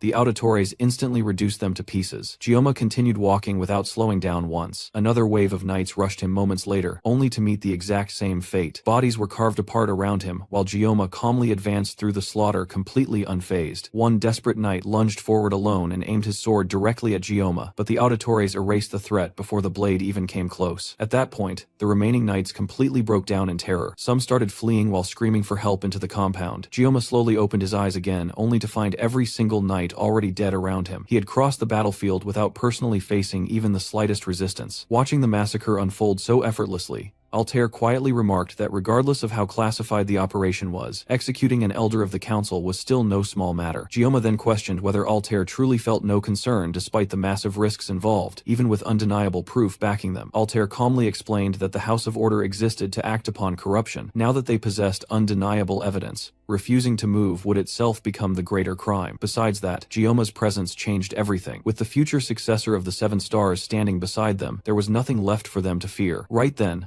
Nox suddenly appeared and reported that every unit had already infiltrated Clady's office area. The group finally arrived before a large door hidden deep within the residence. Altair asked whether that room was truly the target location, and Nox immediately confirmed it. Still, Altair quietly noted that the silence inside felt unnatural. Everyone then turned toward Gioma, silently waiting for him to make the next move. After taking a moment to steel himself, Gioma slowly placed his hands against the door. Then, without hesitation, he finally pushed it open. As they entered Clady's office, the entire room felt unnaturally silent, and the atmosphere alone immediately put everyone on edge. Then suddenly, one of the elite auditores stumbled toward Altair in panic while clutching his broken arm. Altair calmly ordered him to settle down and explain what happened. The assassin tried speaking about the others, but before he could finish, his face suddenly twisted and deformed before his upper body exploded apart right in front of them. The horrifying sight instantly shocked everyone in the room. At that exact moment, the lights flickered on, revealing a gruesome scene. 7 of the 8 elite auditores were already dead. Nox immediately shouted in disbelief at the sight of his fallen comrades, but Altair sharply ordered him to suppress his emotions. Even so, Gioma could clearly tell that Altair himself was barely holding back his own rage. Then several figures slowly stepped out from the shadows,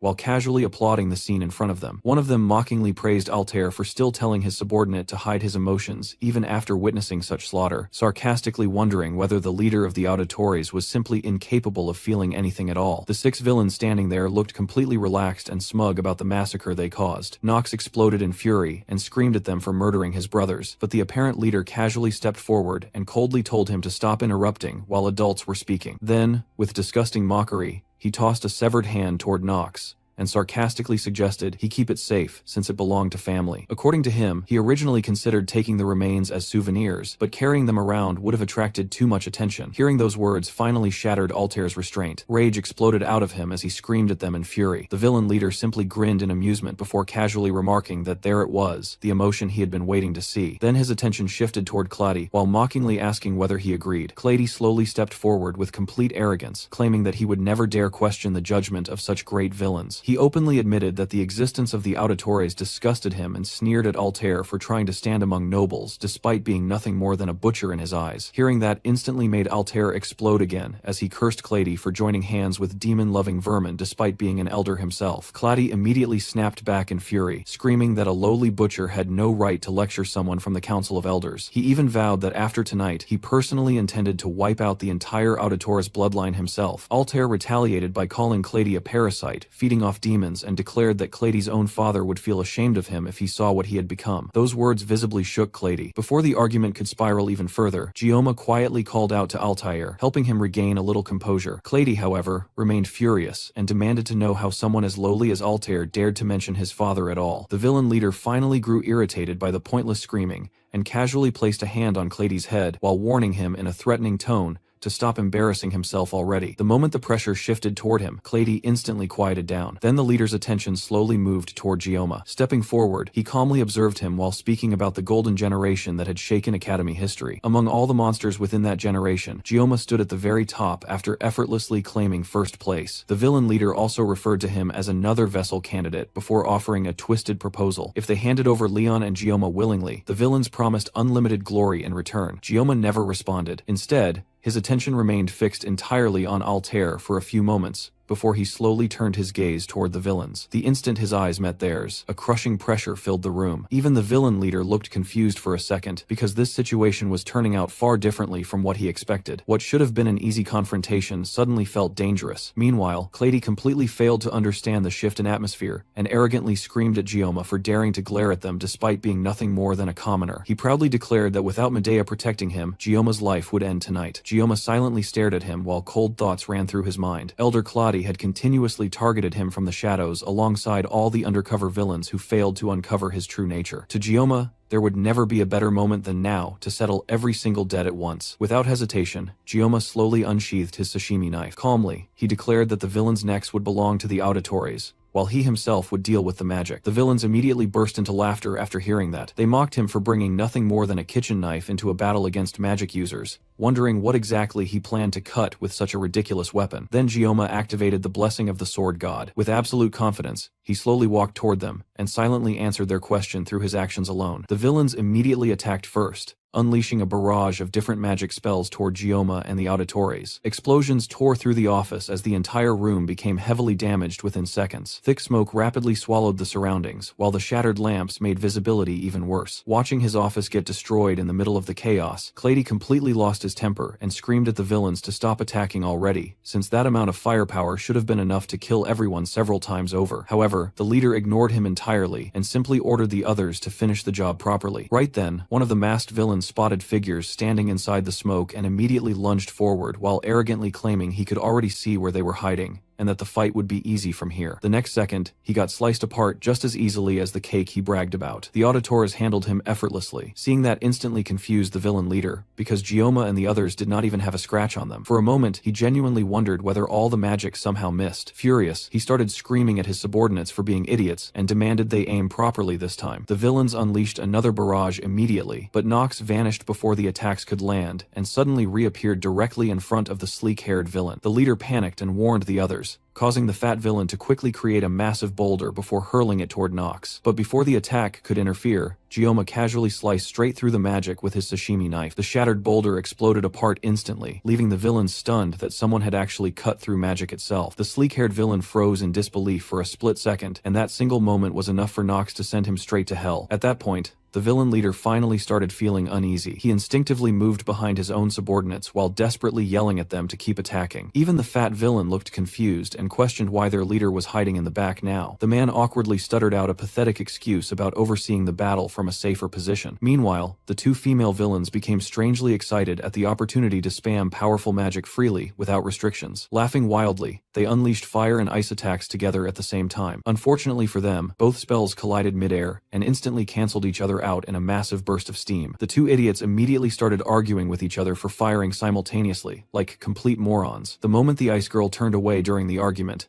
Altair instantly sliced off the four-eyed bitch's head. Before anyone could react, he immediately moved again and eliminated the ice user as well. Calmly, he remarked that only fools took their eyes off the enemy during battle. The fat villain then tried ambushing Altair from behind, while sarcastically mocking him for ignoring threats around him. But Gioma instantly cut apart the magical arms he created before the attack could even reach Altair. Watching the pathetic attempt, Altair quietly muttered that the weak never understood silence. Nox immediately followed up by severing the fat villain's legs, and Altair delivered the final strike without hesitation, coldly remarking that this was exactly why weak fools died. Meanwhile, because of the thick smoke filling the room, Claudia could barely see what was happening anymore, and could only hear screams, explosions, and bodies dropping around him. Panicking, he suggested clearing the smoke first so they could regain visibility. The villain leader immediately agreed and activated his flames, triggering the sprinklers overhead and causing water to rain throughout the office. Once the smoke finally cleared, both Claudia and the leader froze in horror. Every single subordinate had already been slaughtered. The villain leader visibly started trembling at the sight, while Claudia cursed the dead villains as useless insects. Then Gioma slowly stepped forward through the wreckage, and the leader finally realized the true problem all along had been Gioma himself. He was the reason their magic attacks kept failing, because he had been slicing through every spell they launched. Desperate, the leader suddenly grabbed Claudia and held him hostage, threatening Gioma not to come any closer, unless he wanted the elder dead. Claudia himself looked completely confused and panicked by the situation, while Gioma's knife slowly began glowing ominously. The villain leader's voice trembled as he desperately insisted he was serious about killing Claudia. Gioma's expression suddenly changed, and instead of concern, a faint smirk appeared on his face. Seeing that reaction made the leader panic even harder. Then, before anyone could move, a massive blast suddenly exploded through the office walls. A mysterious black-cloaked figure stepped into the room while calmly remarking that the hostage situation was being handled incorrectly. The villain leader instantly recognized the newcomer and angrily demanded to know what took him so long, since everyone had been waiting for him. Gioma, meanwhile, immediately became alert the moment he sensed the presence of this unknown figure. The villain leader grinned and referred to the newcomer as the professor. The masked professor slowly stepped forward and calmly admitted that he never expected everyone except one person to end up dead, since this outcome had not been part of the original plan at all. Even so, he claimed that there was no greater joy for an educator than witnessing the growth of his students. Gioma silently stared at the mysterious figure while trying to figure out who he really was. Meanwhile, the villain leader completely snapped and screamed at the professor for gathering everyone there, only to show up after everything had already fallen apart. According to him, if the professor had arrived earlier, none of this disaster would have happened. The professor simply responded with cold sarcasm, remarking that blaming others for one's own weakness was unbelievably childish, even worse than actual students. Hearing that instantly pushed the villain leader over the edge. Furious, he demanded whether the professor had any idea how many people had died because of him,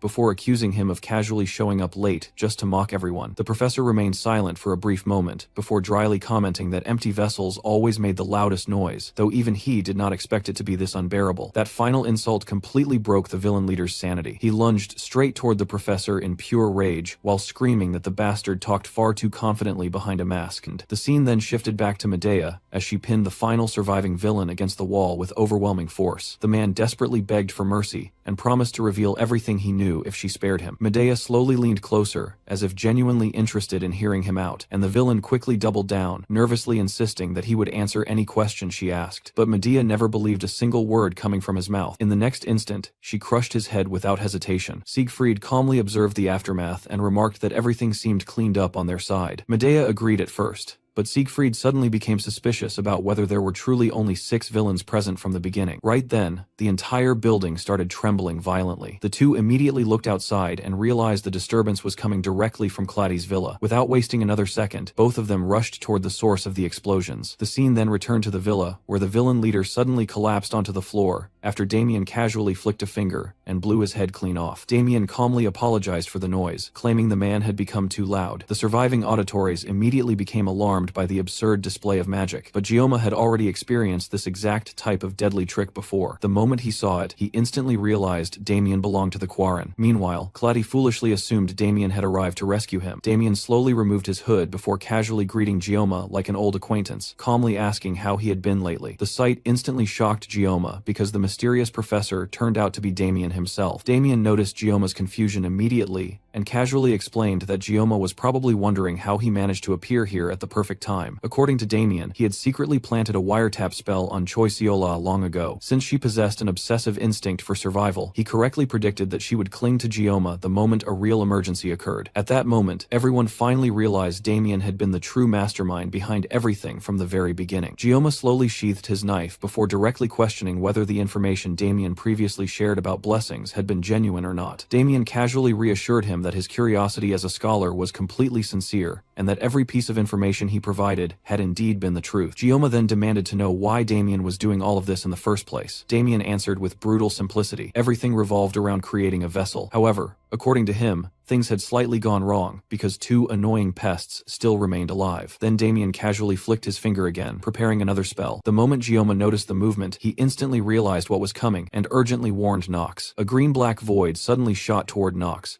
but Nox barely managed to evade it in time. Damien continued flicking his fingers while calmly telling them to stop resisting because he personally disliked unnecessary battles of attrition. Meanwhile, Altair dashed unpredictably through the battlefield while narrowly dodging the invisible attacks, since he could not properly predict where the explosions would appear. Damien calmly praised Altair's movements, admitting that the auditories truly lived up to their reputation. At the same time, Gioma lunged directly toward Damien. Damien instantly flicked another spell toward him, but unlike before, Gioma somehow managed to see the pathway of the magic itself. He quickly ducked underneath the invisible attack and avoided it completely. Damien became intrigued by this reaction and casually remarked that even if Gioma lost a few limbs, it would not matter much for using him as a vessel later. Still, Damien admitted he preferred obtaining Gioma in one piece if possible. Then Damien activated several void-like detonations simultaneously. Altair narrowly dodged through the chaos, while frustratedly realizing this type of magic could not simply be cut apart because the explosions activated directly in the air itself. Gioma quickly explained that Damien's spell worked by detonating compressed air at targeted points. Even if they slashed through the spell itself, they would still get caught in the resulting explosion. Hearing that only made Altair mutter how absurdly mysterious magic truly was. Damien also looked genuinely surprised that Gioma understood the mechanics behind the attack so quickly. To Damien, Gioma really was different from everyone else. Damien unleashed another chain of detonations while remarking that Gioma almost seemed capable of seeing everything around him. The villa violently trembled from the non-stop explosions, while Gioma focused intensely on Damien's hand gestures. He finally realized the detonations were being triggered directly through those flicking motions. The problem was that Gioma still could not fully predict where each explosion would occur, and with only 15 seconds left on his blessing of painlessness, he did not have enough time to endlessly dodge forever. Altair suddenly ordered Nox to focus on reading the airflow itself. Nox immediately understood what he meant. Damien openly mocked the idea as ridiculous, but right before another detonation activated, Altair narrowly dodged away from the blast. Moments later, the exact spot Nox previously occupied exploded afterward, allowing him to evade safely as well. Watching the timing carefully, Gioma suddenly realized something important. The detonations were not activating simultaneously. The farther the target point was,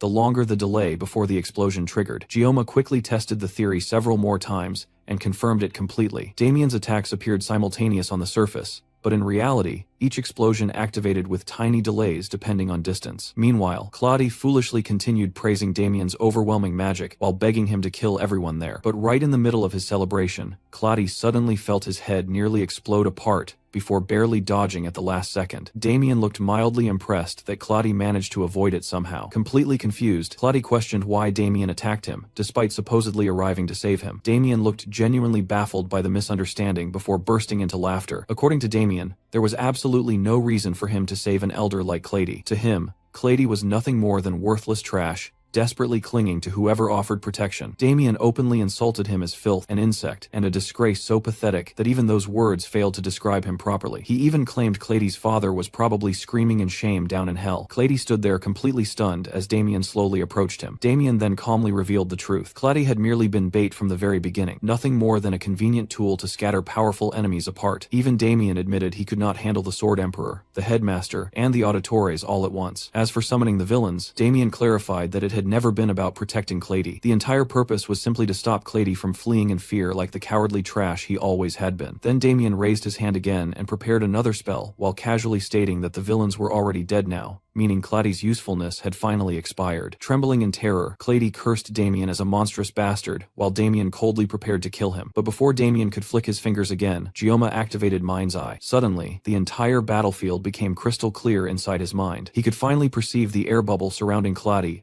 alongside the invisible fuse connected directly to Damien's fingers. The moment Damien flicked, the air itself would detonate instantly. Gioma focused completely and threw his sashimi knife directly toward the invisible fuse. Damien flicked his finger immediately afterward, but nothing happened. Claudia stared in complete confusion, while Damien repeatedly flicked his fingers in frustration, without triggering a single explosion. The atmosphere instantly turned awkward, as everyone watched Damien silently fail over and over again. Then Gioma calmly pulled back his knife, using the cord attached to its hilt. Damien immediately noticed what had happened, and finally realized Gioma had severed the invisible connection itself. Gioma slowly stepped forward afterward, and coldly declared that Claudia's head belonged to him. For the first time since arriving, Damien visibly felt uneasy hearing Gioma say his name so calmly. Then Gioma openly declared that he would personally cut Damien down. Damien could not understand how Gioma kept interfering with his magic, so he immediately tried again, while convincing himself the previous failure had simply been luck. But the moment he flicked his fingers once more, Gioma reacted instantly. Thanks to the extreme sensitivity granted by the blessing of the sword god, Gioma could perceive the structure of the magic before even a full second passed. Now that he had already analyzed Damien's spell once through Mind's Eye, his enhanced senses could easily track the invisible fuse connected to each detonation. The instant Damien activated another bomb, Gioma calmly threw his corded sashimi knife and severed the fuse again before the explosion could trigger. Everyone inside the villa watched the bizarre scene unfold as Damien's magic failed once more. At that point, even Damien himself started genuinely wondering whether Gioma could actually see the invisible pathways of his spells. Meanwhile, Claudia realized the situation was rapidly turning disastrous. His eyes nervously drifted toward the massive hole Damien created while entering the villa earlier. If things got worse, that damaged wall might become his only escape route. Damien, however, remained completely focused on Gioma. Muttering in disbelief about how a mere human could perceive his magic, Damien finally decided to stop holding back. Using both hands now, he summoned a huge number of detonations at once, and mockingly challenged Gioma to keep up. If Gioma truly could see everything, then he was welcome to watch all he wanted. The real question was whether he could handle countless attacks simultaneously. Damien fully intended to blow the entire villa apart in one overwhelming chain reaction, but Gioma simply moved his arm once. With a swift motion of his corded knife, he sliced through every single fuse connecting the bombs before they could activate. Then he casually caught the returning blade in his hand again. Damien stood there speechless, unable to process the absurdity unfolding right in front of him. Desperate, he immediately started summoning even more bombs recklessly, convincing himself that if even a single explosion activated, the rest would chain together automatically. Yet Gioma continued effortlessly cutting every fuse apart with the exact same method. Using nothing more than his corded sashimi knife, he rendered Damien's supposedly overwhelming magic completely useless. Silence slowly settled over the ruined villa as both of them stood facing each other. Then Damien completely lost his composure. Like a madman, he started summoning more and more bombs non-stop, while desperately trying to trigger at least one successful detonation. Meanwhile,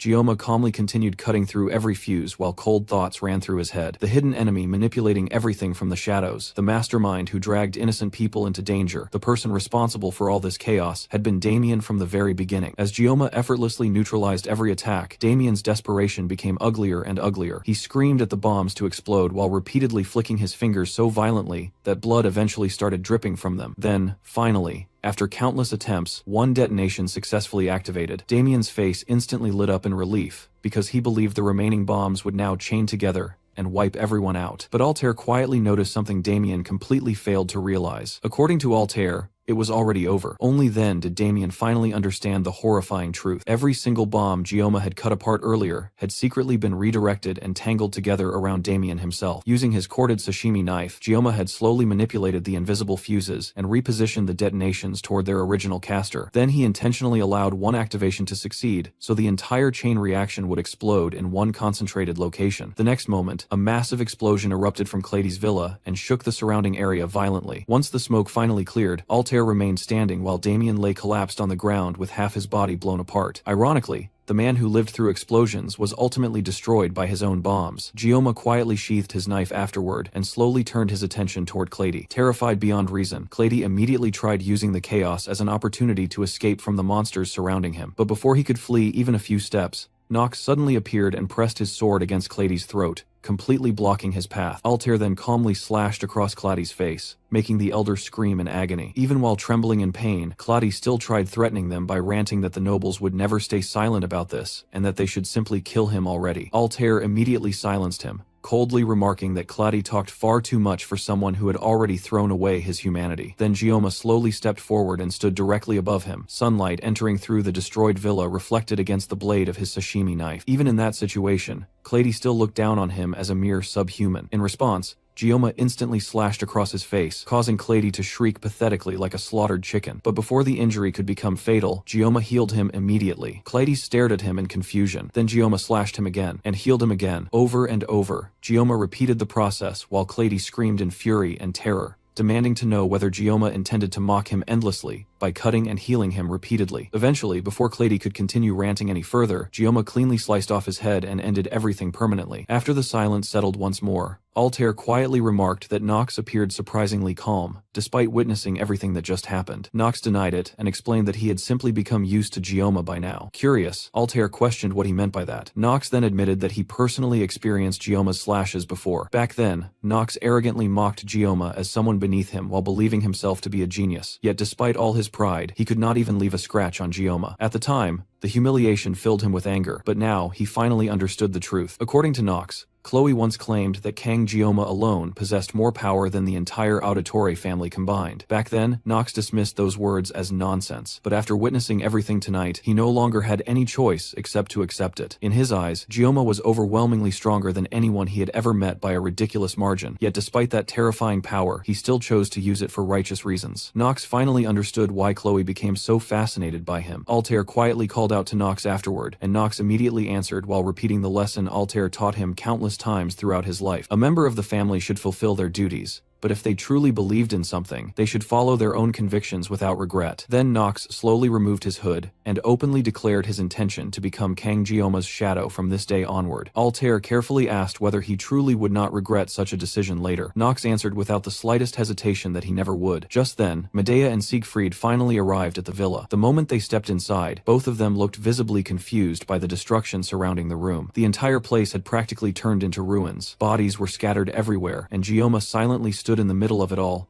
while staring at Clady's lifeless corpse. Siegfried slowly approached Altair and questioned what exactly happened there. Altair calmly explained that the situation was exactly what it looked like. Several villains had been waiting inside the villa to ambush them from the start, but in the end, they managed to eliminate all of them alongside Clady himself. However, he also admitted that the Auditores suffered heavy losses during the battle. Hearing that instantly shocked Medea. She could not understand how even the most elite members of the Auditores ended up dying there in the first place. At the same time, she questioned why those villains were gathered inside Clady's residence at all. Altair explained that everything appeared to be part of the professor's larger scheme. According to him, the mastermind behind the undercover villains intentionally directed his forces toward the villa from the very beginning. Medea still looked frustrated and full of questions, but Siegfried quietly stopped her and stated that they should first listen carefully to the full explanation before jumping to conclusions. Sometime later, after the situation settled slightly, Altair fully explained everything that happened inside the villa and how nearly every event appeared to have been orchestrated according to the professor's plan. Hearing the entire story only made Medea realize how insane the whole situation truly was. Meanwhile, Siegfried quietly stared at the lifeless bodies around the villa, while his thoughts drifted back to the moment Gioma defeated Agor in the past. In Siegfried's eyes, Gioma resembled a sword that lacked emotion and stood beyond ordinary morality itself, a blade capable of cutting through anything without hesitation. Altair eventually broke the silence and admitted that Gioma's talent was undeniable. However, he also warned that a blade without direction could eventually eventually become a disaster simply by existing. That was precisely why powerful people needed someone capable of guiding them down the correct path. Then Altair's gaze slowly shifted towards Siegfried. According to him,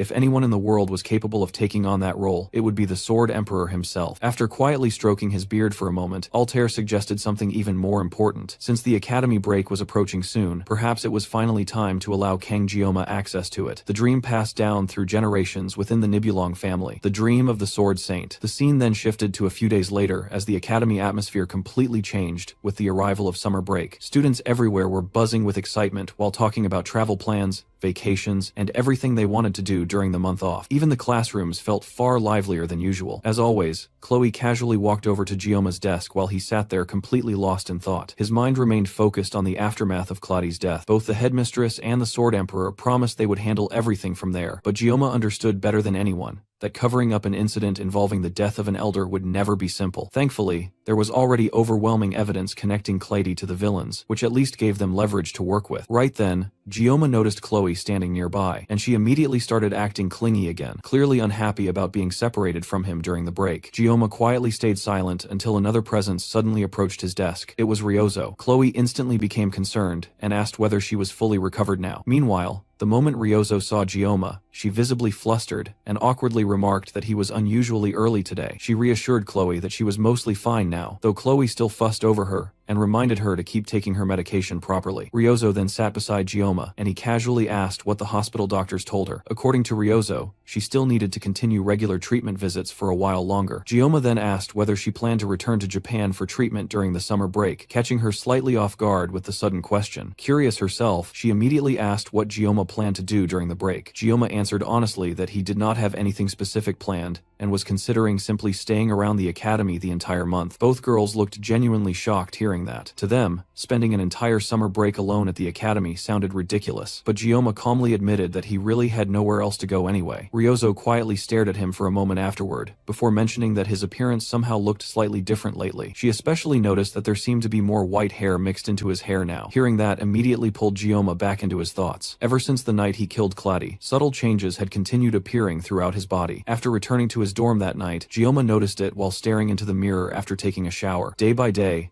his appearance kept changing little by little. His hands were now covered in thick calluses as well. In his previous life, calluses symbolized growth earned through training and hard work, but now those rough hands existed because he had taken countless lives with them. Even so, Gioma felt no guilt over killing those people, because every single one of them deserved their deaths. Yet despite that certainty, an uncomfortable feeling still lingered deep inside him. Lately, Gioma noticed that he no longer hesitated when using his knife at all. At first, he assumed the blessings were influencing him, but now, it had gone beyond that point. His body reacted before his thoughts even caught up. This was no longer simply the effect of a blessing. It felt like something rooted within the body itself. That realization led Gioma toward the question haunting him more and more lately. What exactly was this body? Who truly was Kang Gioma? Even his supposed parents vanished without leaving behind a single trace, almost as if they never existed in the first place. The more Gioma thought about it, the more he questioned who he actually was in this world. Meanwhile, Ryozo repeatedly called his name, while Chloe placed a hand on his shoulder, worried something might be wrong with him. Gioma quickly snapped out of his thoughts and brushed it off, claiming it was nothing serious. Chloe then asked whether he planned to spend the entire break clearing dungeons non-stop like usual. Right then,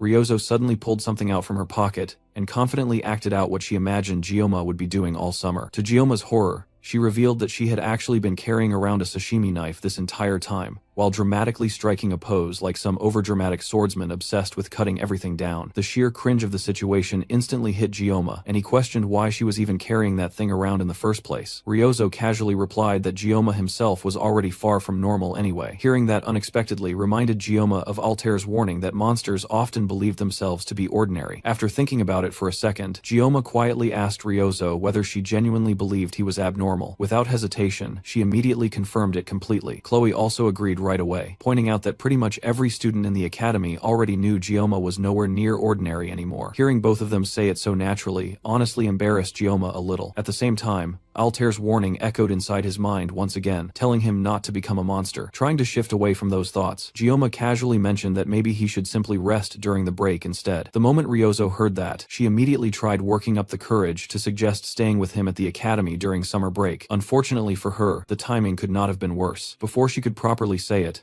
the teacher suddenly shouted at the entire class to sit down immediately. Ryozo instantly became irritated at having her moment ruined, while Chloe quickly ran back to her seat, before getting scolded again herself. At the front of the classroom, Siegfried quietly stood beside instructor Lee Wonbin, while the instructor loudly announced the start of summer break. Even though everyone was clearly excited, he still reminded the students that they remained representatives of Joaquin Academy, even outside campus grounds. Their behavior during break would directly affect the academy's reputation, so they needed to remain careful and disciplined. The students loudly responded in unison while barely hiding their excitement. Seeing that reaction, Lee Wonbin awkwardly remarked that they were obviously way too excited already, before stepping aside and allowing Siegfried to take the podium. The moment the Sword Emperor stepped forward, the students instantly became nervous, fully expecting some painfully long lecture to ruin the mood. Instead, Siegfried simply cleared his throat once, before calmly declaring that only clueless old fools talked longer than necessary. Then he straightforwardly told the students he hoped to see their growth next semester, and ended the speech immediately afterward. The entire classroom exploded into cheers the second they realized that was the full speech, and the excitement for summer break instantly reached its peak. Once the lecture finally ended, and the students began leaving one by one, Chloe politely bowed toward Gioma and wished him a good summer vacation. Gioma quietly returned the gesture, and Chloe happily thanked him before preparing to leave. Right then, Gioma noticed Nox standing near the entrance of the hall. With a faint smile, Nox told Chloe that he was looking forward to seeing her growth in the future, and wished her a pleasant break as well. Hearing praise from someone like Nox instantly excited Chloe, and she quickly ran off while energetically waving goodbye to everyone around her. At the same time, Ryozo suddenly noticed Siegfried standing nearby. Gioma quietly told her that she should head off as well. Ryozo stared at him silently for a brief moment, before finally leaving the lecture hall too. Once the others were gone,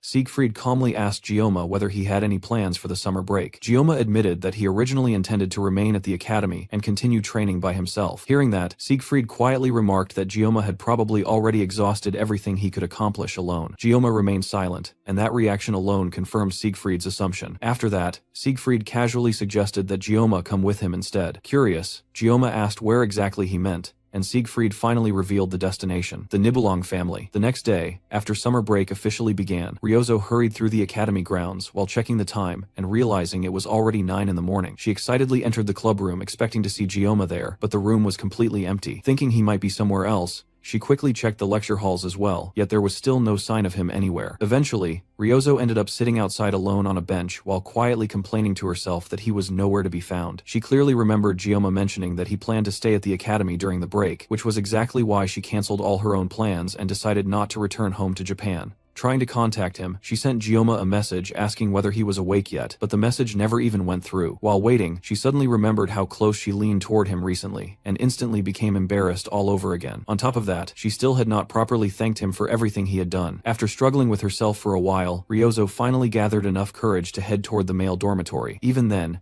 she still looked incredibly nervous while walking through the halls. Eventually, she stopped directly in front of Gioma's room. Her face burned with embarrassment, and she immediately started blaming Gioma internally for not replying to her messages. With trembling hands, Ryozo slowly reached out toward the door, preparing to knock. But at the very last second, she stopped herself, quietly turning away. She started convincing herself that Gioma was probably just exhausted after everything that happened recently. Since the festival, he barely had any proper rest at all. Besides, it was only the first day of summer break anyway, so naturally he probably wanted to sleep in for once. Ryozo softly muttered to herself that she could wait. After all, she had plenty of time. Meanwhile, Gioma was already sitting inside a bus parked just outside the academy grounds. While the other passengers chatted casually around him, Gioma stayed quiet and lost in thought. Strangely enough, despite everything he had survived recently, the idea of going abroad still made him nervous. His thoughts drifted back to the conversation he had with Siegfried the previous day. At first, Gioma looked genuinely surprised after hearing that the Sword Emperor wanted him to accompany him back to the Nibelung family territory. Siegfried explained that since Gioma was destined to succeed him someday, it was finally time to begin teaching him properly. According to him,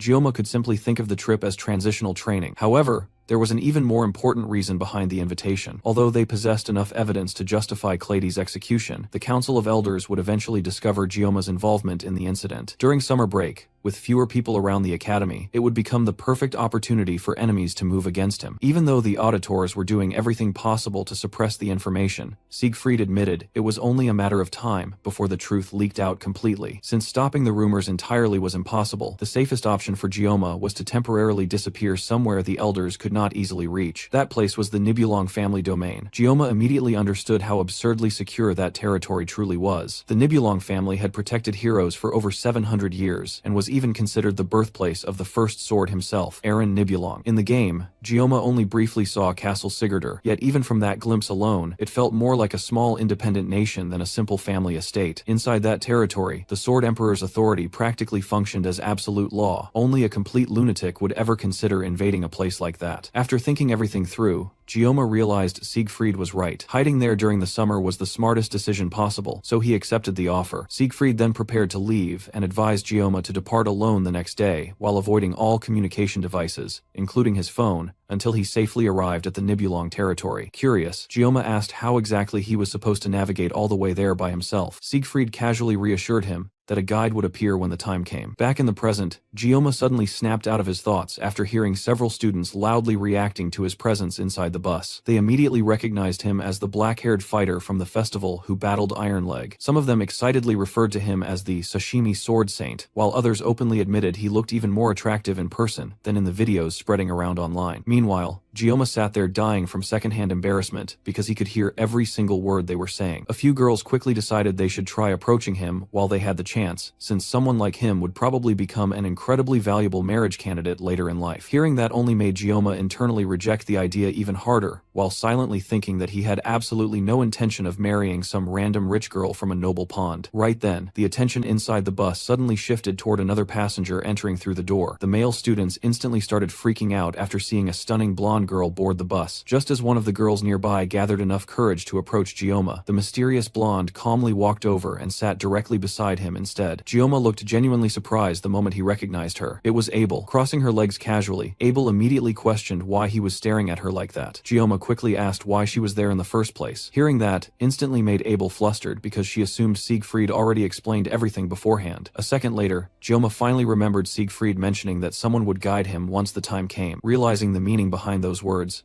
Gioma admitted that Siegfried did mention it after all. Abel let out a small sigh of relief and complained that Gioma almost made her panic for a second there. Then, with a faint smile, she casually mentioned that he could leave everything to her from now on. Gioma quietly realized that her presence made perfect sense since she naturally lived within the Nibelung territory herself. As the bus finally started moving, the other students could not stop glancing toward the two of them, while desperately trying to figure out what kind of relationship existed between Gioma and Abel. Meanwhile, Abel quietly fell into her own thoughts. This was the first time she and Gioma had been alone together since the camp incident, and the atmosphere between them felt strangely awkward. After a while, Abel noticed Gioma continuously staring away from her on purpose. That immediately irritated her because every other girl around him seemed surprisingly comfortable getting close to him, yet Gioma himself kept intentionally maintaining distance from her specifically. Then the bus suddenly hit a speed bump. The unexpected jolt startled Abel badly, and almost immediately, her motion sickness started kicking in. The uncomfortable feeling instantly reminded her of her childhood. Back then, whenever she had to travel by bus, she would cry endlessly while insisting she did not want to go anywhere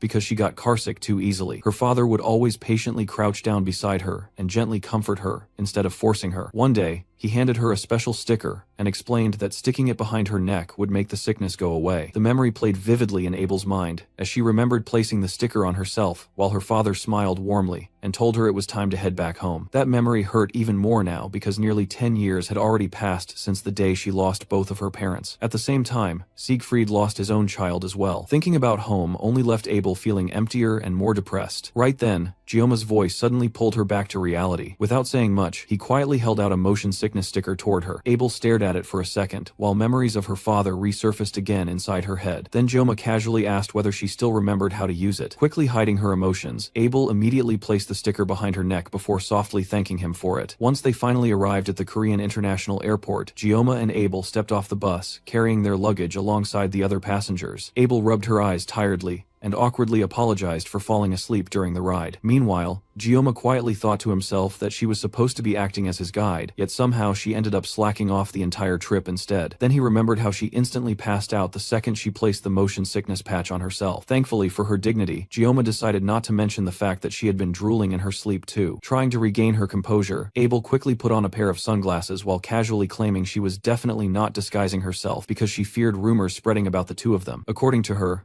Airports were full of unnecessary eyes and paparazzi, so there was no reason to hand people extra material to gossip about. Gioma looked slightly confused by her logic, since neither of them were actual celebrities, but Abel insisted that people constantly followed her around anyway, and that Gioma was probably experiencing the same thing now. As they entered the airport itself, Gioma instinctively slowed down for a moment, while taking in the massive scale of the place. Meanwhile, Abel quietly grew nervous that someone might recognize her despite the sunglasses. Right then, several reporters suddenly pointed in their direction. Abel immediately panicked and assumed they were coming for her. To her complete shock, the reporters brushed right past her without hesitation and instantly surrounded Gioma instead. Cameras and microphones practically exploded around him as reporters bombarded him with endless questions all at once. Abel stood there completely stunned because not a single one of them seemed remotely interested in her existence. The reporters rapidly questioned Gioma about why he was visiting the airport today, while pointing out that the entire global hero community currently had their eyes on him. Gioma quickly realized that somehow the media already discovered he would be traveling today. Judging by how aggressive the reporters were acting, they clearly had no intention of leaving unless he gave them some kind of answer first. At the same time, Gioma knew he absolutely could not reveal where he was actually heading for summer break. The Nibelung territory needed to remain completely secret. Meanwhile, Abel nervously watched the situation spiral while the reporters impatiently waited for Gioma's response. After a few seconds of silence, Gioma calmly gave them a completely false destination,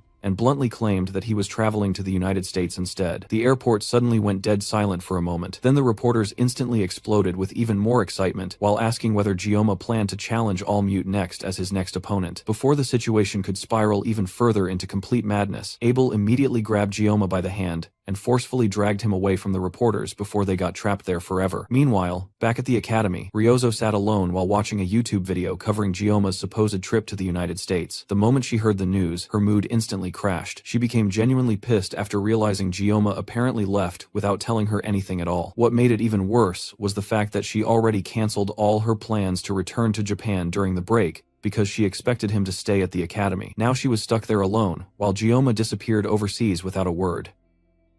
The scene shifted to later as Gioma arrived in Switzerland, making it clear that he had completely misled the paparazzi earlier. As they moved through the airport, his attention drifted toward Abel, who suddenly yelped in pain while absent-mindedly messing with her hair. Watching her struggle like that, Gioma couldn't help but think it would have been far easier if they had just taken her private jet instead of going through all this trouble. Abel quickly noticed him staring and snapped at him, asking what he was looking at, only to turn around and spot a massive poster of herself nearby. Gioma openly admired it, calling it impressive, but that only made things worse. Abel instantly lost her composure, her face turning red as she screamed in embarrassment, completely unable to handle the situation. Watching her reaction, Gioma quietly reflected on how strange it was that someone this famous was casually traveling economy. He had expected a far more luxurious lifestyle from someone belonging to such a prestigious family, but clearly, they didn't live as extravagantly as he had imagined. Soon after leaving the airport, the scenery shifted dramatically as vast snowy mountains came into view, stretching endlessly across the horizon. Gioma paused for a moment, genuinely impressed by the breathtaking sight. Meanwhile, Abel suddenly called out excitedly, spotting her grandfather waiting nearby. Siegfried greeted her calmly, mentioning that he had only just arrived himself after adjusting his schedule to match theirs. He then glanced at Gioma and casually remarked that the boy seemed to have handled things well for his first time. Gioma confirmed there had been no issues. Abel, still full of energy,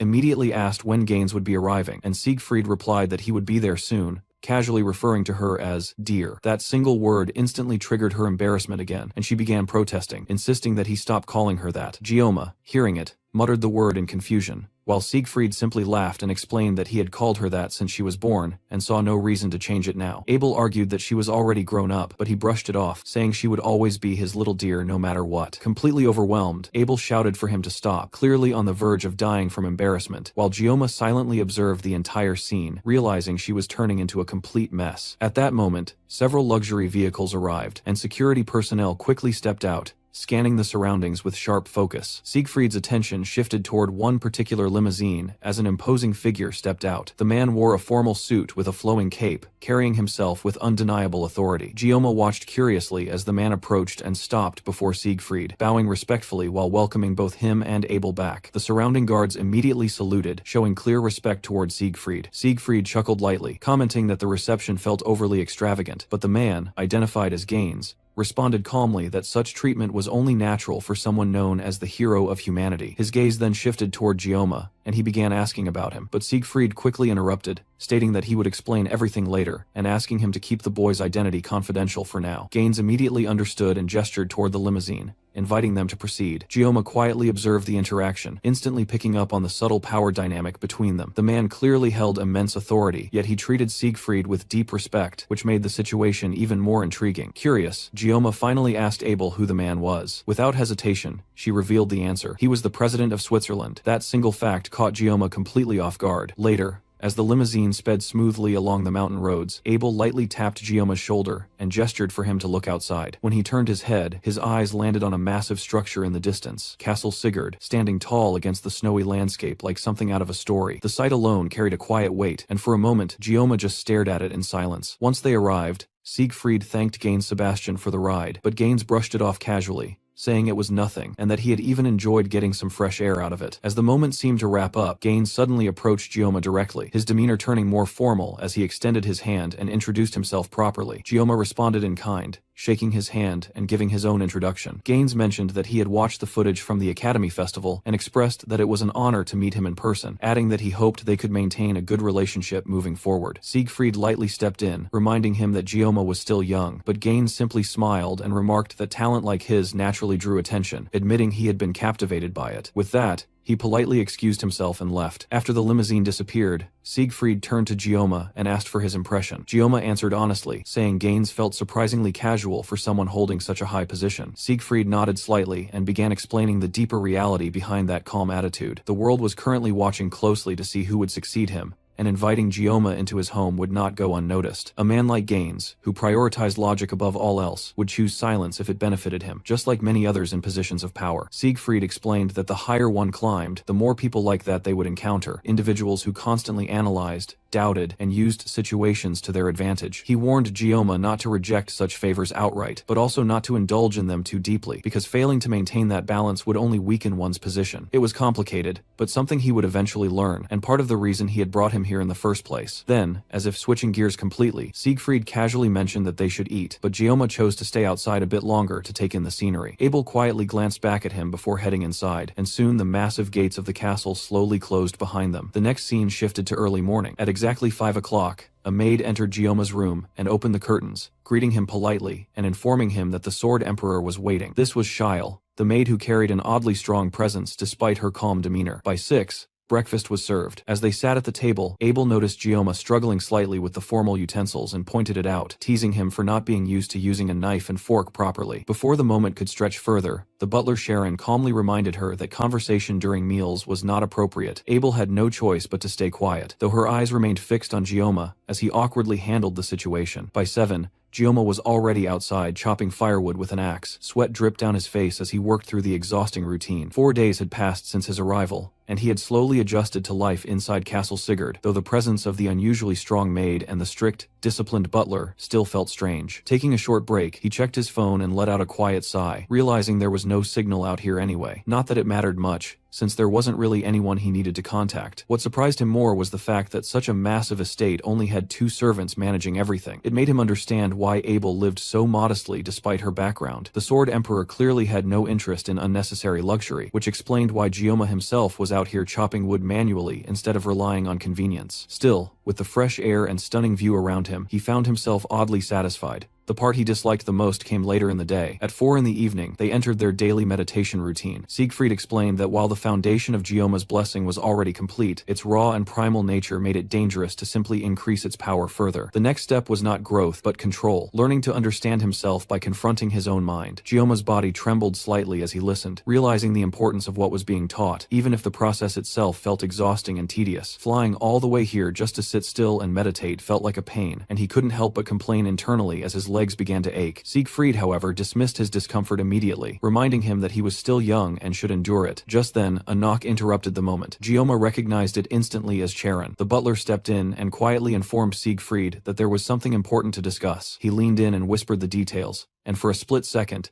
Siegfried's composure broke as he reacted sharply, calling someone a crazy bastard. Karen immediately reminded him that Gioma was present, prompting Siegfried to regain control and apologize for his outburst. Gioma stood there, slightly confused, wondering if the matter was related to star genesis. Siegfried didn't explain further. Instead, he simply stood up and announced that he needed to leave, mentioning that he would likely return around dinner or even later, and told them to eat without him. Later, inside his room, Gioma lay back in frustration, quietly grumbling to himself as disappointment settled in. He had come all the way here expecting intense, brutal training from the strongest man alive, something involving real combat, dungeon clearing, or at least physical hardship that would push him to his limits. Instead, what he got was meditation, silence, and discipline. It felt completely different from everything he had imagined. For a moment, he even questioned himself, realizing that he had grown so used to chaos and danger that peace itself now felt boring. That thought alone made him pause, wondering if he had already gone a little insane without noticing. Then suddenly, a different idea sparked in his mind. Since they were in Switzerland, there was a certain dungeon nearby, one that required at least 3 participants to enter and was known for offering extremely rare rewards. The thought of it immediately pulled his focus away from everything else. But before he could think it through completely, 3 knocks echoed from the door. Gioma instantly recognized the pattern. That meant Shyle. Assuming it was time for dinner, he got up and walked over, opening the door without much thought. But instead of the maid, Abel stood there. She looked slightly flushed, clearly nervous,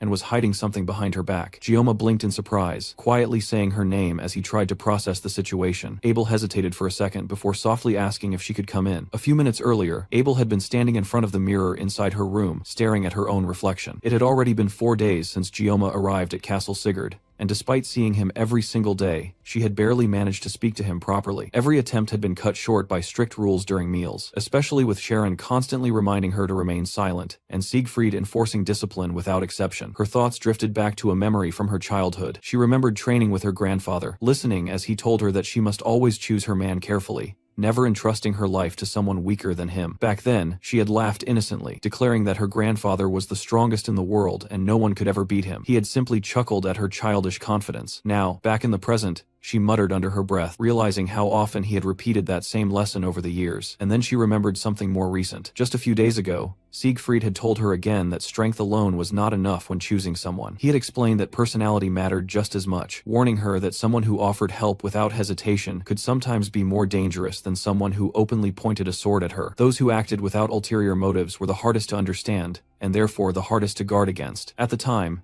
Abel hadn't fully understood what he meant, but the words lingered in her mind. She knew his advice well, yet for some reason, it kept bothering her. Just being in the same castle as Gioma made her feel strangely restless and excited at the same time. It felt childish, and that only made her more frustrated with herself. He had always been kind to her, and somehow, that only made things worse. Her gaze slowly shifted toward the coat he had given her back on Avalon Island. She quietly wondered if she should return it, but immediately rejected the idea, muttering that it was impossible now. Just then, Shile's voice suddenly called out to her, startling her so badly that she almost jumped. The maid calmly informed her that Siegfried had left due to an urgent matter and would return late. Abel frowned in confusion, asking why she was being told that. Shyle simply replied that her expression made it obvious she wanted to know. For a brief moment, silence filled the room. Then Abel suddenly moved. Without another word, she rushed out of her room, as if she had finally made up her mind about something. Watching her leave, Shyle smiled faintly, quietly noting to herself that Abel had finally found a chance for a little romance. Meanwhile, Abel stood outside Gioma's door, hesitating as she sneakily stared at it. Her thoughts tangled between stepping forward and turning back. She wondered if she should just give up and return to her room, but moments like this were rare, especially when her grandfather wasn't around to interfere. If she wanted to return the coat, it had to be now. Just as she gathered a bit of courage and took a step forward, she suddenly froze upon spotting the butler, Charon, standing nearby. Instantly, Siegfried's earlier words echoed in her mind, reminding the servants to ensure that Gioma would not be disturbed during his stay. Thinking quickly, Abel forced a casual expression and awkwardly tried to play it off, acting as if she had simply lost her way. She mentioned that it had been a while, and that she might have forgotten the layout of the house after getting used to the academy. She even began to turn back as if abandoning the idea entirely, but Charon calmly stopped her, pointing out that she had always been like this, someone who turned away right before reaching her goal. He adjusted his glasses and reminded her that she had a habit of running away during important moments, something her father had once hoped she would overcome. Hearing that, Abel's expression shifted as memories of her father surfaced, and for a moment she stood still, gripping the coat tightly in her hands. Then, with a quiet resolve forming inside her, she turned back toward Gioma's door, finally deciding to face him.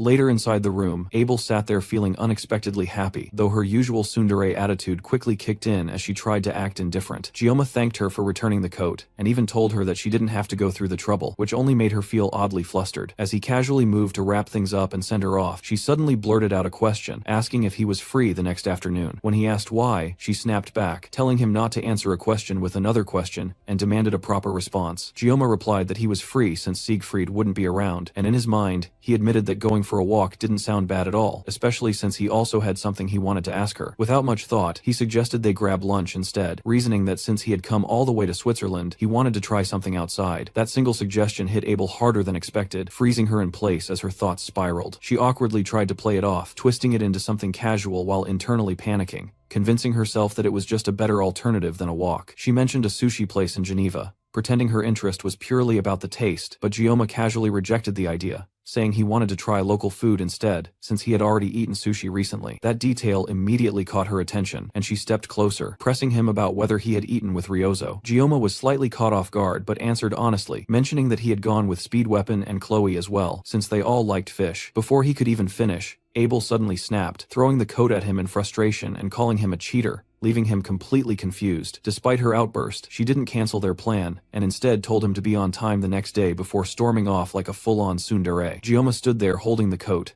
genuinely puzzled, unable to make sense of her reaction or what exactly had just happened. Outside the room, Abel leaned against the door, her body trembling as she processed everything, realizing that what was supposed to be a simple walk had somehow turned into something that felt way bigger, and the excitement made it hard for her to even stand still. At the same time, the scene shifted to the presidential palace where Siegfried arrived, immediately greeted by a nervous guard who hurried to report the situation. Siegfried brushed off formalities and demanded a quick explanation, and the guard informed him that an unexpected guest had arrived and was pressuring the president to reveal who Siegfried had brought with him. Despite the pressure, the president had refused to speak, even provoking the intruder by questioning whether he feared one faction more than another. Understanding the situation instantly, Siegfried walked straight to the door, stating that he would handle it himself. As he entered, his expression darkened at the sight before him. A red-haired man was casually sitting in the president's seat, while the guards lay defeated on the ground around him. The man tossed aside a cigarette and greeted Siegfried, as if meeting an old acquaintance, his tone relaxed, yet clearly mocking. This man was revealed to be one of the 7-star heroes, the spear saint Richa de Murat. Siegfried approached him without hesitation, questioning what kind of mess he was causing here, and since when they had ever been on friendly terms. Murat laughed openly, mocking Siegfried for how much he had changed, even going as far as to insult him directly. That was enough to trigger Siegfried's aura, which surged violently as he drew his sword, his expression turning cold as he fired back, making it clear he had no intention of tolerating the provocation any longer.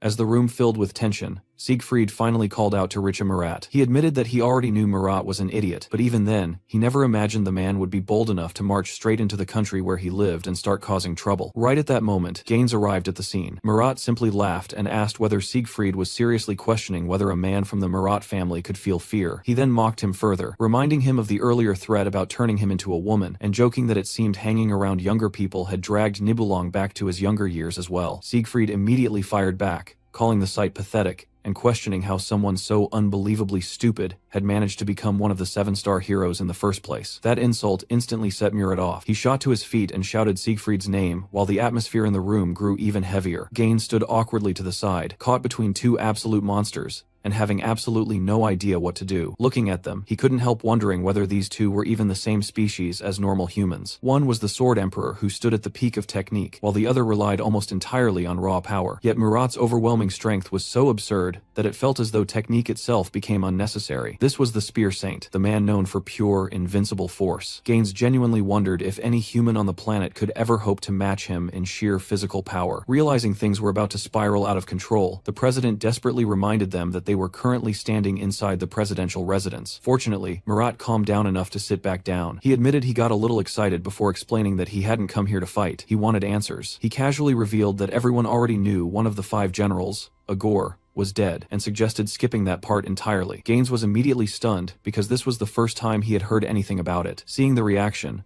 Murat laughed and commented that Switzerland was apparently behind on the news due to its neutrality, though he added that everyone there would have found out eventually anyway. Murat then turned his attention back to Siegfried. He explained that he had already figured out Siegfried was somehow connected to Agor's death, but there was one thing he couldn't understand. No matter how he looked at it, It was common sense that Siegfried alone shouldn't have been capable of killing a general. To Murat, that was an absolute truth. When Siegfried demanded to know what he was implying, Murat immediately dropped the name Kang Jioma, the boy currently being called the Sashimi Sword Saint. The moment that name left his mouth, Siegfried completely lost his composure. A terrifying pressure exploded from his body, causing the entire building to tremble. Everyone present instantly felt alarmed. Even Murat's expression changed as he felt the overwhelming aura pressing down on the room. Looking at Siegfried, he couldn't help wondering what had happened to him. This wasn't the aura of someone who had supposedly lost an arm and declined. If anything, he had become even stronger. The president's bodyguards were already being forced to the ground by the pressure alone, and Murat casually observed that Siegfried had clearly climbed another step higher. Gaines looked like he was about to have a heart attack, convinced that a war between 7-star heroes was seconds away. Meanwhile, Siegfried coldly declared that he would cut out Murat's tongue for causing trouble in his homeland. Rather than backing down, Murat burst into laughter and eagerly prepared to clash. He shouted that Siegfried had finally grown some backbone. At the same time, Siegfried had already reached a decision. If Jioma's existence was becoming a target for the Hero Association, then he would simply cut down the Spear Saint himself and bury the secret here and now. Gaines desperately screamed at him to stop, but Siegfried wasn't listening anymore. Then, completely out of nowhere, Murat lit a cigarette. The abrupt action was so random that it instantly killed the momentum. Calmly taking a puff, he remarked that old age had apparently made Siegfried lose his cool. He admitted it was nice seeing him become more fiery, but this kind of behavior simply didn't suit him. Just like that,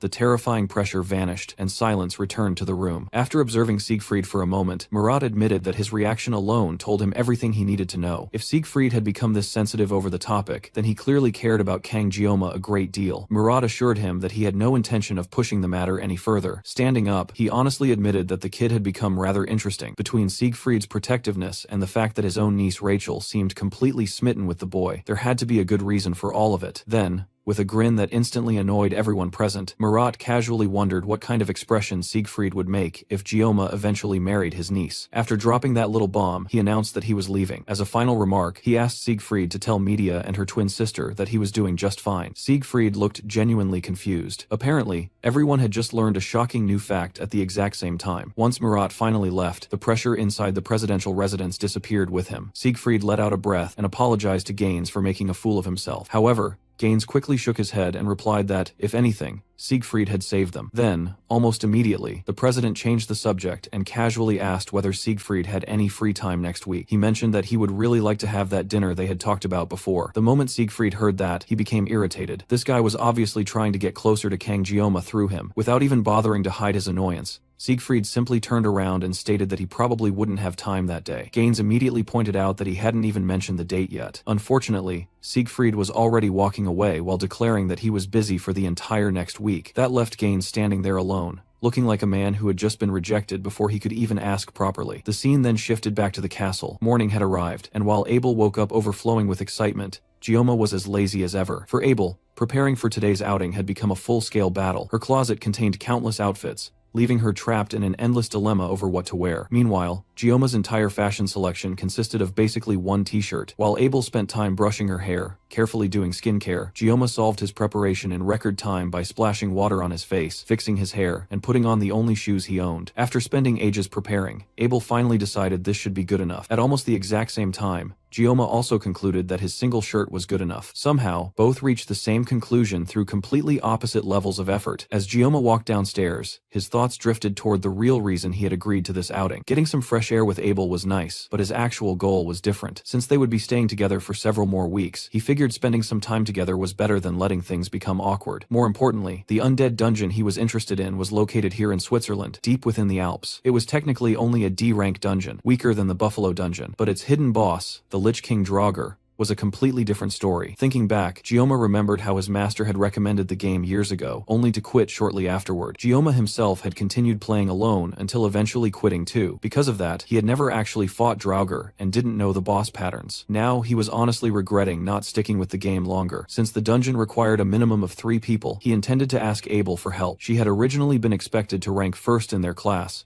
and was undoubtedly strong. More importantly, handling an entire undead horde alone with only 50 seconds of painlessness blessing sounded like a terrible idea. As he finalized his plan, he noticed Abel already waiting near the entrance. The moment he saw her, he froze slightly. Abel greeted him with a bright smile, happy that he wasn't late, while Gioma found himself genuinely surprised by how much effort she had put into her appearance. Unfortunately, the moment Abel looked at him, all of that happiness immediately took critical damage. She asked if he had seriously come dressed like that. Gioma awkwardly admitted that this was literally all he owned. Abel stared at him for a moment before giving up internally. There was no point arguing with this dense idiot. Instead, she simply told him they were leaving, and that they would be driving. Gioma immediately asked whether she even had a license. Abel casually replied that she didn't. Hearing that, he asked if she was planning to drive without one, which instantly offended her. She demanded to know what kind of person he thought she was. Gioma wisely remained silent. As a hardcore gacha player, his social skills around real women were already hanging by a thread. Just then, Siegfried's legendary Continental rolled up in front of them. Maid Shile stepped out and greeted both of them, before announcing that she would be driving them safely to Geneva. Abel immediately thanked her for coming despite being busy. Once they were seated inside, Shile mentioned that she would drive slower than usual since Gioma was joining them. Abel nodded confidently and said she trusted Shile's driving skills completely. Hearing that, Gioma assumed the maid must simply be a competent driver. Shile then casually informed them that the trip would only take around 30 minutes, which completely confused Gioma because it had taken nearly 3 hours to travel from the airport. The next moment, Gioma felt his soul attempt to leave his body. As the car launched forward, he was slammed into his seat by the acceleration. Somewhere nearby, a peaceful bunny had been admiring a flower when it suddenly looked up just in time to witness a luxury car blasting through the landscape like a missile. Gioma soon realized that Shile wasn't following the road anymore. At some point, she had simply decided that safety railings were optional. The car tore across grassy terrain, bounced back onto concrete roads, and started drifting through mountain paths at speeds that absolutely should not have been legal. Meanwhile, Abel looked like she was having the time of her life. Gioma, on the other hand, was already writing his will mentally. When he noticed the speedometer approaching 200 kilometers per hour on a mountain road, he genuinely began questioning whether this maid secretly worked as an assassin. To make matters worse, Abel was cheering excitedly from her seat. Gioma immediately remembered that she had complained about motion sickness on the bus and asked how she was perfectly fine now. Abel casually explained that she only got carsick when vehicles moved slowly. If they were speeding, she felt great. At that moment, Gioma came to a horrifying realization. He wasn't trapped in a car with one psycho, he was trapped with two. A short while later, Shile cheerfully announced that they would be arriving soon. Abel immediately lit up with excitement and talked about how long it had been since she last visited Geneva. Meanwhile, Gioma desperately told her to sit down because she was treating a high-speed death machine like an amusement park ride. Meanwhile, back at the castle, Siegfried was still annoyed by the earlier encounter. Just thinking about that damn muscle-headed spear saint made his mood worse. As Charon quietly poured tea, Siegfried found his thoughts drifting back to Murat's words. The image of Rachel marrying Kang Gioma immediately made him grimace. Absolutely not. That was unacceptable. The very idea irritated him enough to tighten his grip on the teacup. Trying to calm himself, he asked Charon whether Gioma had continued training while he was away. The butler confirmed that he had. Hearing that, Siegfried couldn't help but nod in approval. A once-in-a-century genius, who also worked harder than everyone else, was terrifying. Talent alone was frightening, but talent combined with relentless effort was something else entirely. If Gioma kept progressing at this rate for another month, he might actually qualify for the trial. Curious, Siegfried then asked where the children were. Charon calmly replied that Gioma and Abel had left for Geneva together this morning. The next second, the handle of Siegfried's teacup snapped clean off in his hand. He shot up from his seat and shouted in disbelief that they had gone together. Back in Geneva, Gioma and Abel finally escaped Shile's deathmobile. Before leaving, the maid informed them that she would return around 5 in the evening to pick them up and hoped they enjoyed themselves. Abel thanked her, while Shile sped away like a maniac, blasting music loud enough to shake nearby windows. Gioma continued staring at the disappearing vehicle as if he had just survived a near-death experience. Abel eventually grabbed his arm and asked why he was spacing out, saying they didn't have much time. As they walked through the bustling streets of Geneva, she told him to stay close. The problem was that people kept staring at them. Gioma became increasingly uncomfortable and suggested maybe they should walk a little farther apart. Abel immediately rejected the idea, explaining that Europe wasn't like Korea. The roads were confusing, and it was easy to get lost. Besides, she insisted that people were only looking because his hair color stood out. Gioma knew that wasn't true. Compared to Abel's blessing, his hair was completely irrelevant. The blessing of the snowflower was practically a cheat code. In-game, Her beauty alone could inflict hesitation and reduce enemy actions before battles even started. It was crowd control disguised as attractiveness. Thinking back, Abel was literally the reason he had started spending money on the game, yet somehow, he wasn't affected nearly as much anymore. Maybe he was slowly developing resistance. Before he could think further, Abel announced they had arrived. The restaurant wasn't a sushi place like Gioma had expected. Once seated, Abel ordered her usual meal without even looking at the menu. Gioma commented that she seemed to visit often, and she revealed that she used to come here frequently with her parents when she was young. The moment she mentioned them, her expression darkened slightly. Noticing that immediately, Gioma changed the topic and started examining the menu. He pointed at a dish called raclette and admitted he had never heard of it before. Abel explained that it was a traditional dish where melted cheese was poured over meat and sausages. Since he had wanted local food, she had brought him here specifically. Gioma's thoughts immediately drifted toward kimchi. Abel stared at him for a second before accurately guessing exactly what he was thinking. Gioma was genuinely surprised by how she knew. Right then,